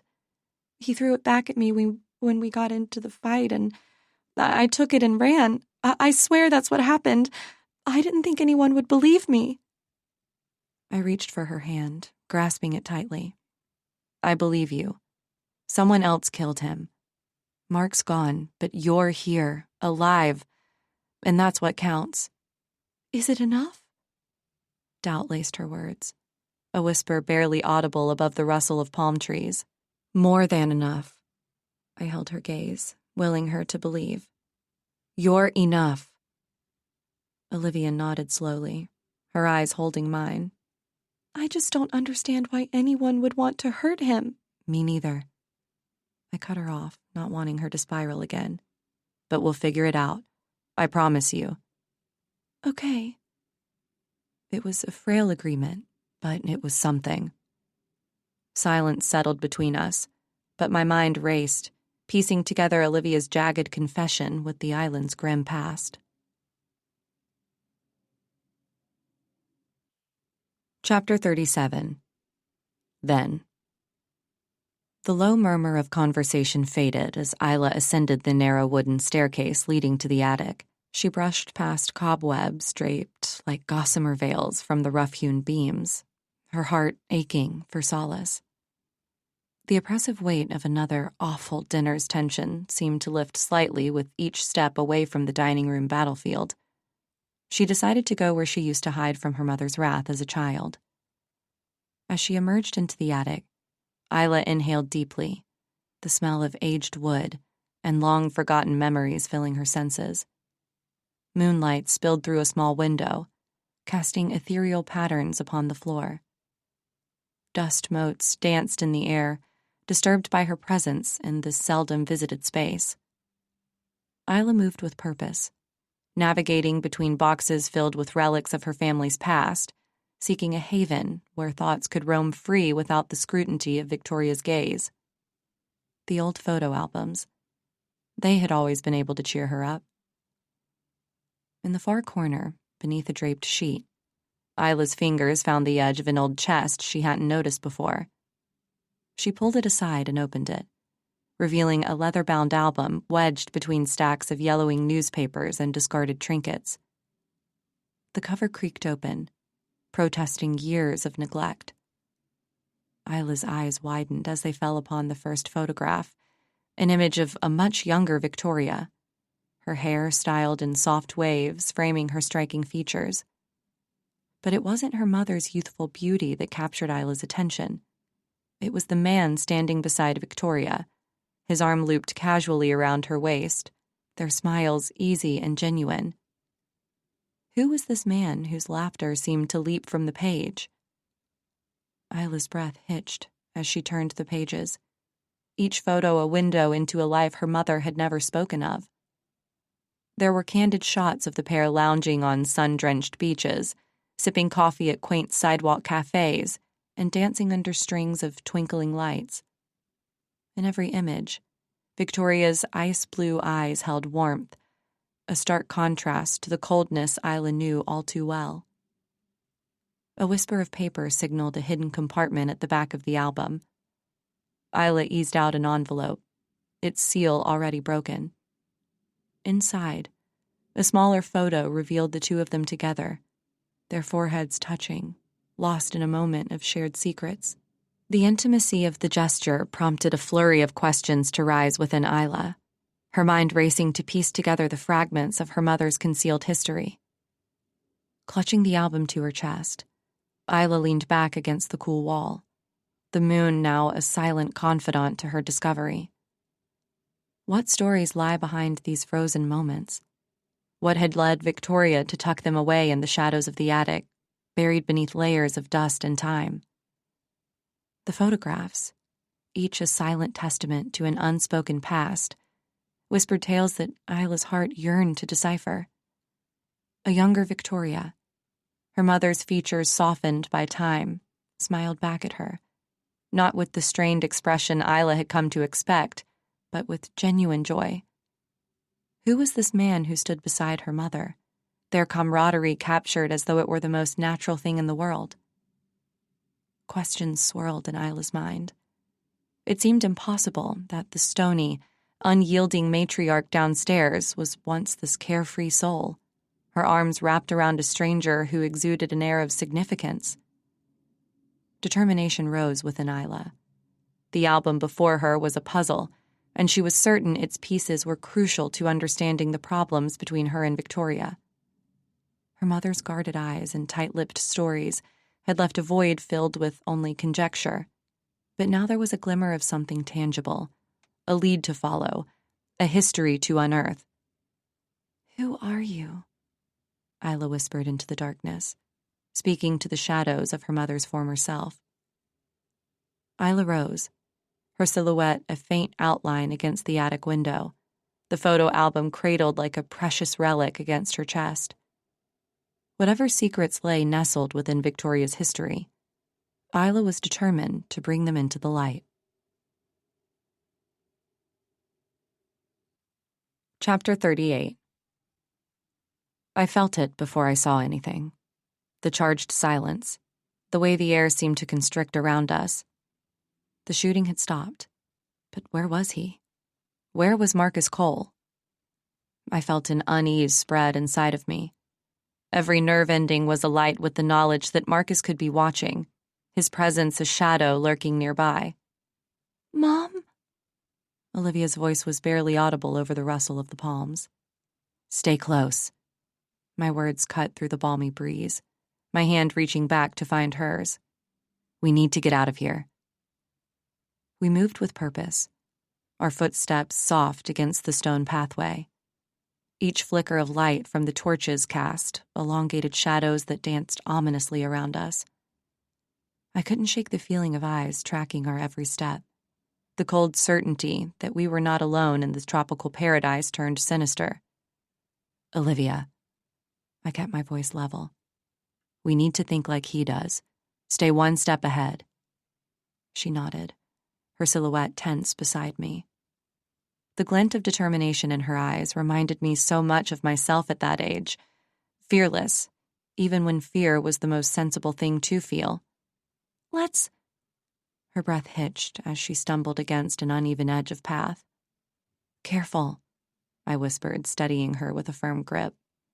Sorry, she murmured, straightening up. Nothing to apologize for. The words were automatic, but they carried weight. Her body leaned into mine, seeking solace. I wrapped my arm around her, feeling the tremble in her frame. She was strong, my girl, but even the strongest need a haven. Mom, she said, her voice muffled against my shoulder. I don't know if I can... You can, I interrupted, fierce and certain. You're stronger than you realize. Thanks, she breathed, pulling back slightly to look at me. There was a spark there, a kindling of resolve. Let's keep moving, I urged, my voice low. Time was slipping through our fingers, each second a drumbeat toward an unknown climax. Right behind you, she affirmed, and I felt the subtle shift in her stance, a readiness that matched my own. I glanced at the sky, noting how the dark clouds mirrored the churn in my gut. Marcus was still out there, cunning, damaged, and unpredictable. My mind raced with scenarios, each more harrowing than the last. Mom! Olivia's voice cut through my spiraling thoughts. What's our next move? Find him before he finds us, I replied tersely, my eyes never leaving the horizon and the darkening sky. We don't have much time. She nodded, her lips pressed into a thin line. Her hands were fists at her sides, ready for whatever came next. I admired her courage, her resilience, a chip off the old block. Olivia, I said sharply, grabbing her attention. Remember, no hesitations. We do what we must to stay safe. I understand, she responded, her tone laced with steel. Good. I scanned our surroundings, every sense heightened. The Paradise Key had turned into a chessboard, and we were pawns in Marcus's twisted game. Mom? Olivia began, her eyes searching mine. Say it, I prompted, knowing unspoken fears festered worse than open wounds. Are you scared? Her voice barely rose above the wind picking up around us. Terrified, I admitted. It wasn't weakness to acknowledge fear. It was foolishness to ignore it. But fear keeps us sharp, and I'll be damned if I let that man harm you more than he has already. Olivia stepped closer, her shoulder brushing against mine. The silent message was clear. We were in this together, come hell or high water. Let's end this, she whispered, her determination tangible. I nodded slowly, feeling the weight of our plight. The clouds grew heavier, as if they, too, anticipated the coming confrontation. We shared a look that needed no translation. It was time to act. Chapter 39. Then. The screen door of Aunt Bea's quaint cottage slapped shut with an urgency that immediately made her look up from the book she was reading, just as Isla burst through. Her chest heaved with the exertion of her sprint, eyes ablaze with the kind of fierce excitement that comes from unearthing secrets long buried. The photo album in her grasp bore the brunt of her tight grip. Aunt Bea, you have to see what I found, she exclaimed, words stumbling into the warm space like eager children. Slow down, dear, Aunt Bea said, her voice the embodiment of the serene haven she provided within these walls. She peered over the rim of her glasses with eyes that had seen much and missed little.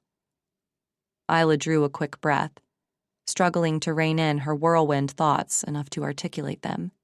It's about Mom. She unfolded the album, her fingers trembling. There are things here, things she never told us, secrets. The young woman's revelations spilled forth, each word piling onto the last with a fervency that left little room for pause. Aunt Bea absorbed the torrent of information, her face a canvas of calm where worry lines softened rather than furrowed. She exhaled softly, the sound carrying with it a weight of decades. Your mother, she began, her voice steady but tinged with an undercurrent of sorrow. She didn't always have the rigidity she wears like armor now. Aunt Bea paused, her gaze drifting toward the window.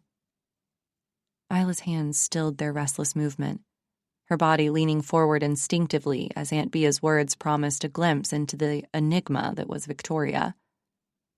There was a time, Aunt Bea continued, the lenses of her glasses capturing the light from her reading lamp, when a young Victoria brimmed with dreams, much like you. But life, Isla, has a way of testing us, molding us with fire and ice.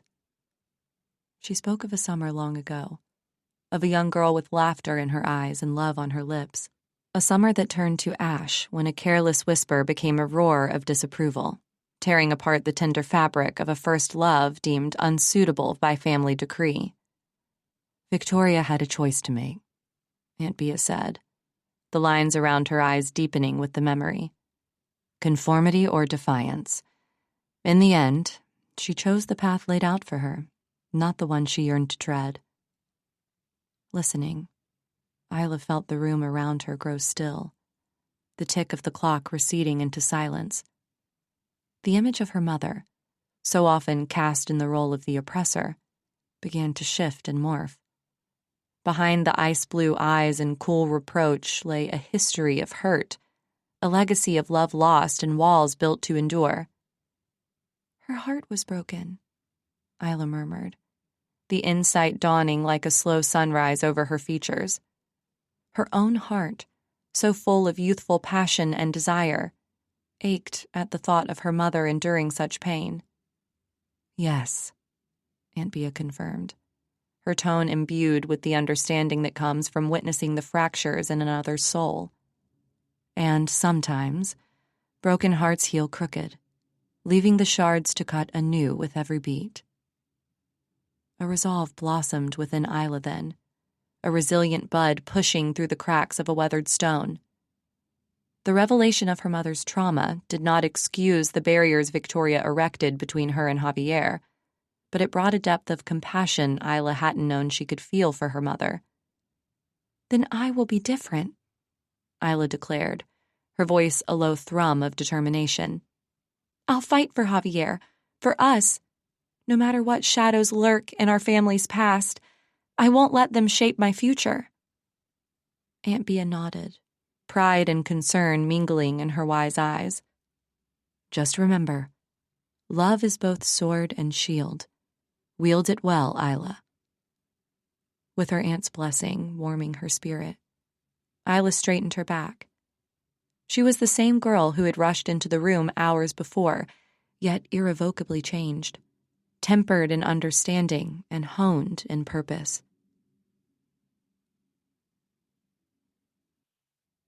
Chapter 40.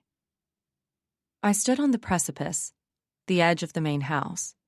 It was now dark outside, and the wind had picked up again.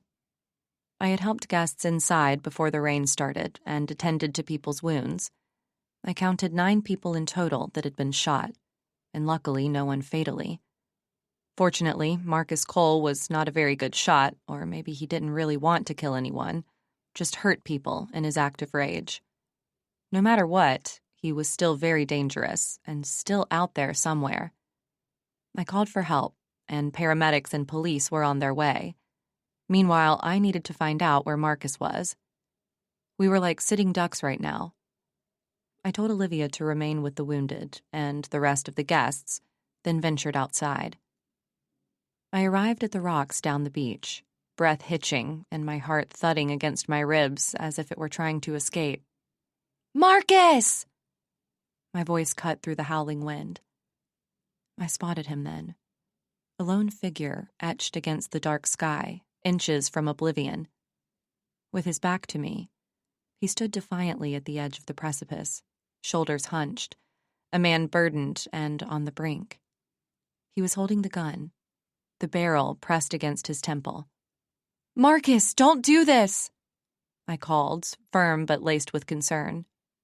I couldn't let him become another casualty. "Go away." His words whipped back at me, almost lost in the wind. "Talk to me. That's all I'm asking." My feet moved over the slick ground, cautious yet determined. Each of my senses was sharpened by the perilous dance of negotiation. "There's nothing left to say." His voice strained, a razor's edge of despair cutting through. He pivoted on his heels, the turmoil in his gaze a whirlpool of raw emotion. Anger and pain clashed. "Marcus," I murmured, inching closer, feet finding purchase on the uncertain ground. "You've heard 1,000 lies, felt 1,000 letdowns, but you've got to know I'm not one of them." "Easy for you to say." His voice jagged with bitterness, cut through the wind's howl.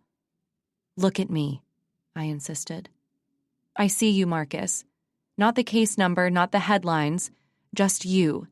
The kid who wanted more than the hand he was dealt." "That kid's long gone." He spat, but his eyes wavered, searching mine. The gun in his hand was shaking. "Then talk to me about the man standing here now," I pressed on, maintaining eye contact like it was our lifeline. "The one who survived when everything tried to break him." "Survived?" He scoffed, a hollow sound. "You call this surviving? I just shot a bunch of people." "Don't give up," I said, feeling the precarious balance between us. "It ends here. It's for the best. Maybe it's what I deserve." "Stop!" I reached out, not touching, just offering. "Don't you dare believe that. You deserve the truth, a chance." "Chance." His word lingered, a plea disguised as defiance. "Right here, right now, Marcus. Take it." The first heavy drops hit, fat and cold. The sky above Paradise Key Private Resort opened up above us as yet another thunderstorm rolled in. The wind clawed at my jacket, flapping the fabric like a loose sail. I planted my feet on the slick stone, each step a gamble. "Marcus!"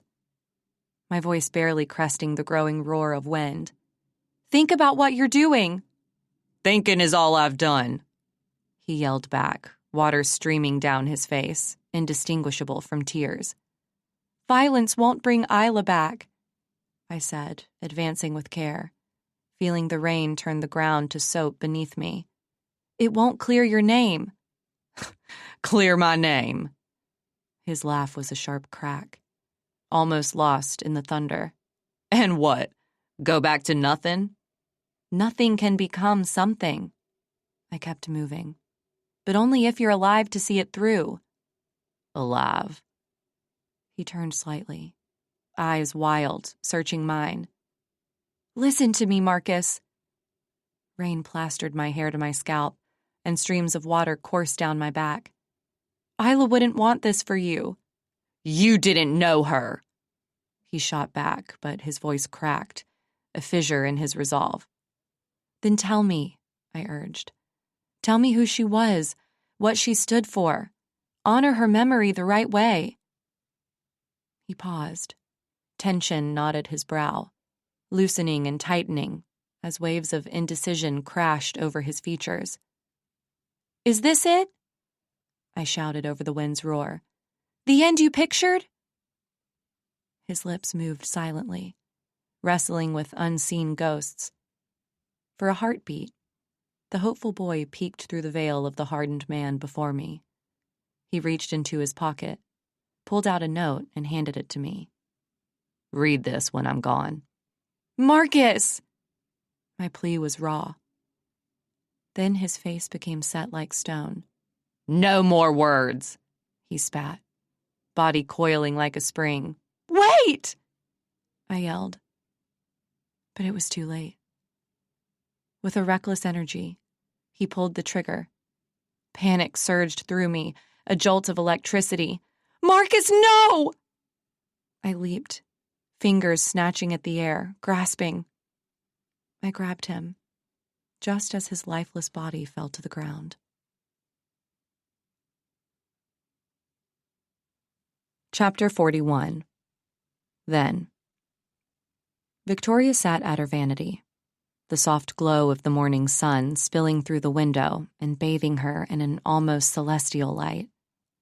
Her hands rested gently on the mahogany surface, fingers tracing the intricate carvings as if to draw strength from their time-worn patterns. The mirror before her reflected an image of poise, a woman untroubled, with ice-blue eyes that held the world at bay, and blonde hair swept up in a bun so perfect it defied any suggestion of haste. But behind those eyes raged something sinister, thoughts swirling around the decision she had reached, a decision she believed was an act of mercy, a necessity.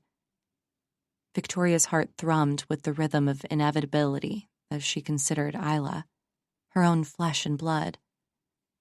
The girl threatened the very fabric of their existence with her recklessness, her untamed spirit. Victoria felt compelled to act to save the family from scandal and the shame of Isla's forbidden love for Javier. In her mind, it was the only way to salvage their legacy. "Mother?" The voice was soft, barely above a whisper, but it cut through Victoria's reverie like a knife through silk. Isla stood at the threshold, her brown hair cascading over slender shoulders, her figure poised tentatively as if unsure of her welcome. Sunlight caught in her hair, setting it ablaze with hues of copper and gold. "Darling," Victoria replied, her voice smooth as velvet, betraying none of the turmoil that churned within. "Do come in." Isla's gaze lingered on her mother, searching, hoping. She stepped inside, the hem of her dress whispering against the floor as she moved closer. She carried an old photo album in her hands, one that Victoria knew all too well. Seeing this again made her heart stop for a second before she composed herself. "I wanted to talk to you, Mother," Isla said, placing the album in front of her. "About everything." "Of course," Victoria said, turning in her chair to face her daughter fully, masking the calculating glint in her eye with a serene smile. "I've been reflecting on recent events myself." "Really?" Isla's voice lifted, tinged with a fragile optimism. "I hope we can find our way back to how things were. I miss us, Mother. I miss our talks, the way you would guide me." "Life is an ever-changing tapestry, my dear. We must all adapt to the new patterns it presents us." Victoria's words flowed like sweet nectar, laced with an undercurrent of something darker that Isla, in her yearning for reconciliation, did not detect. "Then, do you think you could accept Javier, accept us?" Isla asked, her hands clasped together as if in silent prayer. "Let us focus on one step at a time, Isla," Victoria counseled, her calm exterior a stark contrast to the decisive coldness that had settled in her heart. "How about you and I go for a walk on the beach? We can have a picnic." "I would love that. Thank you, Mother," Isla breathed out, her relief palpable. Her eyes were alight with a hope that danced dangerously close to the precipice of her mother's concealed intentions. Leaning against the cool marble of the hallway, Marcus Cole's gaze lingered on the partially open door to Victoria's bedroom. From this discreet vantage point, he could see Isla, her back turned toward him as she conversed with Victoria. But it wasn't the sight of them together that troubled him. It was the things being said. It was too smooth, too rehearsed. It hung in the air like a velvet curtain, concealing the truth behind its plush facade. "Something isn't right," Marcus muttered under his breath, the knot in his stomach tightening with every honeyed word that dripped from Victoria's lips. He knew the cadence of deception all too well, and it echoed through Victoria's calculated responses. There was an art to her duplicity that played out before Isla in a performance worthy of the grandest stages. "Focus on one step at a time, Isla." Victoria's voice floated through the gap, each syllable measured, each pause deliberate. Marcus furrowed his brow, his concern for Isla amplifying into a silent alarm. He had seen Victoria's charm wielded like a weapon, but never with such dangerous precision. "I need to keep an eye on them both," he resolved, the weight of his responsibility pressing upon him with newfound urgency. He loved Isla with everything he had, and vowed to protect her. The soft crush of wet sand beneath her feet brought a rare moment of solace to Isla as she ventured out on her walk with her mother. The ocean's rhythmic hush seemed to whisper encouragement, the gentle touch of the breeze playing with her long hair. She replayed the morning's conversation with Victoria in her mind, dissecting each word, each pause, searching for signs of thaw in her mother's frosty demeanor. Maybe she's finally seeing things differently, Isla thought to herself, allowing a fragile tendril of hope to unfurl within her chest. It was a hope tinged with naivety, the kind that painted the world in unforgiving strokes, a hope that Victoria might come to understand Isla's love for Javier, that love that transcended the rigid lines drawn by her family's expectations. In the distance, unnoticed by Isla and her mother, Marcus trailed behind, his polished shoes sinking slightly into the damp sand. He watched Isla with a furrowed brow, the weight of his concerns growing heavier with each step she took. There were moments when he wanted to call out to warn her, but he held back, trapped in hesitation. Marcus had seen it. The subtle shift in Victoria's gaze when she looked at Isla, as if measuring the worth of her daughter through a lens smeared with disdain. And he feared the worst was about to happen.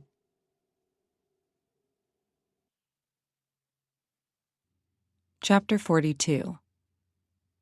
The door swung open with a creak that echoed through the main house like a gunshot. I stepped inside, rainwater streaming off my jacket, forming puddles on the polished marble floor. Their eyes, those of the wounded and the weary, clung to me like ivy. Hope wrestled with fear in their gazes, an unspoken plea hanging in the charged air. "Marcus is dead," I said, cutting through the thick silence without warning. A collective breath left the room, as if the walls themselves exhaled. Heads bowed, shoulders dropped, an invisible weight seemed to lift, if only for a heartbeat. "Dead?" The word rebounded off the high ceilings, a whisper amplified into a scream by someone's disbelief. It was my friend, Amy. "By his own hand," I confirmed. My voice didn't waver, though my legs threatened to buckle beneath me. "Are you certain?" The question came from the back, timid yet demanding confirmation. "Positive." There was no energy left in me for softness. "I saw him. He left us a note." "Jesus," someone else muttered. A prayer or a curse, I couldn't tell which. "Is it over then?" Doubt laced the tentative inquiry. "Far from it." I scanned their faces, each one a story marred by the night's grim revelations. "We've still got a killer among us." A blur of motion broke from the crowd, and Olivia was at my side in an instant. Her arms wrapped around me with a fierceness that defied her slender frame, and for a brief moment, I let myself lean into her embrace. The warmth of her body seeped through my wet clothes. "Mom?" she said, her voice taut with barely contained emotion. My heart clenched at the sound, so full of worry and care. She stepped back just enough to look at me, her eyes scanning my face, as if trying to read the story etched in the lines of my weariness. "Are you okay?" I met her gaze and saw the flicker of pain that she couldn't hide, the bloody wound on her shoulder, a stark reminder of the brutality she had faced. I wanted to offer her comfort, to be the pillar of strength she sought, but the truth weighed heavy on my tongue. "No, Liv, I'm not," I admitted, my voice low, betraying the fatigue that pulled at my bones.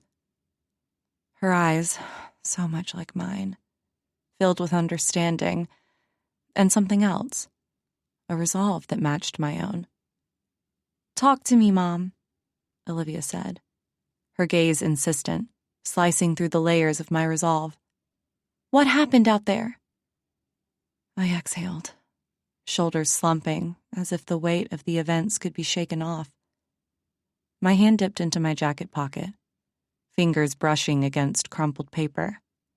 Withdrawing the note, I felt its edges damp from the rain, but no less significant. "Marcus. He gave me this." My voice was a whisper, yet it carried, amplified by silence and gravity. "I read it as soon as he died." Her eyes flickered with trepidation as I unfolded the note, every pair of eyes in the room drawn to the once hidden words now laid bare for all to witness. I scanned the message quickly, each word etching itself into my memory, a loud echo of Marcus's voice. The script was sharp, hurried, written by a man aware that time was slipping through his fingers. I read aloud, my voice steady despite the anger brewing within me. "So many lies. So many lives hurt. It ends here." Murmurs swelled around us, a crescendo of dread and curiosity that filled the spaces between our breaths. The note trembled slightly in my grip. "What is it, Mom? What does it say?" Olivia pressed, her voice a beacon of urgency in the whispers. The note's words echoed in my mind, a haunting refrain. I lifted my gaze, letting it sweep over the anxious faces before me. They blurred into a single tapestry of guilt and suspicion until my eyes landed on one figure, still, watchful, a shadow among shadows. "Tell me," I began, my voice slicing through the hush. "When did you decide their lives were expendable? Isla, Mark, and, in the end, Marcus?" The individual met my stare, unflinching. The room's air crackled, charged with the collective inhale of shocked breaths, waiting, expecting.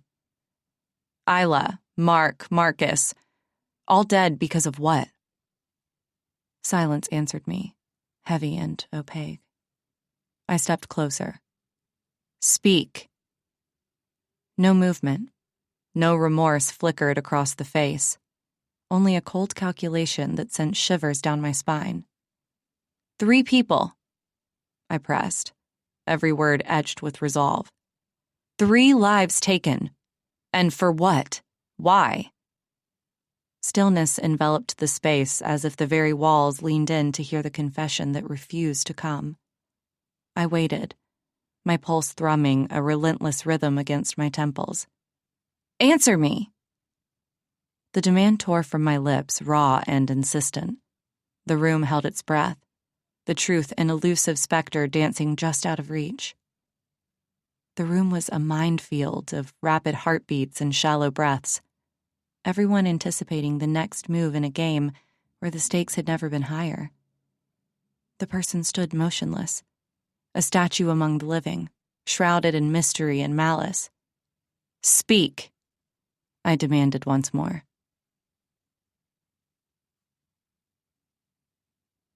Chapter 43. Then.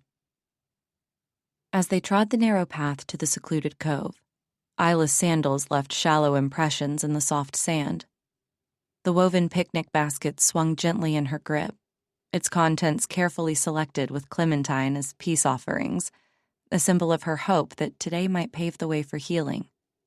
Each step brought with it the promise of new beginnings. "Remember when I taught you to swim?" Victoria's voice, smooth like the sea glass that Isla used to collect, broke the rhythm of their footsteps. "You were such a brave little thing, eager to chase the waves." Isla glanced at her mother, walking beside her, noting how the sunlight played on Victoria's coiffed blonde hair, giving her an almost ethereal halo. Despite the years and tension that lay between them, there was something in Victoria's tone today, a warmth Isla hadn't felt since those carefree days of her youth. "Brave? I remember being terrified," Isla said, allowing herself a small laugh. "But you wouldn't let go until I was paddling on my own." She shifted the basket to her other arm, the corners of her lips lifting into a hopeful smile. "Of course not," Victoria replied with a soft chuckle that seemed to dance on the breeze. "I knew you could do it. You've always had this incredible determination, Isla, even as a child." The words, so full of apparent pride and affection, wrapped around Isla like a warm towel after a brisk swim. She yearned to sink into the comfort of those memories, to believe in the picture of maternal love that Victoria painted with her carefully chosen words. "Those days were special," Isla murmured, her eyes lingering on the horizon, the vast canvas of blue that mirrored her deep longing for connection. Isla's response came in the form of a smile, vulnerable and tender, as she listened to Victoria's recollections. Her eyes, bright with a hint of unshed emotion, reflected the turmoil of hope and hurt that danced within her, a craving for the maternal bond she had once cherished. With each step toward the cove, Isla allowed herself to drift on the currents of possibility, adrift in the notion that perhaps the rift between them was not so vast after all. "Really, it wasn't all bad, was it?" Isla ventured softly, her voice threading through the air. "Those days, they meant everything to me." They emerged into the cove, where the scene unfolded like a carefully crafted painting. The narrow path gave way to an expanse of sand, nestled between craggy cliffs that stood sentinel over the secluded spot. Gentle waves lapped at the shore in rhythmic whispers, their frothy edges kissed by the sun's golden glow.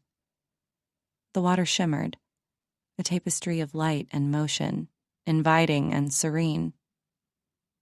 The tranquility of the setting belied the tension that hummed between Isla and Victoria like a taut string.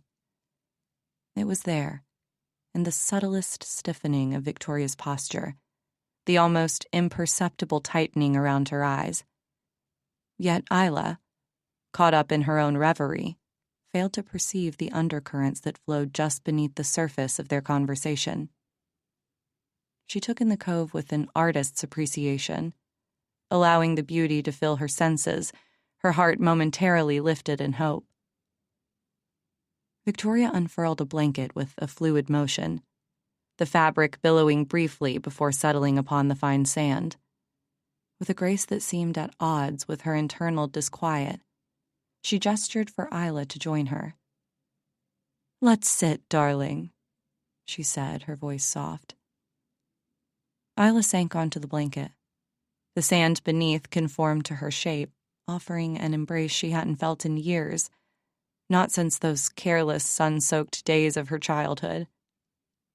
She watched her mother's every move, the elegance with which Victoria crossed her legs and smoothed the skirt of her dress, an action as practiced and precise as a dance. "Remember when you used to build castles right over there?" Victoria began, pointing toward a craggy part of beach where the sand was damp and malleable. "You were quite the architect. Even then."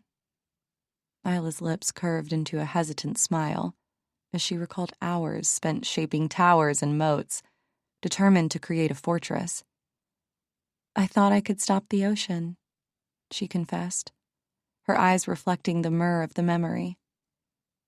Perhaps in your heart you believed you could, Victoria replied, her tone soothing. You've always had a strong will. Mark, your younger brother, is nothing like you. He takes after your father. Those two are like peas in a pod. I guess that's why they prefer each other's company, and he stayed with him back in New York for the summer. But you're like me. Always have been. As Victoria continued to recount anecdotes laced with nostalgia, Isla found herself transported to a time before the distance, before the silence that had wedged itself between them. Each word from her mother was a hand extended in what appeared to be reconciliation, and Isla, hungering for this connection, clung to them like lifelines. Those summers, they were magical, weren't they? Victoria murmured, a master of narrative painting images of a past untainted by the complexities of their present reality. Very much so, Isla agreed, her guard dissolving like sugar in warm water. She leaned back on her hands, allowing herself to bask in the glow of her mother's attention, the stories wrapping around her, soft and inviting. There, on that blanket, with the whispers of the ocean as their soundtrack, it was all too easy for Isla to listen and to hope. The rhythmic cadence of the waves provided a natural lull, and for a brief moment, the world seemed to pause. Isla turned her gaze toward the horizon, where the sky kissed the ocean in a seamless blend of colors. The cove's secluded embrace offered a rare solitude that encouraged contemplation. There was a palpable stillness as Isla allowed herself to imagine a future where her love for Javier wasn't cloaked in shadows but celebrated in the sun's full splendor. Her heart dared to swell with hope, each beat a drum heralding change. Could this gentle conversation with Victoria signal a new beginning? Might the fractures in their relationship finally mend, allowing Isla the freedom to share the depths of her affection for Javier openly? The mere thought sent a flutter through her chest, a bird yearning to soar. Tell me about your life now, Isla. The soft inquiry sliced through the silence as naturally as a sailboat cutting through calm waters. Victoria's voice retained its soothing timbre, yet there was something else there, an undercurrent of curiosity that went unnoticed by Isla. Life is good, Isla replied hesitantly, not quite ready to disrupt the fragile peace with the weight of her secrets. School's fine, and my art, it's going well. She kept her words vague, clinging to the remnants of serenity the silence had offered. That's wonderful to hear. Victoria's response was light and airy, yet her eyes were sharp and analytical, scanning Isla's face for something unspoken, an artist herself seeking truth within abstract strokes. And your friends? She pressed further, her fingers idly trailing patterns in the sand, each line a subtle probe. Isla drew in a breath, considering how much to reveal, the warmth of the sun on her back urging her toward transparency. They're great, supportive. Her voice trailed off. What are your dreams? For the future? Her mother asked. Isla looked at her, wondering if this was an invitation to speak of Javier, yet she didn't dare to. She didn't want to ruin the moment. Most of all, Isla said, a spark igniting in her words, I dream of the ocean.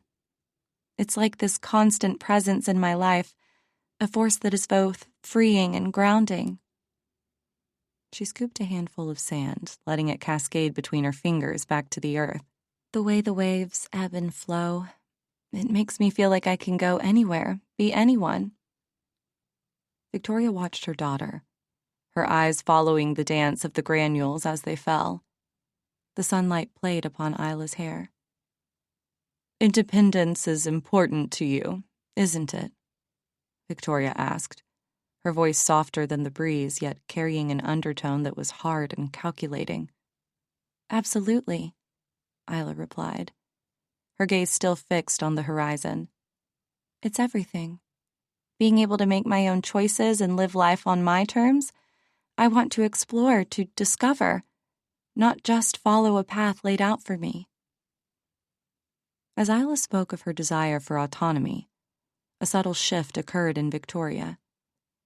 The ice blue of her eyes darkened ever so slightly, their edges sharpening like the shards of a broken mirror.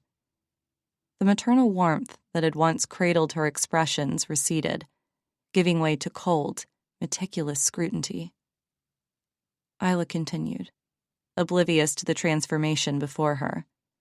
"I mean, don't you ever feel the pull of the unknown? The thrill of charting your own course?" Victoria's lips curved into a half smile that did not reach her eyes. "Of course, darling," she murmured, the word tasting of sweet poison.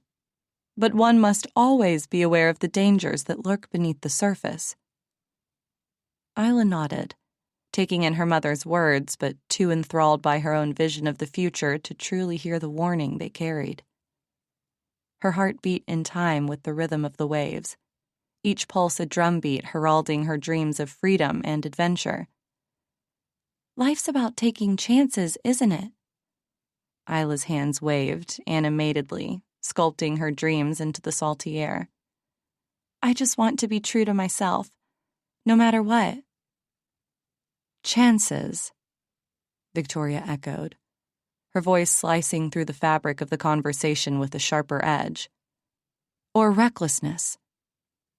The question, abrupt and barbed, hung heavily between them. Isla's words stumbled to a halt, a frown creasing her sun-kissed forehead as she turned to face her mother. The shift in Victoria's tone was subtle but unmistakable, like an undercurrent that threatened to tug one's feet from beneath the surface of calm waters.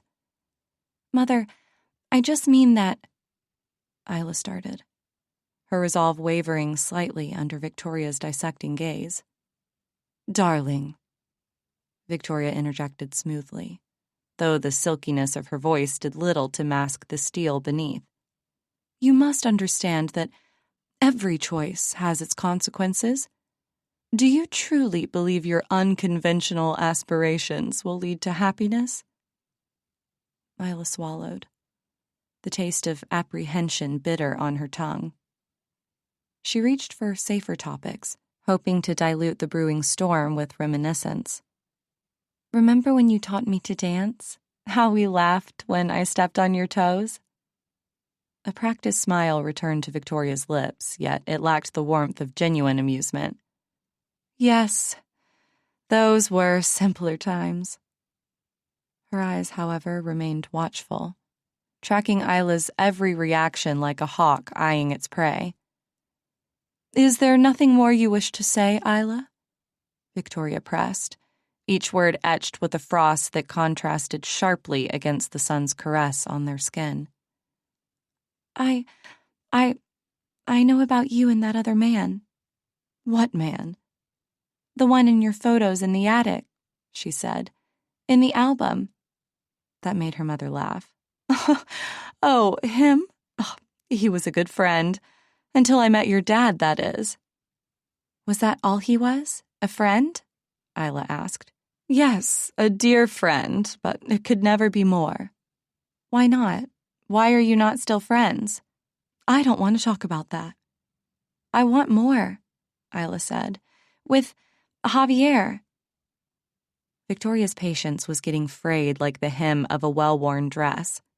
The tender veneer of motherly affection she had donned for the outing began to peel away, unveiling the cold determination beneath her ice-blue eyes.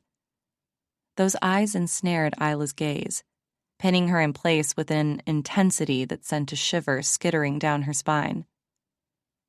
Isla's breath hitched in her chest, the air around them growing heavy with unspoken truths. Her dreams of reconciliation were quickly dissipating like mist over the ocean. Victoria's shifting demeanor threatened to engulf her, yet she could not look away. Suddenly, Victoria rose to her feet, the fluidity of her movement betraying nothing of the anger brewing within. She extended a hand toward Isla, a gesture that once would have signified comfort, now fraught with enigmatic purpose. "Come," she said, her voice a whisper lost to the breeze. "Walk with me to the water's edge." The command hung between them, an invitation wrapped in a riddle, laced with an urgency that Isla felt in her very marrow. Standing tentatively, Isla brushed the sand from her sundress, her mind a maelstrom of confusion and apprehension. With each step toward the lapping waves, the sense of foreboding deepened. Victoria's back remained turned to her daughter, her posture rigid and unreadable as they approached the threshold where land surrendered to the ocean. As they reached the water's edge, Victoria placed a hand on Isla's neck, a touch that sent shivers down her spine. Uneasy, Isla asked, "What are you doing, Mom?" Victoria turned slightly, her eyes shadowed with a mix of determination and sorrow. "You shouldn't bother coming home," she said, her voice firm yet tinged with sadness. "You've brought us enough shame and disappointment. Don't ever come back." Tears welled in Isla's eyes as she cried out, "I don't want to turn my back on my family. I don't want to lose you, Mom." Victoria's gaze softened for a moment, but her resolve was unyielding. "It's too late." With that, Victoria turned and walked away, leaving Isla standing alone, the waves whispering secrets at her feet. Isla's mind whirled with indecision, her heart torn between duty and desire. She stood there, lost in thought, when suddenly a pair of hands grabbed her from behind, squeezing tightly around her throat, and she struggled, gasping for breath. The last thing she said before she died was one word, a name. "Javier!"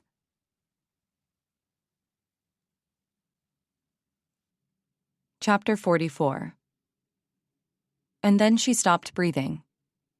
I was too late to save her, even though I ran to her rescue from my hiding place, where I had been watching her and her mother. I screamed her name and ran to her, but there was nothing I could do. I yelled and screamed, but her killer stood cold as stone and simply stared at her dead body in the water, where she had been held down. Then she asked me to help her push the body out to sea. I couldn't believe what she was saying, what she was asking me to do. I looked up from Marcus's letter, at the woman standing before me. I continued reading. And then she told me to say it was me. At first, I refused, but Aunt Beatrice can be very persuasive, and she promised me that since I was a minor, I wouldn't get a long punishment, and once I got out, my mother would still be alive since the family would pay for all her surgeries and treatment. There was nothing I could do. There was no way to bring Isla back anyway. And finally, I accepted. I was crushed and broken, but at least this way my mom would live. Aunt Beatrice was also the one who paid for me to come back to the island this weekend. She wanted me to point at Victoria and say she was the one who paid me back then. Aunt Beatrice killed Mark, too, and wanted it to look like it was her sister's doing. I can't live with myself any longer, having taken part in this. That's why I must say goodbye. There is nothing left for me here on this earth. I folded the paper again with a deep sigh. He signed it, Marcus Cole. That's all it says, but that's enough. "It was you? You killed both of my children!" The scream came from Victoria, standing next to her sister. "Why? Why?" "I wanted them out of the way, if you really want to know," Beatrice spat. "Just like I want you out of the picture. Our father is dying. If I got rid of your children and had you framed for murder, all the inheritance would be mine. It's that straightforward. I made sure to bring Javier or Emilio with me here, as I told him to call himself, so you wouldn't know who he really was. I knew he could testify to how you made sure he was thrown off the island back then, how you treated Isla. Marcus would say you murdered Isla and paid him to take the fall. All suspicion would fall on you. I wouldn't even have to kill you. You'd be gone for the rest of your life." Victoria gasped for air and placed a hand on her heaving chest. You murdered my children for money?" "As if you didn't want her out of the way," Beatrice said. "She brought shame on you and almost revealed your deep, dark secret. Why don't we talk about that then? Huh? How you found out that Javier was really the son of your secret lover? You knew that he was also the real father of Isla. You were pregnant when you got married but never told anyone. Except for me. Luckily for you, Isla looked more like you with the blonde hair and fair skin, but it never could hide the fact that Javier and Isla were, in fact, half-siblings. And that was why they could never be together. That's why you desperately tried to separate them. She brought shame on you, and you wanted her gone. If I hadn't killed her, you'd have to reveal your secret to her." "I wanted her sent away, to leave the island, not die," Victoria said, tears streaming down her cheeks. "Oh, don't give me that. You were relieved when she was gone." "You're delusional. I can't believe this." Beatrice's eyes glinted with a dangerous intensity as she reached for an old knife hanging on the wall, her fingers curling around the handle with deliberate slowness. She pressed the cold blade against Victoria's throat, her voice cutting through the stunned silence of the room.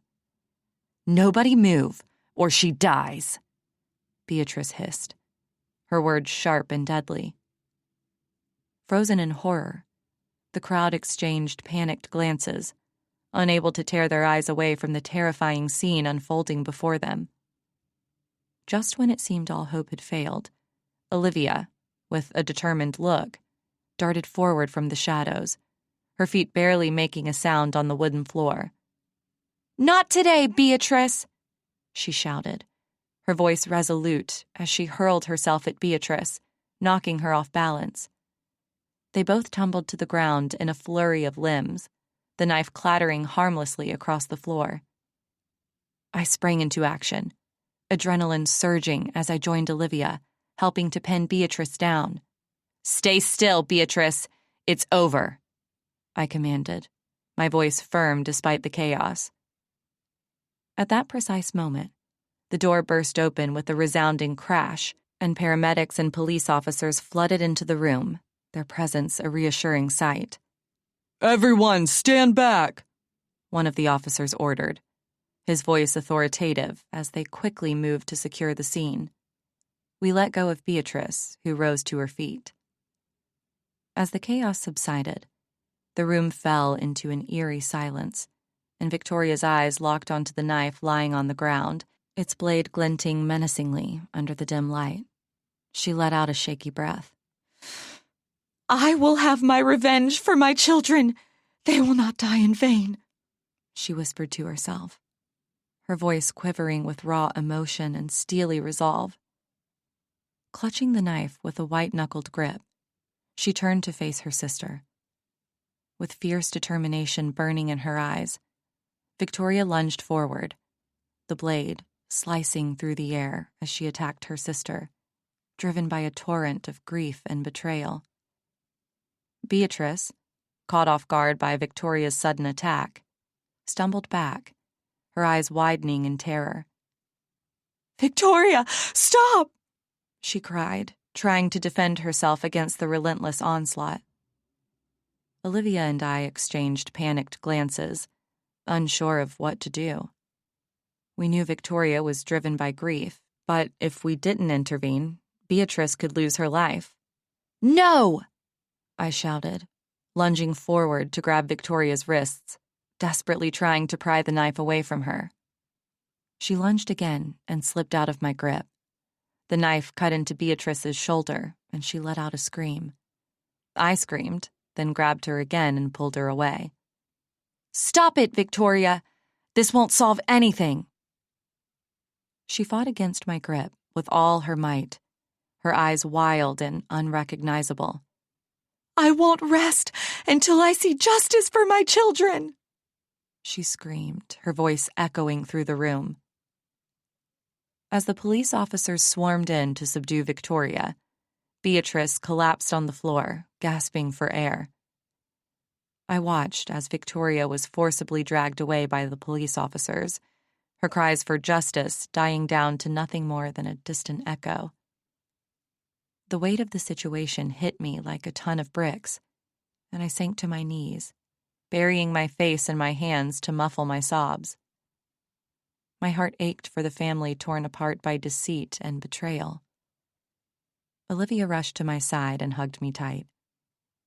As the paramedics attended to Beatrice's wounds and the police took her away and began their investigation, a silent understanding passed between my daughter and me. We were forever changed by this dark story, but at least we still had one another, and for now, that was all we needed.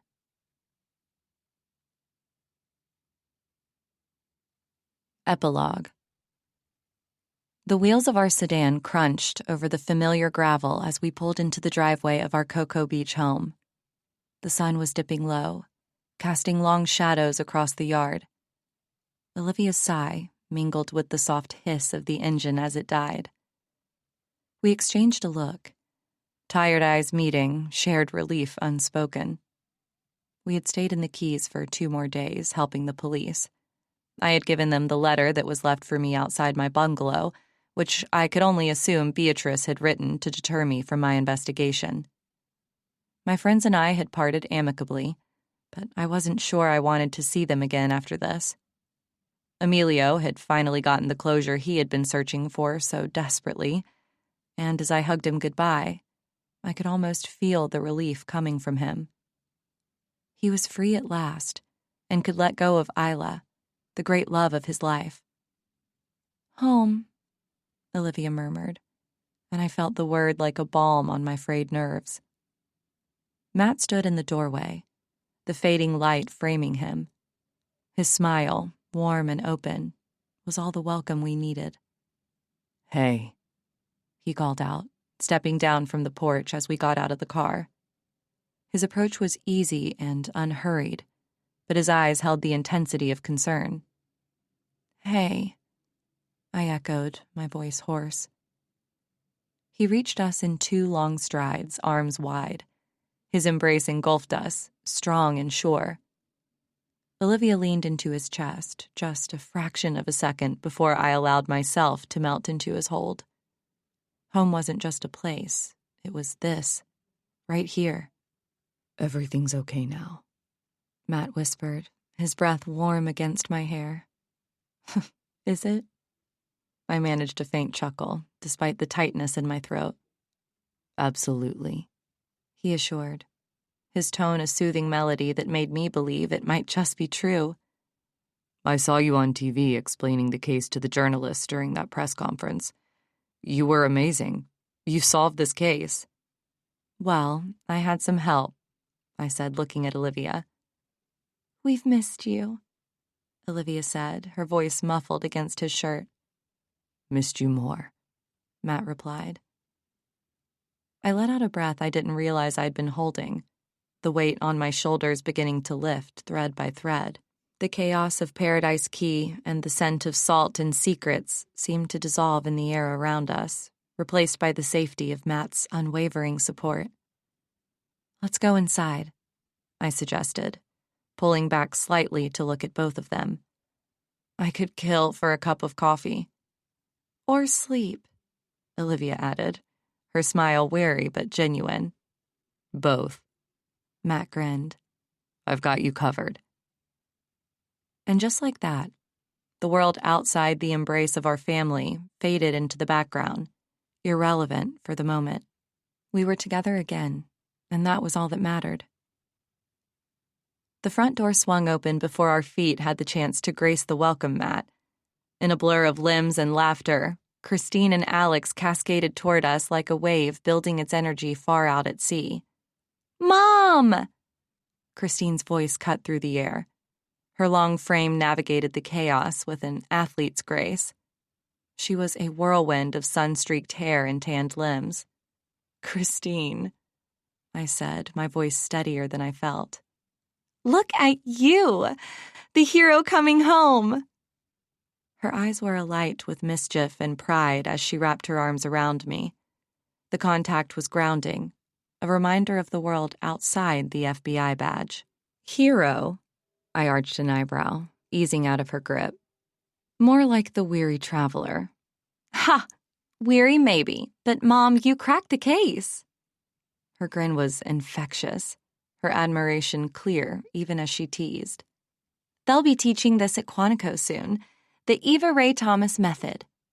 "Let's not get ahead of ourselves," I deflected, though warmth bloomed in my chest at her words. I looked at Olivia. It was teamwork as always. "Teamwork led by Supermom," she shot back. "Everyone is talking about you. Accept it, you're kind of a big deal." "Kind of," I echoed, allowing a smile to play at the corners of my mouth. It felt good to laugh after everything that had transpired. Good to be home. "Olivia, hey!" Alex's voice was a soft undertone amid the clamor of our homecoming. She turned, her face a canvas of bottled emotions.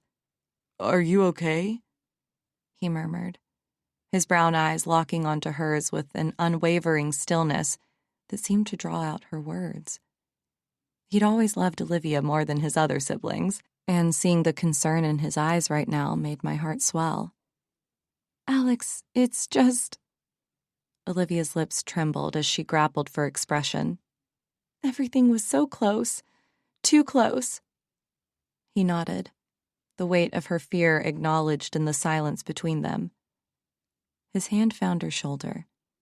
He was becoming such a big boy now, almost a man.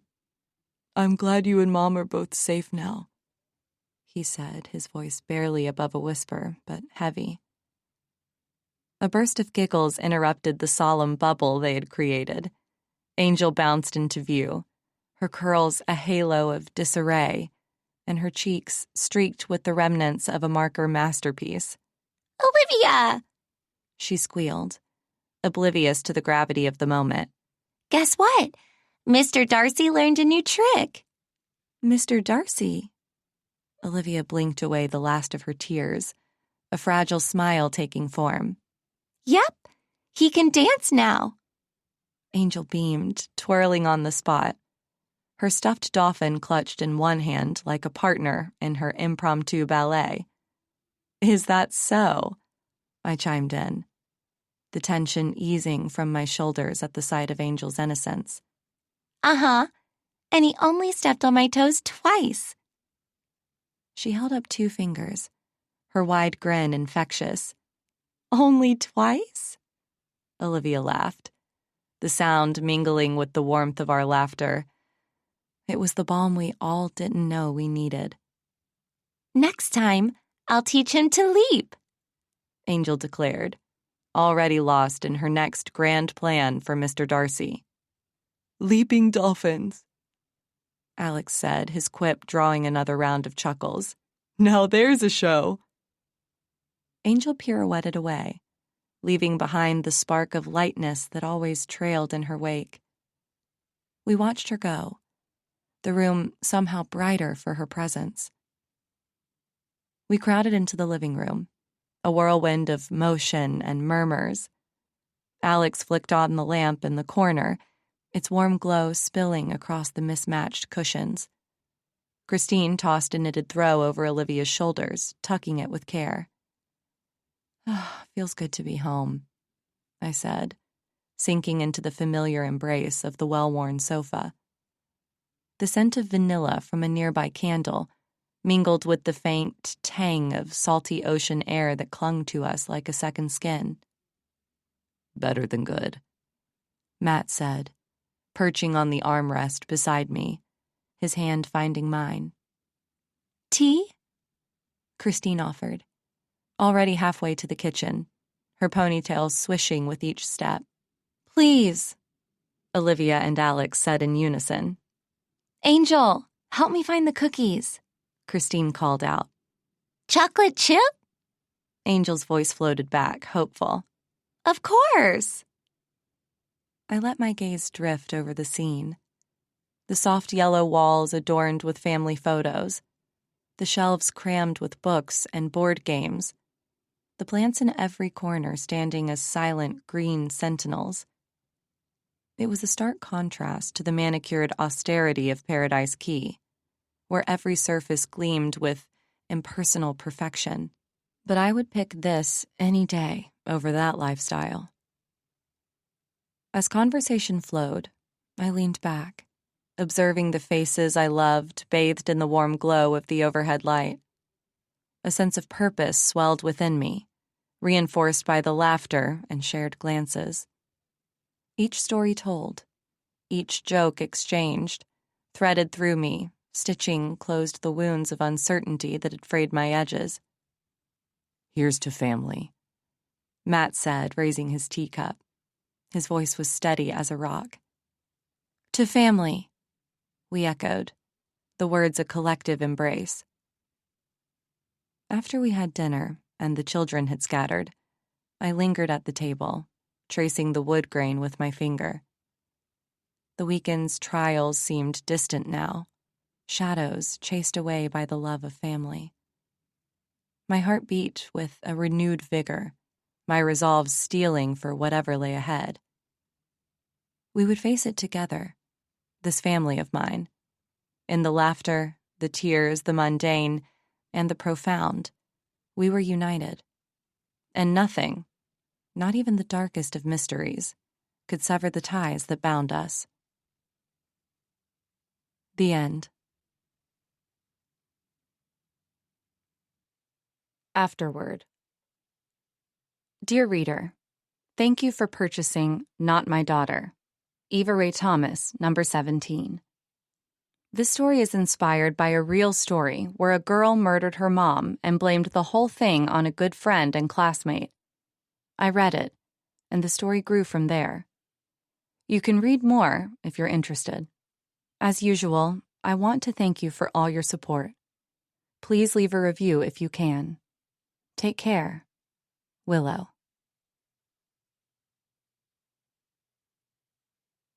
This has been Not My Daughter, Eva Ray Thomas Mystery, Book 16. Written by Willow Rose. Narrated by Rebecca Cade. Copyright Willow Rose 2025. Published by Boy Media LLC. All rights reserved. No part of this book may be reproduced, scanned, or distributed in any printed or electronic form without permission from the author. This is a work of fiction. Any resemblance of characters to actual persons, living or dead, is purely coincidental. The author holds exclusive rights to this work. Unauthorized duplication is prohibited. Cover design by Juan Villar Padron. Special thanks to my editor, Janelle Park.